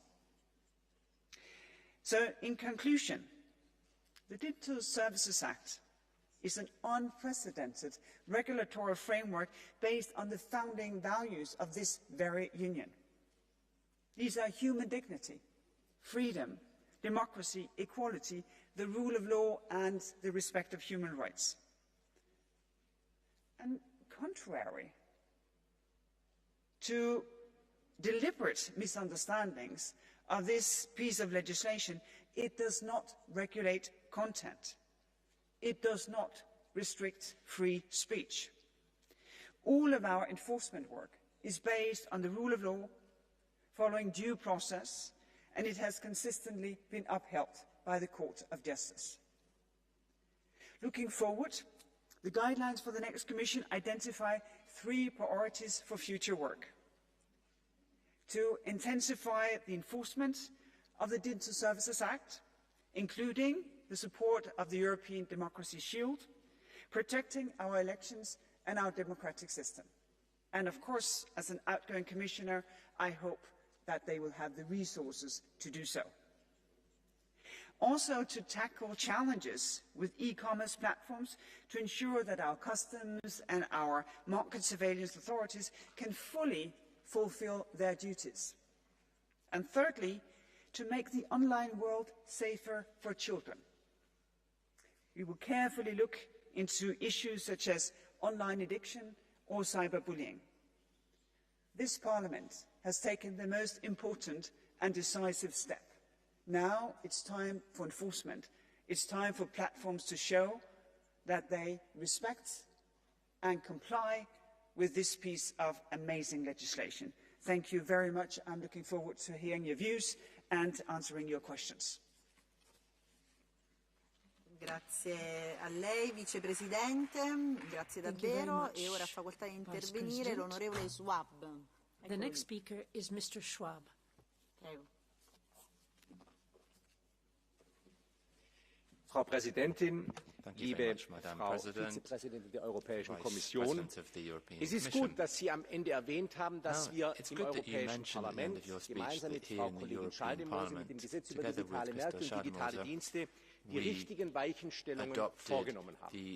Und es ist gut, dass Sie sagen, dass es jetzt um die Umsetzung geht. Aber die Umsetzung, liebe Kolleginnen und Kollegen, die Umsetzung der Gesetze erfordert mehr Druck. Wir müssen schneller werden. Wir haben letzte Woche bei einer Anhörung im Europäischen Parlament in Brüssel gelernt, dass die chinesische Plattform innerhalb von 6 Monaten genauso viele Kunden in Europa gewonnen hat wie eine europäische Plattform in den vergangenen 6 Jahren. Daran kann man sehr einfach deutlich machen, wie schnell die Entwicklung im digitalen Zeitalter ist und wie langsam unsere Reaktion darauf ist. Und deswegen, Frau Kommissarin, ist es wichtig, die Umsetzung muss jetzt schneller werden und dazu ist die neue Europäische Kommission dringend gefordert, auch mehr Mitarbeiter und mehr Möglichkeiten zur Verfügung zu stellen, dass die Gefahren, auf die Sie hingewiesen haben, insbesondere im Bereich des Gesetzes über digitale Dienste, in allen Bereichen erfolgreich bewältigt werden können. Ich bin mir sicher, dass die Kolleginnen und Kollegen eine ganze Reihe von Themen aufrufen werden. Der Schutz der Jugend ist schon angesprochen worden, der Schutz der Demokratie, der auch bei der Aufstellung der neuen Europäischen Kommission eine große Rolle spielen wird, ist erwähnt worden. Ich möchte mich heute aber auf die Online-Marktplätze konzentrieren, weil ich glaube, dass wir da im Verhältnis zu dem, was wir in der Geschichte schon gesehen haben, am einfachsten deutlich machen können, wo in Europa derzeit der Schuh drückt. Nehmen wir die große Plattform aus China, Temu. Viele Produkte, die dort verkauft werden, kommen unter privilegierten Zoll- und Postbedingungen nach Europa. Sie stehen dann im Wettbewerb mit europäischen Produkten, die unter anderen Bedingungen hergestellt worden sind. Und damit wird die Marktsituation verfälscht. Und deswegen wird es darauf ankommen, auch wie Herr Draghi in seinem Bericht geschrieben hat, dass die nationalen Zollverwaltungen und die Europäische Kommission enger zusammenarbeiten, um sicherzustellen, dass europäisches Recht nicht nur auf dem Papier steht, European law is not just something on paper, but that also is applied. Thank you. Mulțumesc, domnule Schwab. Thank you, Mr. Schwab. Dear colleagues, we have a very long debate. This is the first time I am chairing such a debate. I extend my compassion for the victims of the floods throughout Europe. And I give the floor to Mr. Aliu Saliba, 2.5 minutes, on behalf of the Socialists and Democrats in the European Parliament. Social media is by far the most significantly and widely used form of mass media in our modern society. Undoubtedly, social media holds immense potential as a unifying force, fostering communities and bringing people together. Despite this, it is often misused to spread fake news and propaganda, and to manipulate and target people towards a particular way of thinking, which is aimed at destabilizing modern democratic processes and societies. We increasingly see malicious motives and dishonest rhetoric from powerful, influential people using social media's ability to circulate and disperse both information and also disinformation. The recent wave of violent riots in the UK after the spread of misinformation online and Elon Musk's decision not to comply with Brazilian court orders leading to the blocking of X in the country are other examples of how tech giants are increasingly behaving with impunity before governments and before our courts.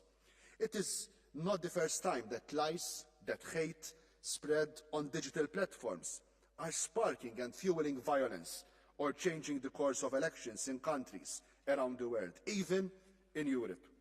A recent report commissioned by the S&D Group clearly shows that coordinated disinformation networks flooded X before the EU elections in France, in Germany, in Italy. The scale of disinformation networks shows they could and did take over an entire debate, changing its narrative completely by flooding X with posts, reposts, comments and likes. Social media companies need to be held more accountable for spreading disinformation. The Digital Services Act represents the EU's first step in protecting ourselves against the spread of misinformation and preserving our democracies from such influence.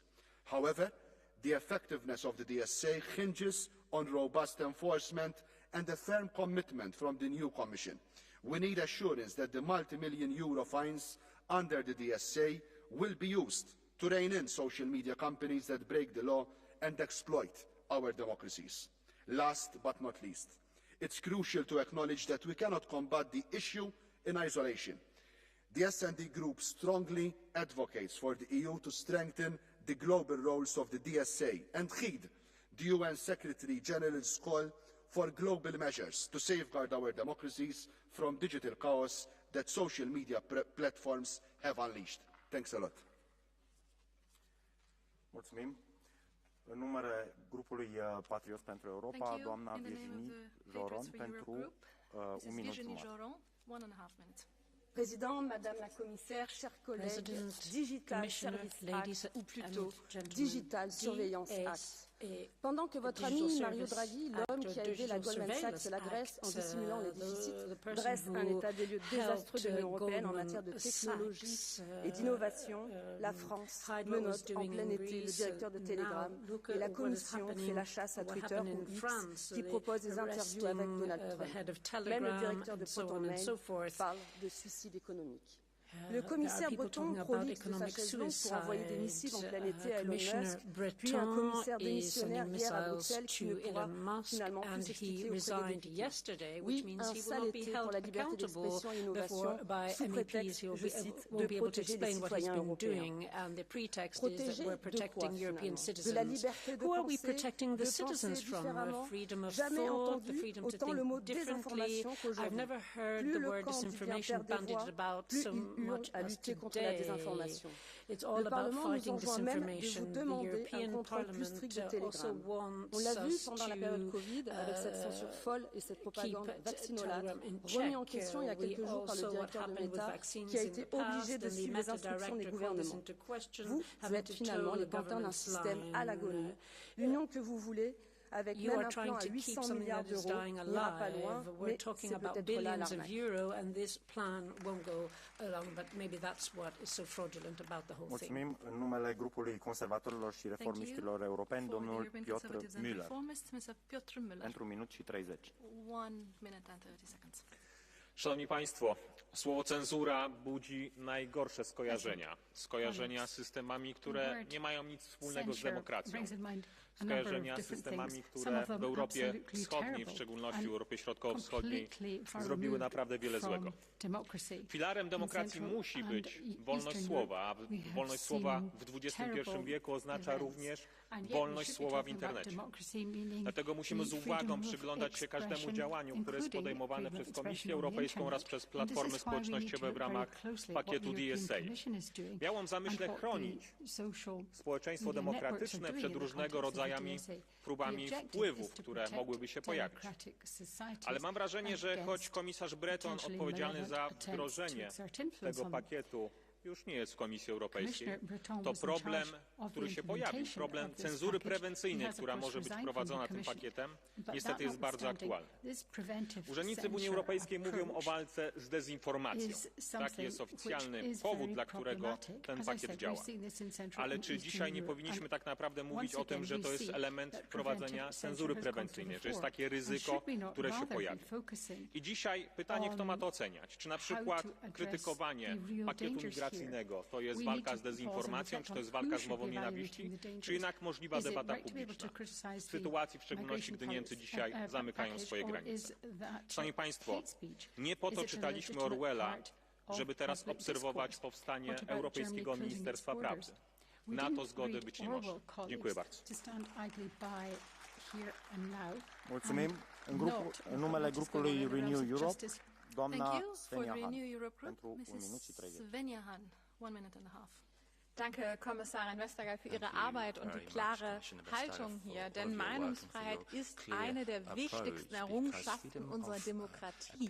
Gerade diese Gedankenfreiheit unterscheidet uns ja im Wesenskern von Autokratien. Deshalb lassen Sie sich nicht in die Irre führen von den rechtspopulistischen Kollegen hier. Der DSA bekämpft eben illegale Inhalte und keine Meinung. Der DSA ist ein Instrument, um geltendes Recht aus der Offline-Welt auch online durchzusetzen.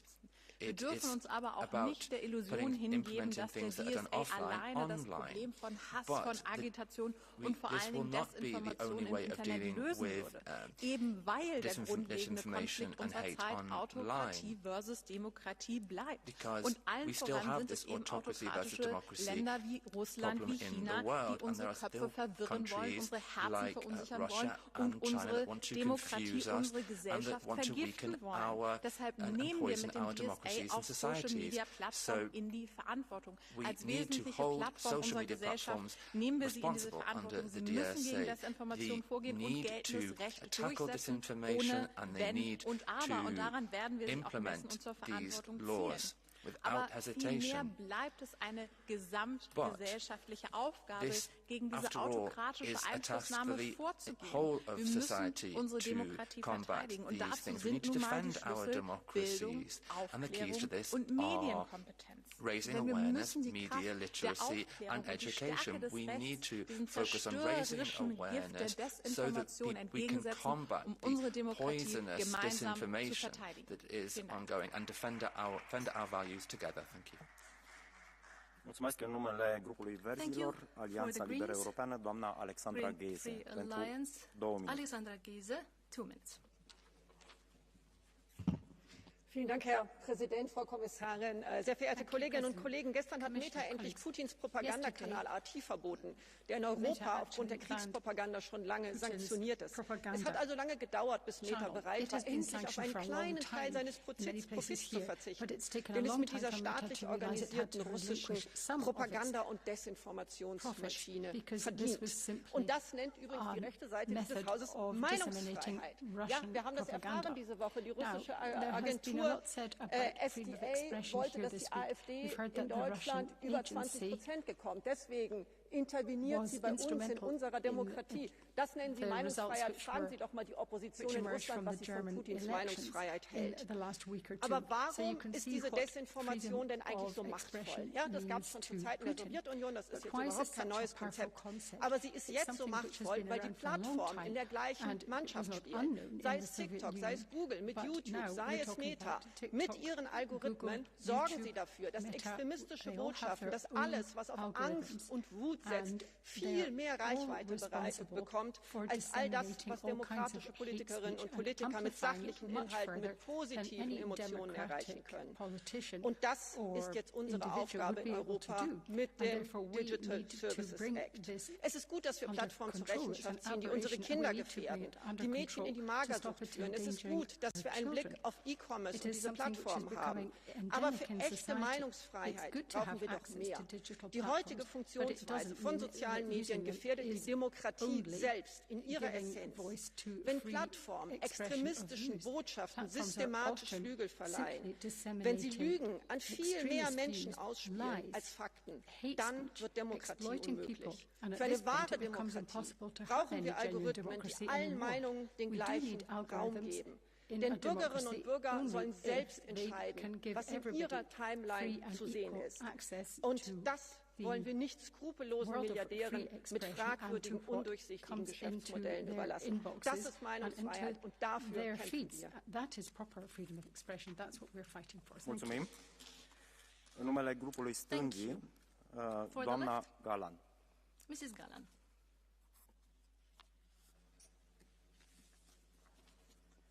Gracias, presidente. Thank you very much, President. El pasado mes de julio, la Comisión Europea denunció el incumplimiento de la Ley de Servicios Digitales por parte de la plataforma X. El señor Elon Musk respondió insultando y denigrando a la Comisión. Señora Comisaria, ¿hasta cuándo vamos a seguir usando una plataforma que no cumple la normativa europea? Estamos viendo cómo las redes sociales se han convertido en una suerte de salvaje oeste donde todo vale. Bajo esa falsa defensa de la libertad de expresión, en estas plataformas se permite vomitar odio, bulos, desinformación impunemente. ¿De verdad vamos a seguir consintiendo todo esto? La promoción de la xenofobia, el machismo, la incitación al odio está afectando gravemente a nuestra cohesión social y también a la salud mental de muchos de nuestros jóvenes, que son los más vulnerables. Al igual que hay consenso para acabar con el racismo y con la homofobia en nuestros centros de trabajo, en las escuelas, en nuestros barrios, me gustaría pensar que existe una mayoría democrática en esta Cámara que defiende unas redes sociales libres de odio y de discriminación. Es el momento de frenar esta deriva, señora Comisaria. La Comisión debe tomar medidas para asegurar que las plataformas digitales cumplan la ley. Urge reforzar la soberanía digital europea. Necesitamos plataformas con funcionamiento democrático y transparente que dejen de estar al servicio de intereses privados y de la ideología de sus propietarios. Mulțumim. În numele grupului Europa Națiunilor Suverane, doamna Knafo-Sara. Monsieur le Président, chers collègues, pour avoir écrit l'archipel du Goulag, Solzhenitsyn a dû quitter son pays et s'exiler aux États-Unis.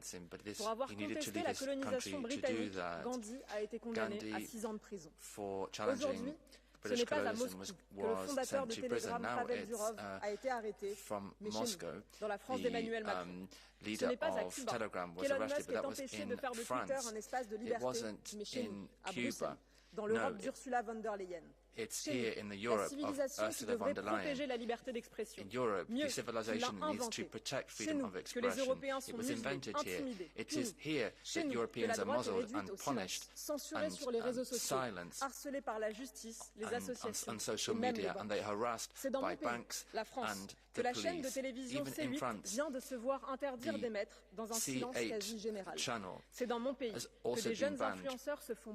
Young influencers are banned from Instagram without any explanation. It's in my country, the country of human rights, where the public media decides who and how we speak about people. Now we need to respect opinions. The more you attack us, you can censor us, but you can't really censor us. We may not see it on TV, but we see it in the streets every day. You can't stop Europeans from thinking, from living. You can't stop Europeans from saying to you that we are not criminals. We are dissidents. We prefer Elon Musk to Ursula von der Leyen and freedom instead of censorship. Thank you. Din partea PPE, domnul Arias Echeverria. Gracias, presidente, vicepresidente Vestager. El Reglamento de Servicios Digitales, más conocido como la DSA, tiene como objetivo poner límites en el ámbito digital. El riesgo de que la desinformación campe a sus anchas en Internet y debilite nuestras democracias es una realidad. Por eso se aprobaron la DSA y la Media Freedom Act para preservar el derecho de todos a una información veraz, para proteger la libertad de prensa y no para promover la censura, y para que se respete la libertad editorial y la independencia de los medios públicos. Como saben, estas normas no dan en absoluto cobertura jurídica a ninguna injerencia gubernamental. Nacen precisamente para protegernos a todos frente a los que buscan polarizarnos, enfrentarnos y manipularnos. Por eso quiero hoy alertar a la Comisión. El Plan de Acción por la Democracia que hoy aprueba el Gobierno de España es claramente contrario a la norma europea, y su objeto es presionar a periodistas y medios de comunicación que están informando de las investigaciones judiciales y los casos de corrupción que involucran a miembros del Gobierno y su entorno más cercano. Sin duda, es un bulo gubernamental que este plan esté amparado en estos reglamentos. En consecuencia, pido a la Comisión que garantice la correcta aplicación de la DSA y la Medium Freedom Act en toda la Unión Europea, que ponga especial atención para que los Estados y miembros no utilicen y tergiversen estos reglamentos para controlar a los medios y que no decidan qué es veraz y qué es un bulo a su antojo con el fin de distraer y manipular sobre temas que están subyúdice. Como legisladores, nosotros ya hemos hecho nuestra tarea. Dejen a los medios y periodistas hacer su trabajo y a la justicia el suyo. Mulțumesc. Doamna Mendes din Portugalia, din partea grupului SND. Muito obrigada, Sr. Presidente, Sra. Comissária. Caros colegas, eu julgo que nenhum de nós ignora que há antes e depois das novas tecnologias, há antes e depois das plataformas digitais e sabemos como a distorção da utilização das plataformas digitais põe em causa as nossas democracias. E é por isso mesmo que, ao longo dos tempos, as regras que definem os limites dessa comunicação têm sido alteradas e têm sido alteradas para acolher essas mesmas diferenças. A única coisa que se tem que manter igual inabalável é mesmo a defesa radical da nossa liberdade, da privacidade e da democracia. Os gigantes digitais e os utilizadores não estão, nem nunca estiveram em pé de igualdade. E foi por isso muito importante o ato legislativo para os serviços digitais, mas também o regulamento da inteligência artificial feito pela primeira vez e aprovado em dezembro de 23. Ele visa garantir a proteção dos cidadãos, mas também a responsabilização das plataformas pelos conteúdos falsos que muitas vezes ajudam a disseminar. As notícias falsas, a manipulação de imagens e de vídeos e a propaganda falaciosa implicam dano irrecuperável para as nossas democracias. Isso está bem visível no exacerbar de tensões, na visibilidade que os algoritmos dão aos discursos de ódio e xenófobos e no questionamento da própria legitimidade democrática das nossas instituições. Sabemos bem que para defender a democracia não podemos beliscar os nossos direitos, liberdades e garantias. E liberdade sim, mas responsabilidade também. E no espaço online, como no espaço offline, a União Europeia terá mesmo que continuar a encontrar um caminho que garanta o respeito pela privacidade, que nos fortaleça a todos e pela liberdade que nos define. É por isso mesmo que a União Europeia tem que estar na linha da frente deste equilíbrio entre a modernidade da inteligência artificial das plataformas tecnológicas e o respeito pelos direitos, liberdades e garantias. Porque não é apenas defender as plataformas, é mesmo defender a nossa democracia e a nossa liberdade. Muito obrigada. Mulțumim. Vă rog mult să vă încadrați în timp. Domnul Schaller Baros din partea grupului Patriots for Europe. Tisztelt elnök úr, tisztelt biztos asszony! Az Európai Unió digitális szolgáltatásokról szóló jogszabálya elviekben az internet átláthatóságát hivatott szolgálni. Azt szabályozza, hogy az illegális és káros tartalmakat miként kell kezelni a weboldalakon. Azonban azt, hogy mi a káros és veszélyes, ki dönti el. dangerous content. Who decides that? And that's a very Miképpen az important első elemzések és a gyakorlati tapasztalatok mutatják, ez a jogszabály sajnos nem nélkülözi a hibákat. Többek között a végrehajtási eljárásaiba integrálták a szakmainak apostrofált, azonban politikai érdekcsoportok által mozgatott NGO szférát is. Úgy vélem, hogy ennek komoly következményei lehetnek, hiszen nem hivatalos állami szervek vagy bíróságok dönthetik el, hogy egy adott tartalom vajon gyűlöletkeltő tartalomnak, vagy éppen álhírnek minősül-e ma Európában, hanem egy magánérdekcsoportok által mozgatott NGO-kból álló nemzetközi hálózat. An international network based on NGOs that really come to that decision. So there are several concerns that we have with this DSA in the future. To what extent will it be able to ensure freedom of expression and freedom of speech in Europe? These are real concerns that I'd like to ask the Commissioner and the Commission to deal with this issue. Thank you. Domnul Neshi Benis, din partea grupului conservatorilor și reformiștilor. Grazie Presidente, Commissaria, onorevoli colleghi. L'entrata in vigore del DSA è stata salutata come il raggiungimento di un elevato livello di tutela per gli utenti e i consumatori della rete, per le PMI e per le start-up, da potenziali abusi delle big tech. I primi passi invece sono andati nella direzione di una arbitraria maggiore restrizione della libertà di espressione e di controllo del dibattito pubblico. Sarebbe stato interessante questa mattina confrontarsi direttamente con l'ormai ex commissario al mercato interno Breton, che lo scorso agosto ha pubblicato su X una lettera della quale la stessa von der Leyen aveva preso le distanze, che invitava la piattaforma a non diffondere fake news e a moderare i contenuti in vista del dialogo tra Elon Musk e Donald Trump. Ora, quello che tutti i consumatori e gli utenti si chiedono è: la prossima Commissione vorrà sviluppare il DSA come strumento di tutela dagli abusi o come strumento di abuso? Noi ovviamente ci auguriamo che scelga la prima strada. Grazie.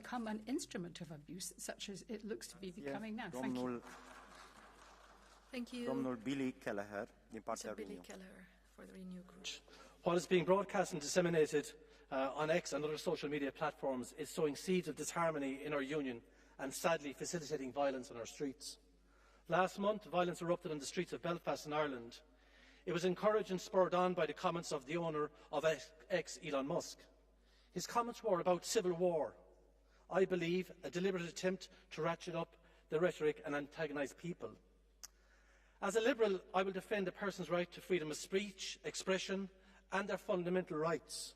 However, as a Democrat, I cannot support the right of a person to incite hate or violence and undermine our democratic systems with misinformation and disinformation for nefarious motivation.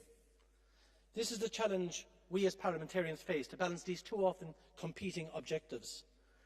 We are not the United States. There are no First Amendment rights. There are no universal rights to freedom of speech. We need to be very careful in the weeks and months ahead that nefarious actors do not use social media platforms under the guise of free speech to undermine our democratic systems and cause violence and havoc on our streets. Finally, I want to wish Michael McGrath, my colleague from Ireland, the very best in his new appointment to the Commission, where he will be in charge of the European Democracy Shield, which is now more important than ever. Thank you very much. Stimați colegi, am primit mai multe cereri de catch the eye, suntem destul de presați cu timpul, așa că voi închide procedura catch the eye, mai avem o oră de dezbatere și vom vedea în funcție de timpul rămas câte intervenții vor fi posibile, voi lua cât mai multe. Următorul la microfon, următoarea este doamna Gregorova din partea grupului Verzilor. Libera Europeană. Thank you. Dear colleagues, every European with an internet connection is exposed to the unregulated commercial surveillance-based social media. These trillion-dollar companies destroy our attention span, our democratic institutions and trust, and our mental health for a little profit. The DSA, as ambitious as it was in the beginning, has not shown its enforceable teeth yet. Our current legal framework must ultimately lead towards algorithmic transparency so that everyone can regain agency to what they are recommended online. Information technology is too important to be controlled exclusively by the rich and the intelligence agencies.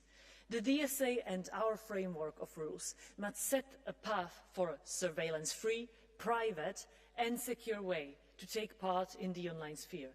That is the goal, not unilateral decisions about individual imprisonments and attempts to surveil anyone and everyone, which would be directed to the Hungarian presidency if they were here.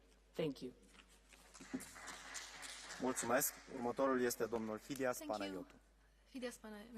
Perhaps I'm one of the most qualified members of the European Parliament to talk about social media platforms, as myself, I'm a social media influencer by profession. I believe the Digital Service Act is a positive step forward, but I want to focus more on an important aspect of it. I strongly believe the way to fight hate speech and disinformation is definitely not censorship. Instead, I will propose that we encourage the platforms to create organic fact-checking systems to inform their users about the validity of the information they receive. A good example of this is Community Notes of Twitter, which allows its users to highlight information when they believe that is factually incorrect. Now, in an era of artificial intelligence, more than ever, we need to focus on what is actually true, not by censoring, but just by letting people know the facts and freely decide. Mulțumesc. Doamna Arbaco Calari, din partea PP. Arbaco Calari for the EPP. Tack herr talman och kommissionär Vestager. Vi har fått på plats en historisk lag som sätter tydliga krav och spelregler för sociala mediejättar för att stoppa kriminalitet online och värna friheten på nätet för vanliga människor. För samtidigt som EUs nya digitallag DSA har trätt i kraft ser vi hur gängkriminella i Sverige rekryterar öppet på sociala medier. På TikTok, på Snapchat, på Telegram letar man upp minderåriga för morduppdrag. Vi har svenska barnsoldater som hyrs in via annonser på nätet för att begå brott i Danmark. Gängkriminaliteten har inga gränser. Den rör sig över landsgränserna och den rör sig öppet online. Det som händer online just nu är en del av det gängkrig vi ser på våra gator och får stora konsekvenser för människors trygghet. Jag, som en av de ansvariga för den här lagen, kommer driva på den nya EU-kommissionen att tvinga de här techjättarna att följa de lagar vi faktiskt har i EU. För nu är det slut på ursäkter och nu är det upp till bevis för techjättarna att leverera för att sätta stopp för kriminaliteten online och säkerställa att de sociala medierna och vårt digitala liv blir en trygg miljö för oss alla. So that our online life can be safe and secure. Doamna Christel Schaldemose. Thank you very much. Even though we pay no entry fee to use social media, they come at a cost. And that cost is becoming too high for our society, our democracy and our well-being. From all over the world, we hear calls for a safer and a fairer social media. Citizens, they call for social media to be free from disinformation, manipulative content and foreign interference. Parents, they call for social media to be safe for the children to use without seeing harmful content. And users, they call for control over their own data. In the S&D group, we do hear those calls and we answer those calls. Under the S&D leadership with the DSA, we won the first fight between lawmakers and social media, and we ended the Wild West online. For the first time, social media platforms in Europe, they are now liable for the algorithms. They must not become a megaphone for illegal content, for disinformation, or harm public health. But in order to make sure that this also is the real life out there, we call upon the Commission to really take on the role as the sheriff of this new online world. We really need to make sure that we use the tools we granted the Commission by the DSA. We need to make sure that we have a strong implementation and a strong enforcement. We need to make sure that our kids are safe. We need to make sure that our democracy is not destroyed. And I do think that we need to see the Commission to speed up the implementation and enforcement. And if you need more resources, we have to look at that. And I also think that it is important to say that if the DSA is not enough to make sure that we have a safe social media world, then we also need to be open to do more, for instance, to look at better rules around age verification. S&D, we hear the calls. We will keep on fighting to make sure that we can be safe online as we are offline. Thank you very much. Vicepreședintă, din partea grupului Patriots for Europe, domnul Sebastian Kraus.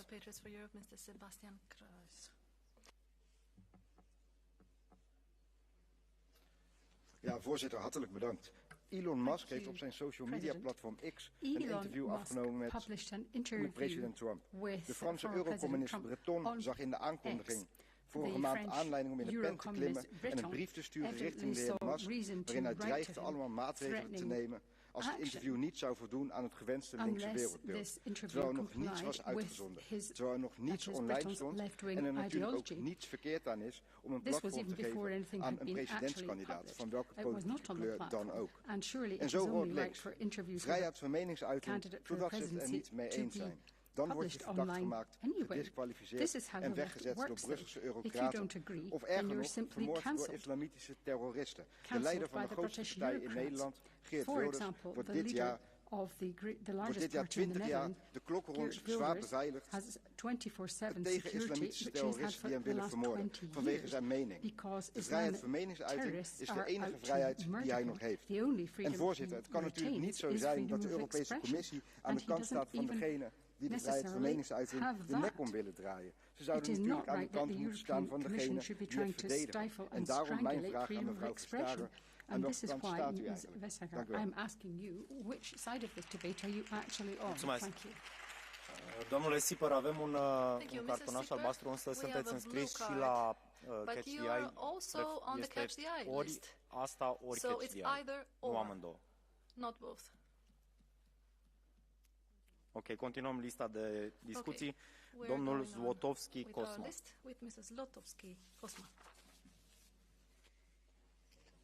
Panie Przewodniczący, Pani Komisarz, media społecznościowe to współczesna globalna agora, miejsce handlu, wymiany poglądów, aktywności politycznej, ale także doskonała przestrzeń do siania dezinformacji czy prowadzenia wojny hybrydowej.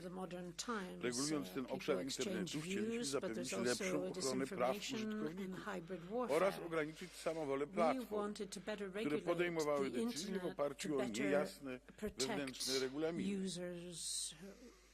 Usuwały treści i blokowały konta bez uzasadnienia. Nie możemy jednak zgodzić się na to, że przyjęte w dobrej wierze przepisy są wykorzystywane jako broń w walce politycznej. Także wykorzystywanie unijnych regulacji jako pretekstu do ingerencji w proces wyborczy nie może się nigdy więcej powtórzyć. Europa nie może iść drogą państw niedemokratycznych i dyktatu, gdzie dostęp do sieci jest ograniczany, treści cenzurowane, a prawo zamiast chronić obywateli broni jedynie interesów władzy. Mulțumim foarte mult, domnul Gozi Sandro. Mr. Sandro Gozi. Merci, Monsieur le Président, chère Madame la Commissaire, chers collègues. Je voudrais attirer votre attention sur la plateforme X, ancien Twitter. Premièrement, en raison des réductions drastiques de ses équipes, X n'est plus en mesure de se conformer au Digital Service Act et de modérer efficacement les crises comme les événements à Capitol Hill ou les récentes émeutes au Royaume-Uni. Au lieu de les contenir, X a plutôt joué le rôle d'accélérateur. Deuxièmement, des recherches montrent que l'algorithme de X pousse des contenus politiquement proches des opinions de son propriétaire qui n'hésite plus à afficher ses sympathies. Les utilisateurs sont exposés à des contenus polarisants, souvent orientés et violents. Il s'agit d'un choix éditorial clair. Dès lors, X n'est plus une simple plateforme neutre, mais un véritable produit éditorial. Cela implique de nouvelles responsabilités, notamment légales. Musk ne peut pas prétendre à une irresponsabilité totale. Ces questions sont cruciales pour le débat démocratique et la liberté d'information. Kim van Sparentak. Ms. Kim van Sparentak.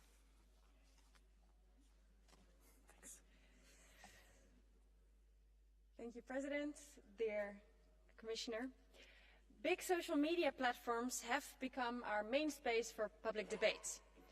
And because we did nothing for a very long time, the algorithms of a few powerful, money-hungry corporations are now the referees of this debate. And their only goal is to keep us online as long as possible. But last year the DSA entered into force and we hoped we would see a big change. That content deemed too queer wouldn't be taken down without notice. That harmful disinformation wouldn't be spread all over the place and people would no longer be dragged into extreme content. But this is what makes these companies the most money, so we hardly see any change. We clearly need to strengthen the DSA, starting with the Code of Practice on Disinformation. It needs to be more concrete and enforceable. And let's finally tackle the recommender systems that are based on clicks and interaction, because they suck people into swamps of radical content, disinformation and misogyny. And the Parliament has been clear. The next priority for the new Commission has to present new rules on addictive design. Let's do what we can to safeguard our children, our people, our societies and our democracies. Thank you. Mulțumesc. Nu-l văd în sală pe domnul Perez Albise. Socol Tomislav. Este? Poštovani potpredsjedniče, povjerenice, kolegice i kolege. Stvaranje jedinstvenog digitalnog tržišta, a naročito onog koji jamči sigurnost potrošača na internetu, nije lak zadatak. Zato donošenjem DSA nismo donijeli samo pravila o uklanjanju nelegalnog sadržaja s interneta, nego smo otišli korak dalje. Da bismo zaštitili one najranjivije među nama, djecu i maloljetnike, zabranili smo ciljano oglašavanja prema njima. Nadalje, aktom o digitalnim uslugama obvezali smo internetske platforme da detaljno provjere trgovce čije proizvode nude na svojim stranicama. Uz to, važno je istaknuti da smo DSA-om dobili mehanizme kojima se možemo boriti protiv širenja lažnih sadržaja na internetu.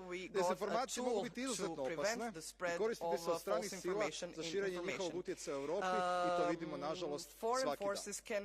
Međutim, ovdje moramo biti vrlo oprezni. Borba protiv lažnih vijesti ne smije se pretvoriti u ograničavanje slobode govora i obračun s ideološkim neistomišljenicima.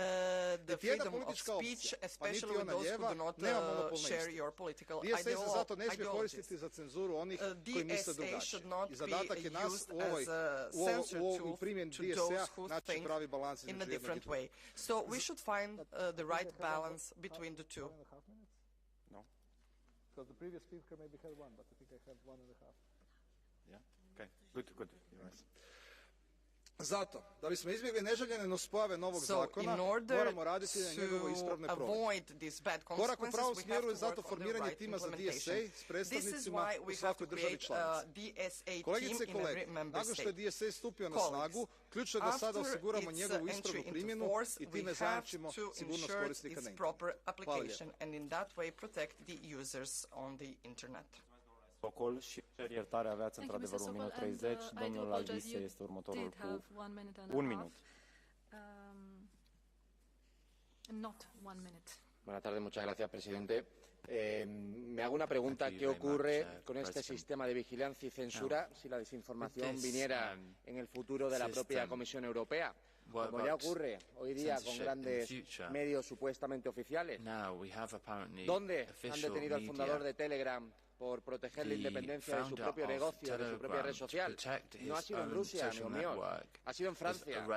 ¿Quién ha amenazado al señor Elon Musk, dueño de X? No ha sido Putin, no ha sido el presidente de China, ha sido la Comisión Europea. La DSA pretende decidir qué es real y qué es un bulo. No pretende luchar contra la desinformación y el odio, tan solo darle a la Comisión Europea el poder de presionar a periodistas para poder censurar perfiles y censurar redes sociales sin sentencia judicial alguna. De facto, y cuesta decirlo, una Unión Soviética digital contraria a los valores fundacionales europeos que tanto queremos respetar aquí. Necesitamos, es cierto, dar instrumentos a los europeos para discernir las falacias de lo que son los bulos. Necesitamos que la realidad que es interpretativa se adapte a la legislación. Pero, señores, con notas de verificación colaborativa, sí, voluntarias, pero no que un burócrata europeo pueda eliminar tu perfil, pueda eliminar tu negocio digital porque considere subjetivamente queriente. O hablamos del tabú de lo que ocurrió aquí, con informes científicos oficiales y censurados bajo la... Ați depășit cu mult timpul. Mulțumesc tare mult. I'm sorry, you've long gone over your time. And now, Mrs. Laura Bayarin Seresa, 2 minutes. Thank you, Vice President. Señorías, es libertad de expresión incitar a linchamientos contra los inmigrantes tras la acusación falsa de asesinato de un niño, como pasó este verano por parte de una señoría que acaba de intervenir. ¿O acaso es libertad de expresión alimentar falsas teorías de fraude electoral o tesis antivacunas o decir que las mujeres de presidentes del gobierno en realidad son hombres trans? No disfracemos de libertad de expresión y de verdad lo que en realidad es apología del totalitarismo. Y es que la extrema derecha ha encontrado en las redes sociales el vehículo perfecto para esparcir bulos de forma masiva con un triple objetivo. Primero, acabar con nuestra democracia desde dentro, llenando los espacios públicos online de rabia y de mentiras para favorecer el voto ultra. Segundo, incentivar el odio contra los inmigrantes, vinculando criminalidad al lugar de origen. Y tercero, ejercer la violencia sistemática contra las mujeres con deepfakes y alentando el acoso de las mujeres en línea para callarnos. Las redes sociales, gracias a los algoritmos, es decir, de forma premeditada, se han convertido en el hogar de los sembradores de racismo, de machismo y de negacionismo. Pero los europeos hemos dicho basta y pedimos al resto del mundo, tal como hizo Brasil, que nos acompañen en este camino. Mr. Elon Musk, your platform is a cancer to our democracies. But we Europeans, we said enough. Meta, TikTok, this is also about you. We will continue to investigate and punish every illegality you permit and of course you commit. We already set up a vaccine, a shield, to protect our democracy and from the disinformation pandemic, the Digital Service Act, because there is no freedom in the fake news, there is no freedom in hate and violence. In Europe, there is no freedom without rules. But we won't stop here. We ask the international organisms to promote global standards, to hold you accountable everywhere, and to stop this hate spiral. We remain vigilant. The law of the jungle online is finally over. Thank you very much. Mulțumesc. Domnule Perez Salvise, nu pot să vă dau timpul pentru că ați vorbit și cu 30 de secunde peste și ați avut și timp de vorbire. Trebuie să fim egalitari în ceea ce privește timpul de vorbire. Domnul Van den Driesche. So I give the floor to Mr. Van den Driesche. Voorzitter, collega's, waar ik 2 jaar geleden voor waarschuwde, is ondertussen werkelijkheid geworden. De Europese Unie bedreigt de vrije meningsuiting op sociale media en ondermijnt daarmee het fundament van onze democratie. De Digital Services Act werd toen gepresenteerd als bescherming en zogenaamde veiligheid. Nu is bewezen wat de echte agenda is. But now the truth will out and we can see exactly what was behind it. De Europese Unie wil bepalen wat de waarheid is. Zullen bepalen wat burgers nog mogen zeggen of wat ze nog te horen krijgen. Wie kritiek heeft op hun geforceerde massamigratie, criminaliseren ze als haatspraak. Wie hun klimaatreligie niet gelooft, zetten ze weg als klimaatnegationist. Met de Digital Services Act willen ze gewoon de oppositie tegen hun waanzinnig beleid monddood maken. Omdat machthebbers nu eenmaal niet graag tegengesproken worden. Omdat ze altijd aan de macht willen blijven. In een democratie moet volgens mij alle stemmen kunnen geuit worden en gehoord worden. Omdat niemand de waarheid in pacht heeft en burgers vrij zijn. Welke democraat is immers bang van andere meningen? Voor Vlaams Belang is het dan ook duidelijk. Vrije meningsuiting moet zo ruim mogelijk zijn. En wat offline legaal is, moet dat online ook zijn. Ik dank u. Offline, of course, must be illegal online, but nothing more than that. Thank you. Tobias. Thank you. Tobias Bochensky. 1 minute.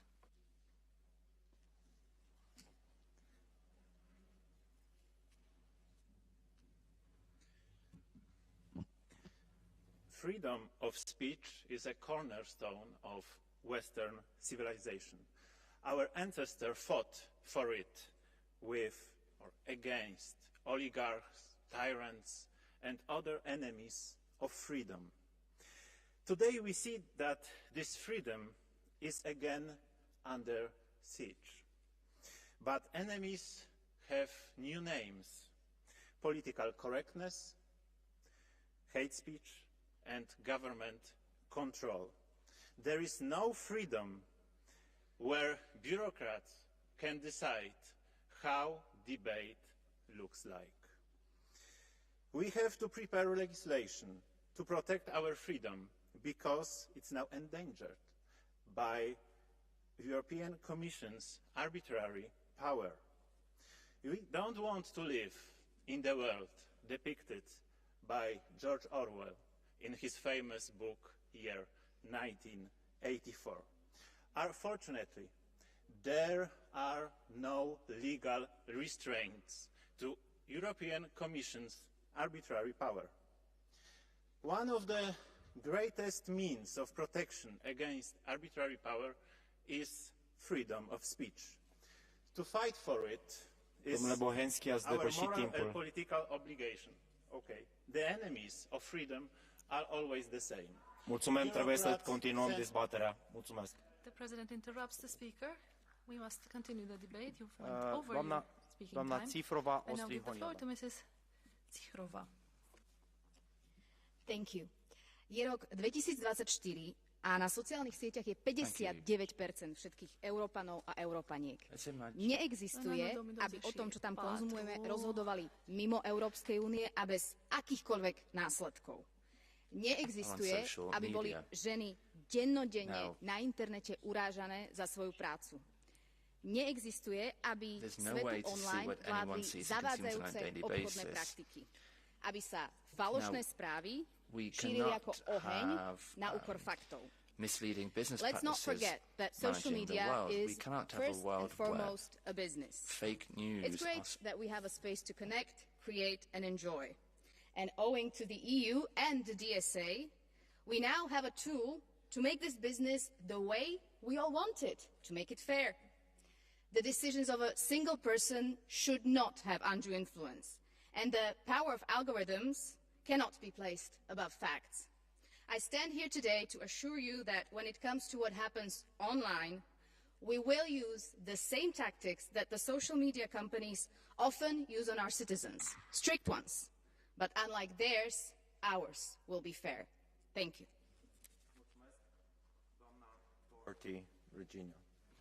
Thank you, Mrs. Regina Doherty.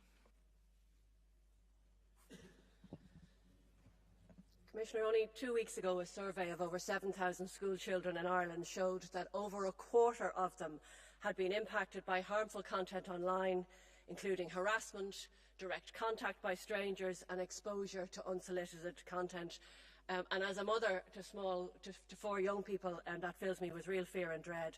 And this is one of the reasons why the Digital Services Act was introduced, to protect our youngest and our most vulnerable citizens.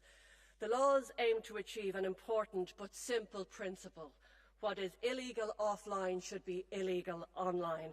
And it also extends to misusing somebody's personal data, content promoting incitement or hatred or terrorism, or indeed undermining our democracy. So, in my view, it's the root of this must include tackling the algorithms that promote the content that we abhor and that we see daily. And while the Act has been in place now for a number of months, I think it's too early yet to judge its effectiveness.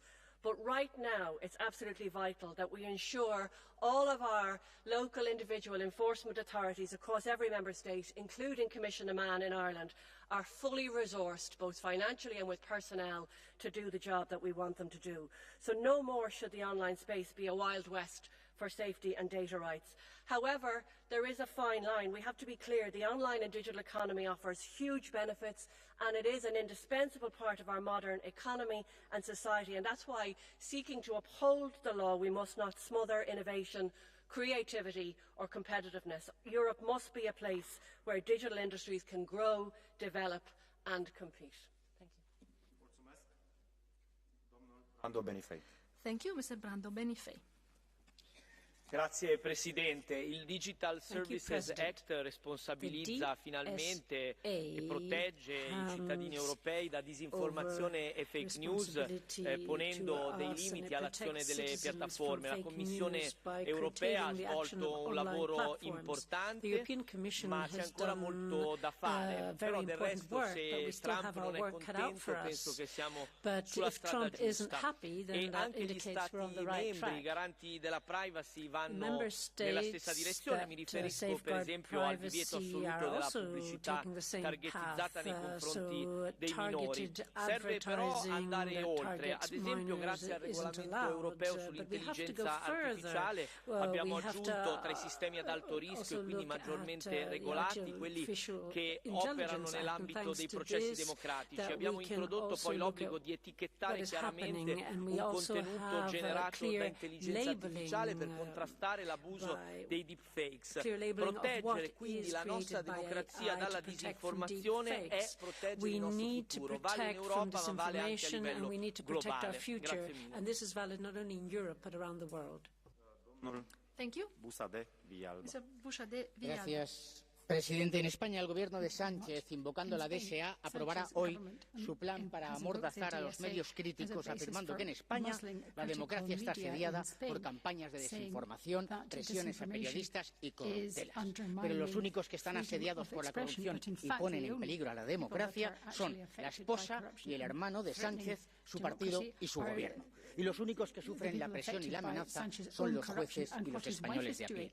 Lo dije la pasada legislatura, bajo la expresión discursos de odio se esconde la mayor operación de censura en la historia moderna. Cuando un tipo como Sánchez dice proteger la democracia poniendo bozales virtuales a los ciudadanos libres, estamos ante el último paso ante la autocracia, una vez rendidas todas las instituciones de control por los vergonzosos pactos con el Partido Popular. Detenciones a ciudadanos británicos por tuitear sobre la invasión migratoria que sufre Europa, la amenaza de un comisario a Elon Musk por entrevistar a Donald Trump, la ocultación inicial de los 2 intentos de asesinato del candidato republicano a la presidencia de los Estados Unidos, las órdenes ilegales del juez de Moraes y Lula en Brasil para que X cancelara cuentas, incluso la prohibición. A propósito, el Amazonas ya no les preocupa, ¿no? Ustedes no tienen vergüenza. He oído aquí decir a una diputada socialista que Twitter es un cáncer, cuando todo el mundo en Europa sabe que el cáncer es el socialismo. Cada día somos más los que vemos que Orwell escribió su 1984 pensando en Bruselas y el colegio de comisarios reunido con los megamillonarios para conspirar contra la libertad de opinión.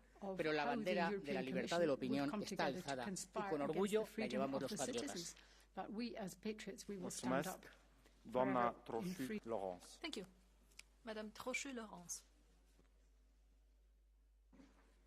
Merci, Monsieur le Président, Madame la Commissaire, mes chers collègues.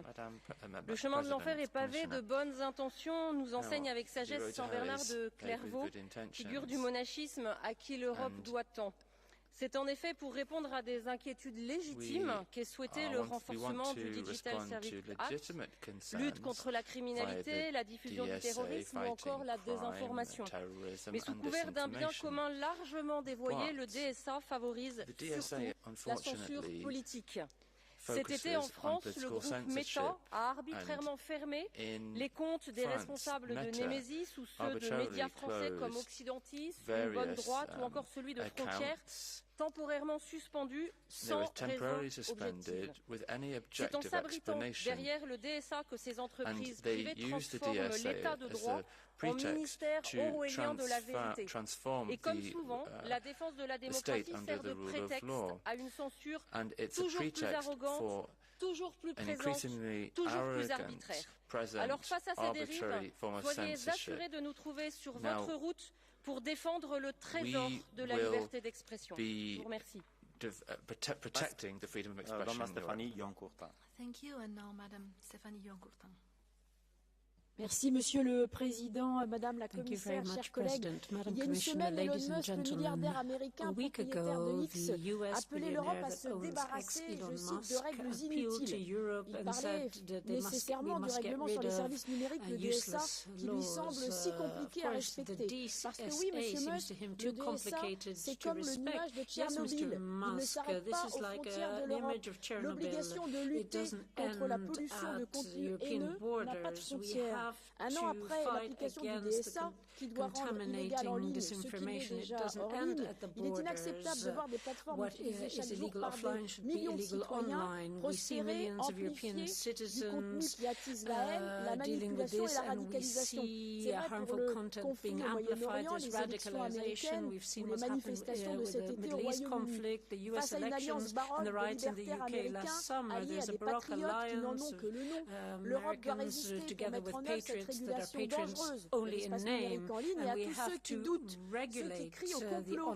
Je leur demande, interrogez-vous, souhaiterez-vous que vos enfants puissent voir ce genre de contenu sur des panneaux publicitaires dans les rues en allant à l'école? Domnul Carlo Ressler. Poštovana povjerenice, kolegice I kolege.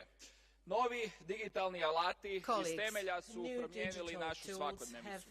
Dok online platforme donose while iznimne online prilike za platforms unapređenje našeg come života, with gospodarstva, exceptional pa i opportunities demokracije, for one također bettering our donose lives, i nove economies and opasnosti. democracies, they Akt also o harbor digitalnim new uslugama dangers. jedan je The od DSA is najznačajnijih one of the most pokušaja significant uvođenja reda i efforts modernizacije to europske modernize politike u European digitalnom policies svijetu. in the digital Mrežni domain. prostor time The online nastojimo učiniti world sigurnijim za korisnike, a platforme we koje try to posluju na make zajedničkom safer tržištu with this DSA, dobile su veću and pravnu the platforms sigurnost have kao i gained potrebnu higher legal odgovornost. security, but they Sada also need moramo to take osigurati kvalitetnu responsibility. primjenu Now we novih need to pravila ensure a good u application of the partnerstvu new sa svim rules ključnim in dionicima. partnership with all the Duboki stakeholders. procesi društvene i digitalne preobrazbe Deep nadilaze processes of europske granice. social and digital Europa transformations go novim beyond our pravilima borders. pokazuje Europe, da with može these new preuzeti rules, vodeću has ulogu shown u that it can izgradnji take the društva lead u kojemu when it je comes to building a dobrobit čovjeka society u središtu. which is centered around Ne the smijemo well-being of i ne people. možemo birati We must not između choose temeljnih between prava građana, fundamental rights slobode and govora, boosting slobode our izražavanja, economy prava na pristup and informacijama i the right unapređenja to digitalnog information gospodarstva. or freedom of Već speech. možemo i moramo We need to postići achieve sve te vrijedne ciljeve. everything, all these Kolegice i values. kolege, zbog toga Colleagues, mislim da nema nikakve therefore, dileme da I je think danas u it is Europi really moguće no dilemma that today usprkos in Europe potpunoj it is digitalnoj possible, tehnološkoj revoluciji težiti i despite dalje the postići digital ono što težimo i sa DSA-om, to još aspire demokratskije, još pluralnije for a društvo better koje će biti democracy, for prilagođeno higher novim pluralism, izazovima for a vremena. Hvala society puno. that will be fit Hvala. for the challenges of the new era. Domnul Timo Völken. Thank you, Mr. Timo Völken. Sehr geehrter Herr Präsident, sehr geehrte Frau Kommissarin, liebe Kolleginnen und Kollegen! Im letzten Mandat haben wir mit dem digitalen Dienstegesetz, mit dem neuen digitalen Grundgesetz für die Europäische Union Großes erreicht. Wir stellen sicher, dass die Redefreiheit auch online gilt. Aber wir stellen auch sicher, dass Hass, Hetze, Mordaufrufe, wie sie gerade von rechts als freie Meinungsäußerung kundgetan haben, bestraft werden. Aber nicht durch irgendwelche Online-Dienste, sondern durch Gerichte. Das ist unsere Interpretation von Rechtsstaat und von Grundrechten im digitalen Raum. Und genau das stellt der Digital Services Act sicher. Das ist ein großer Erfolg. Was es allerdings braucht, ist eine Durchsetzung mit Augenmaß. Was es nicht mehr geben darf, ist, dass ein ausscheidender Kommissar im digitalen Kräftemessen mit Elon Musk immer Briefe hin und her schickt und willkürliche Fristen setzt. Das steht nicht im Gesetz. Es braucht jetzt eine konsequente Durchsetzung, damit sich die großen digitalen Konzerne an diese neuen Regeln, die die Demokratie, die die Grundrechte im Internet schützen, halten, durchgesetzt wird. Die neue Kommission muss das besser machen als Herr Breton bisher. Ich habe darauf großes Vertrauen. Vielen Dank. Vielen Dank, Domnul Haider Roman. Thank you, Mr. Haider Roman now. Stärkung der Rolle des Digital Services Act und Schutz von Demokratie und Freiheit im Online-Bereich. Allein der Titel der heutigen Debatte ist der blanke Hohn. Es ist purer Zynismus, ein Zensurgesetz wie den Digital Services Act in einem Atemzug mit dem Schutz von Freiheit und Demokratie zu nennen. Bei diesem Gesetz haben ganz offenbar China, Nordkorea und der Iran Pate gestanden. Damit werden nicht Demokratie und Freiheit im Online-Bereich geschützt, damit werden Demokratie und Freiheit im Online-Bereich zerstört. Das ist eines der freiheitsfeindlichsten und autoritärsten Gesetze in der Geschichte der EU. Und mit völlig vagen und undefinierten Tatbeständen wie Hassrede und Desinformation ist dieses Gesetz auch ein Schlag ins Gesicht des Rechtsstaates und würde die Kommission wirklich ernst meinen. Mit Freiheit und Demokratie, dann müssten Sie sofort auf die Abschaffung des Digital Services Act drängen. Aber in Wahrheit haben Sie panische Angst vor echter Meinungsfreiheit. Darum haben Sie dieses Gesetz überhaupt erst geschaffen, weil Ihnen echte Meinungsfreiheit ein Dorn im Auge ist. Freedom of expression is a thorn in your side. Thank you. Domnul Stefano Cavedania. Thank you very much, Mr. Stefano Cavedania. Grazie, Presidente. Thank you, President. Il regolamento per i servizi digitali, anche conosciuto come Digital Service Act, aveva lo scopo di limitare gli abusi delle grandi compagnie ai danni dei consumatori, ai danni dei più deboli, ai danni degli utenti delle piattaforme del web. Ma troppo spesso, purtroppo, abbiamo notato come con la scusa di combattere la disinformazione, la diffusione d'odio, la diffusione delle fake news, in realtà veniva utilizzata questo scopo per zittire letteralmente e tappare la bocca come una clava politica, un bavaglio, tutti coloro che esprimevano idee che secondo chi governava non erano opportune. Ecco, allora noi non possiamo non notare quello che è accaduto con la lettera che il commissario Breton, che dico subito non ci mancherà, ha inviato qualche settimana fa a Elon Musk alla piattaforma X per limitare la possibilità di parlare del candidato alla presidenza Donald Trump. Ma questo vale per tante altre realtà. Combatteremo per la libertà di espressione e lo faremo sempre, anche in questa sede. Doamna Cynthia Nivorhu. Thank you. This is Cynthia Nivorhu. Monsieur President, Madam Commissioner Vestager, fellow MEPs, let's get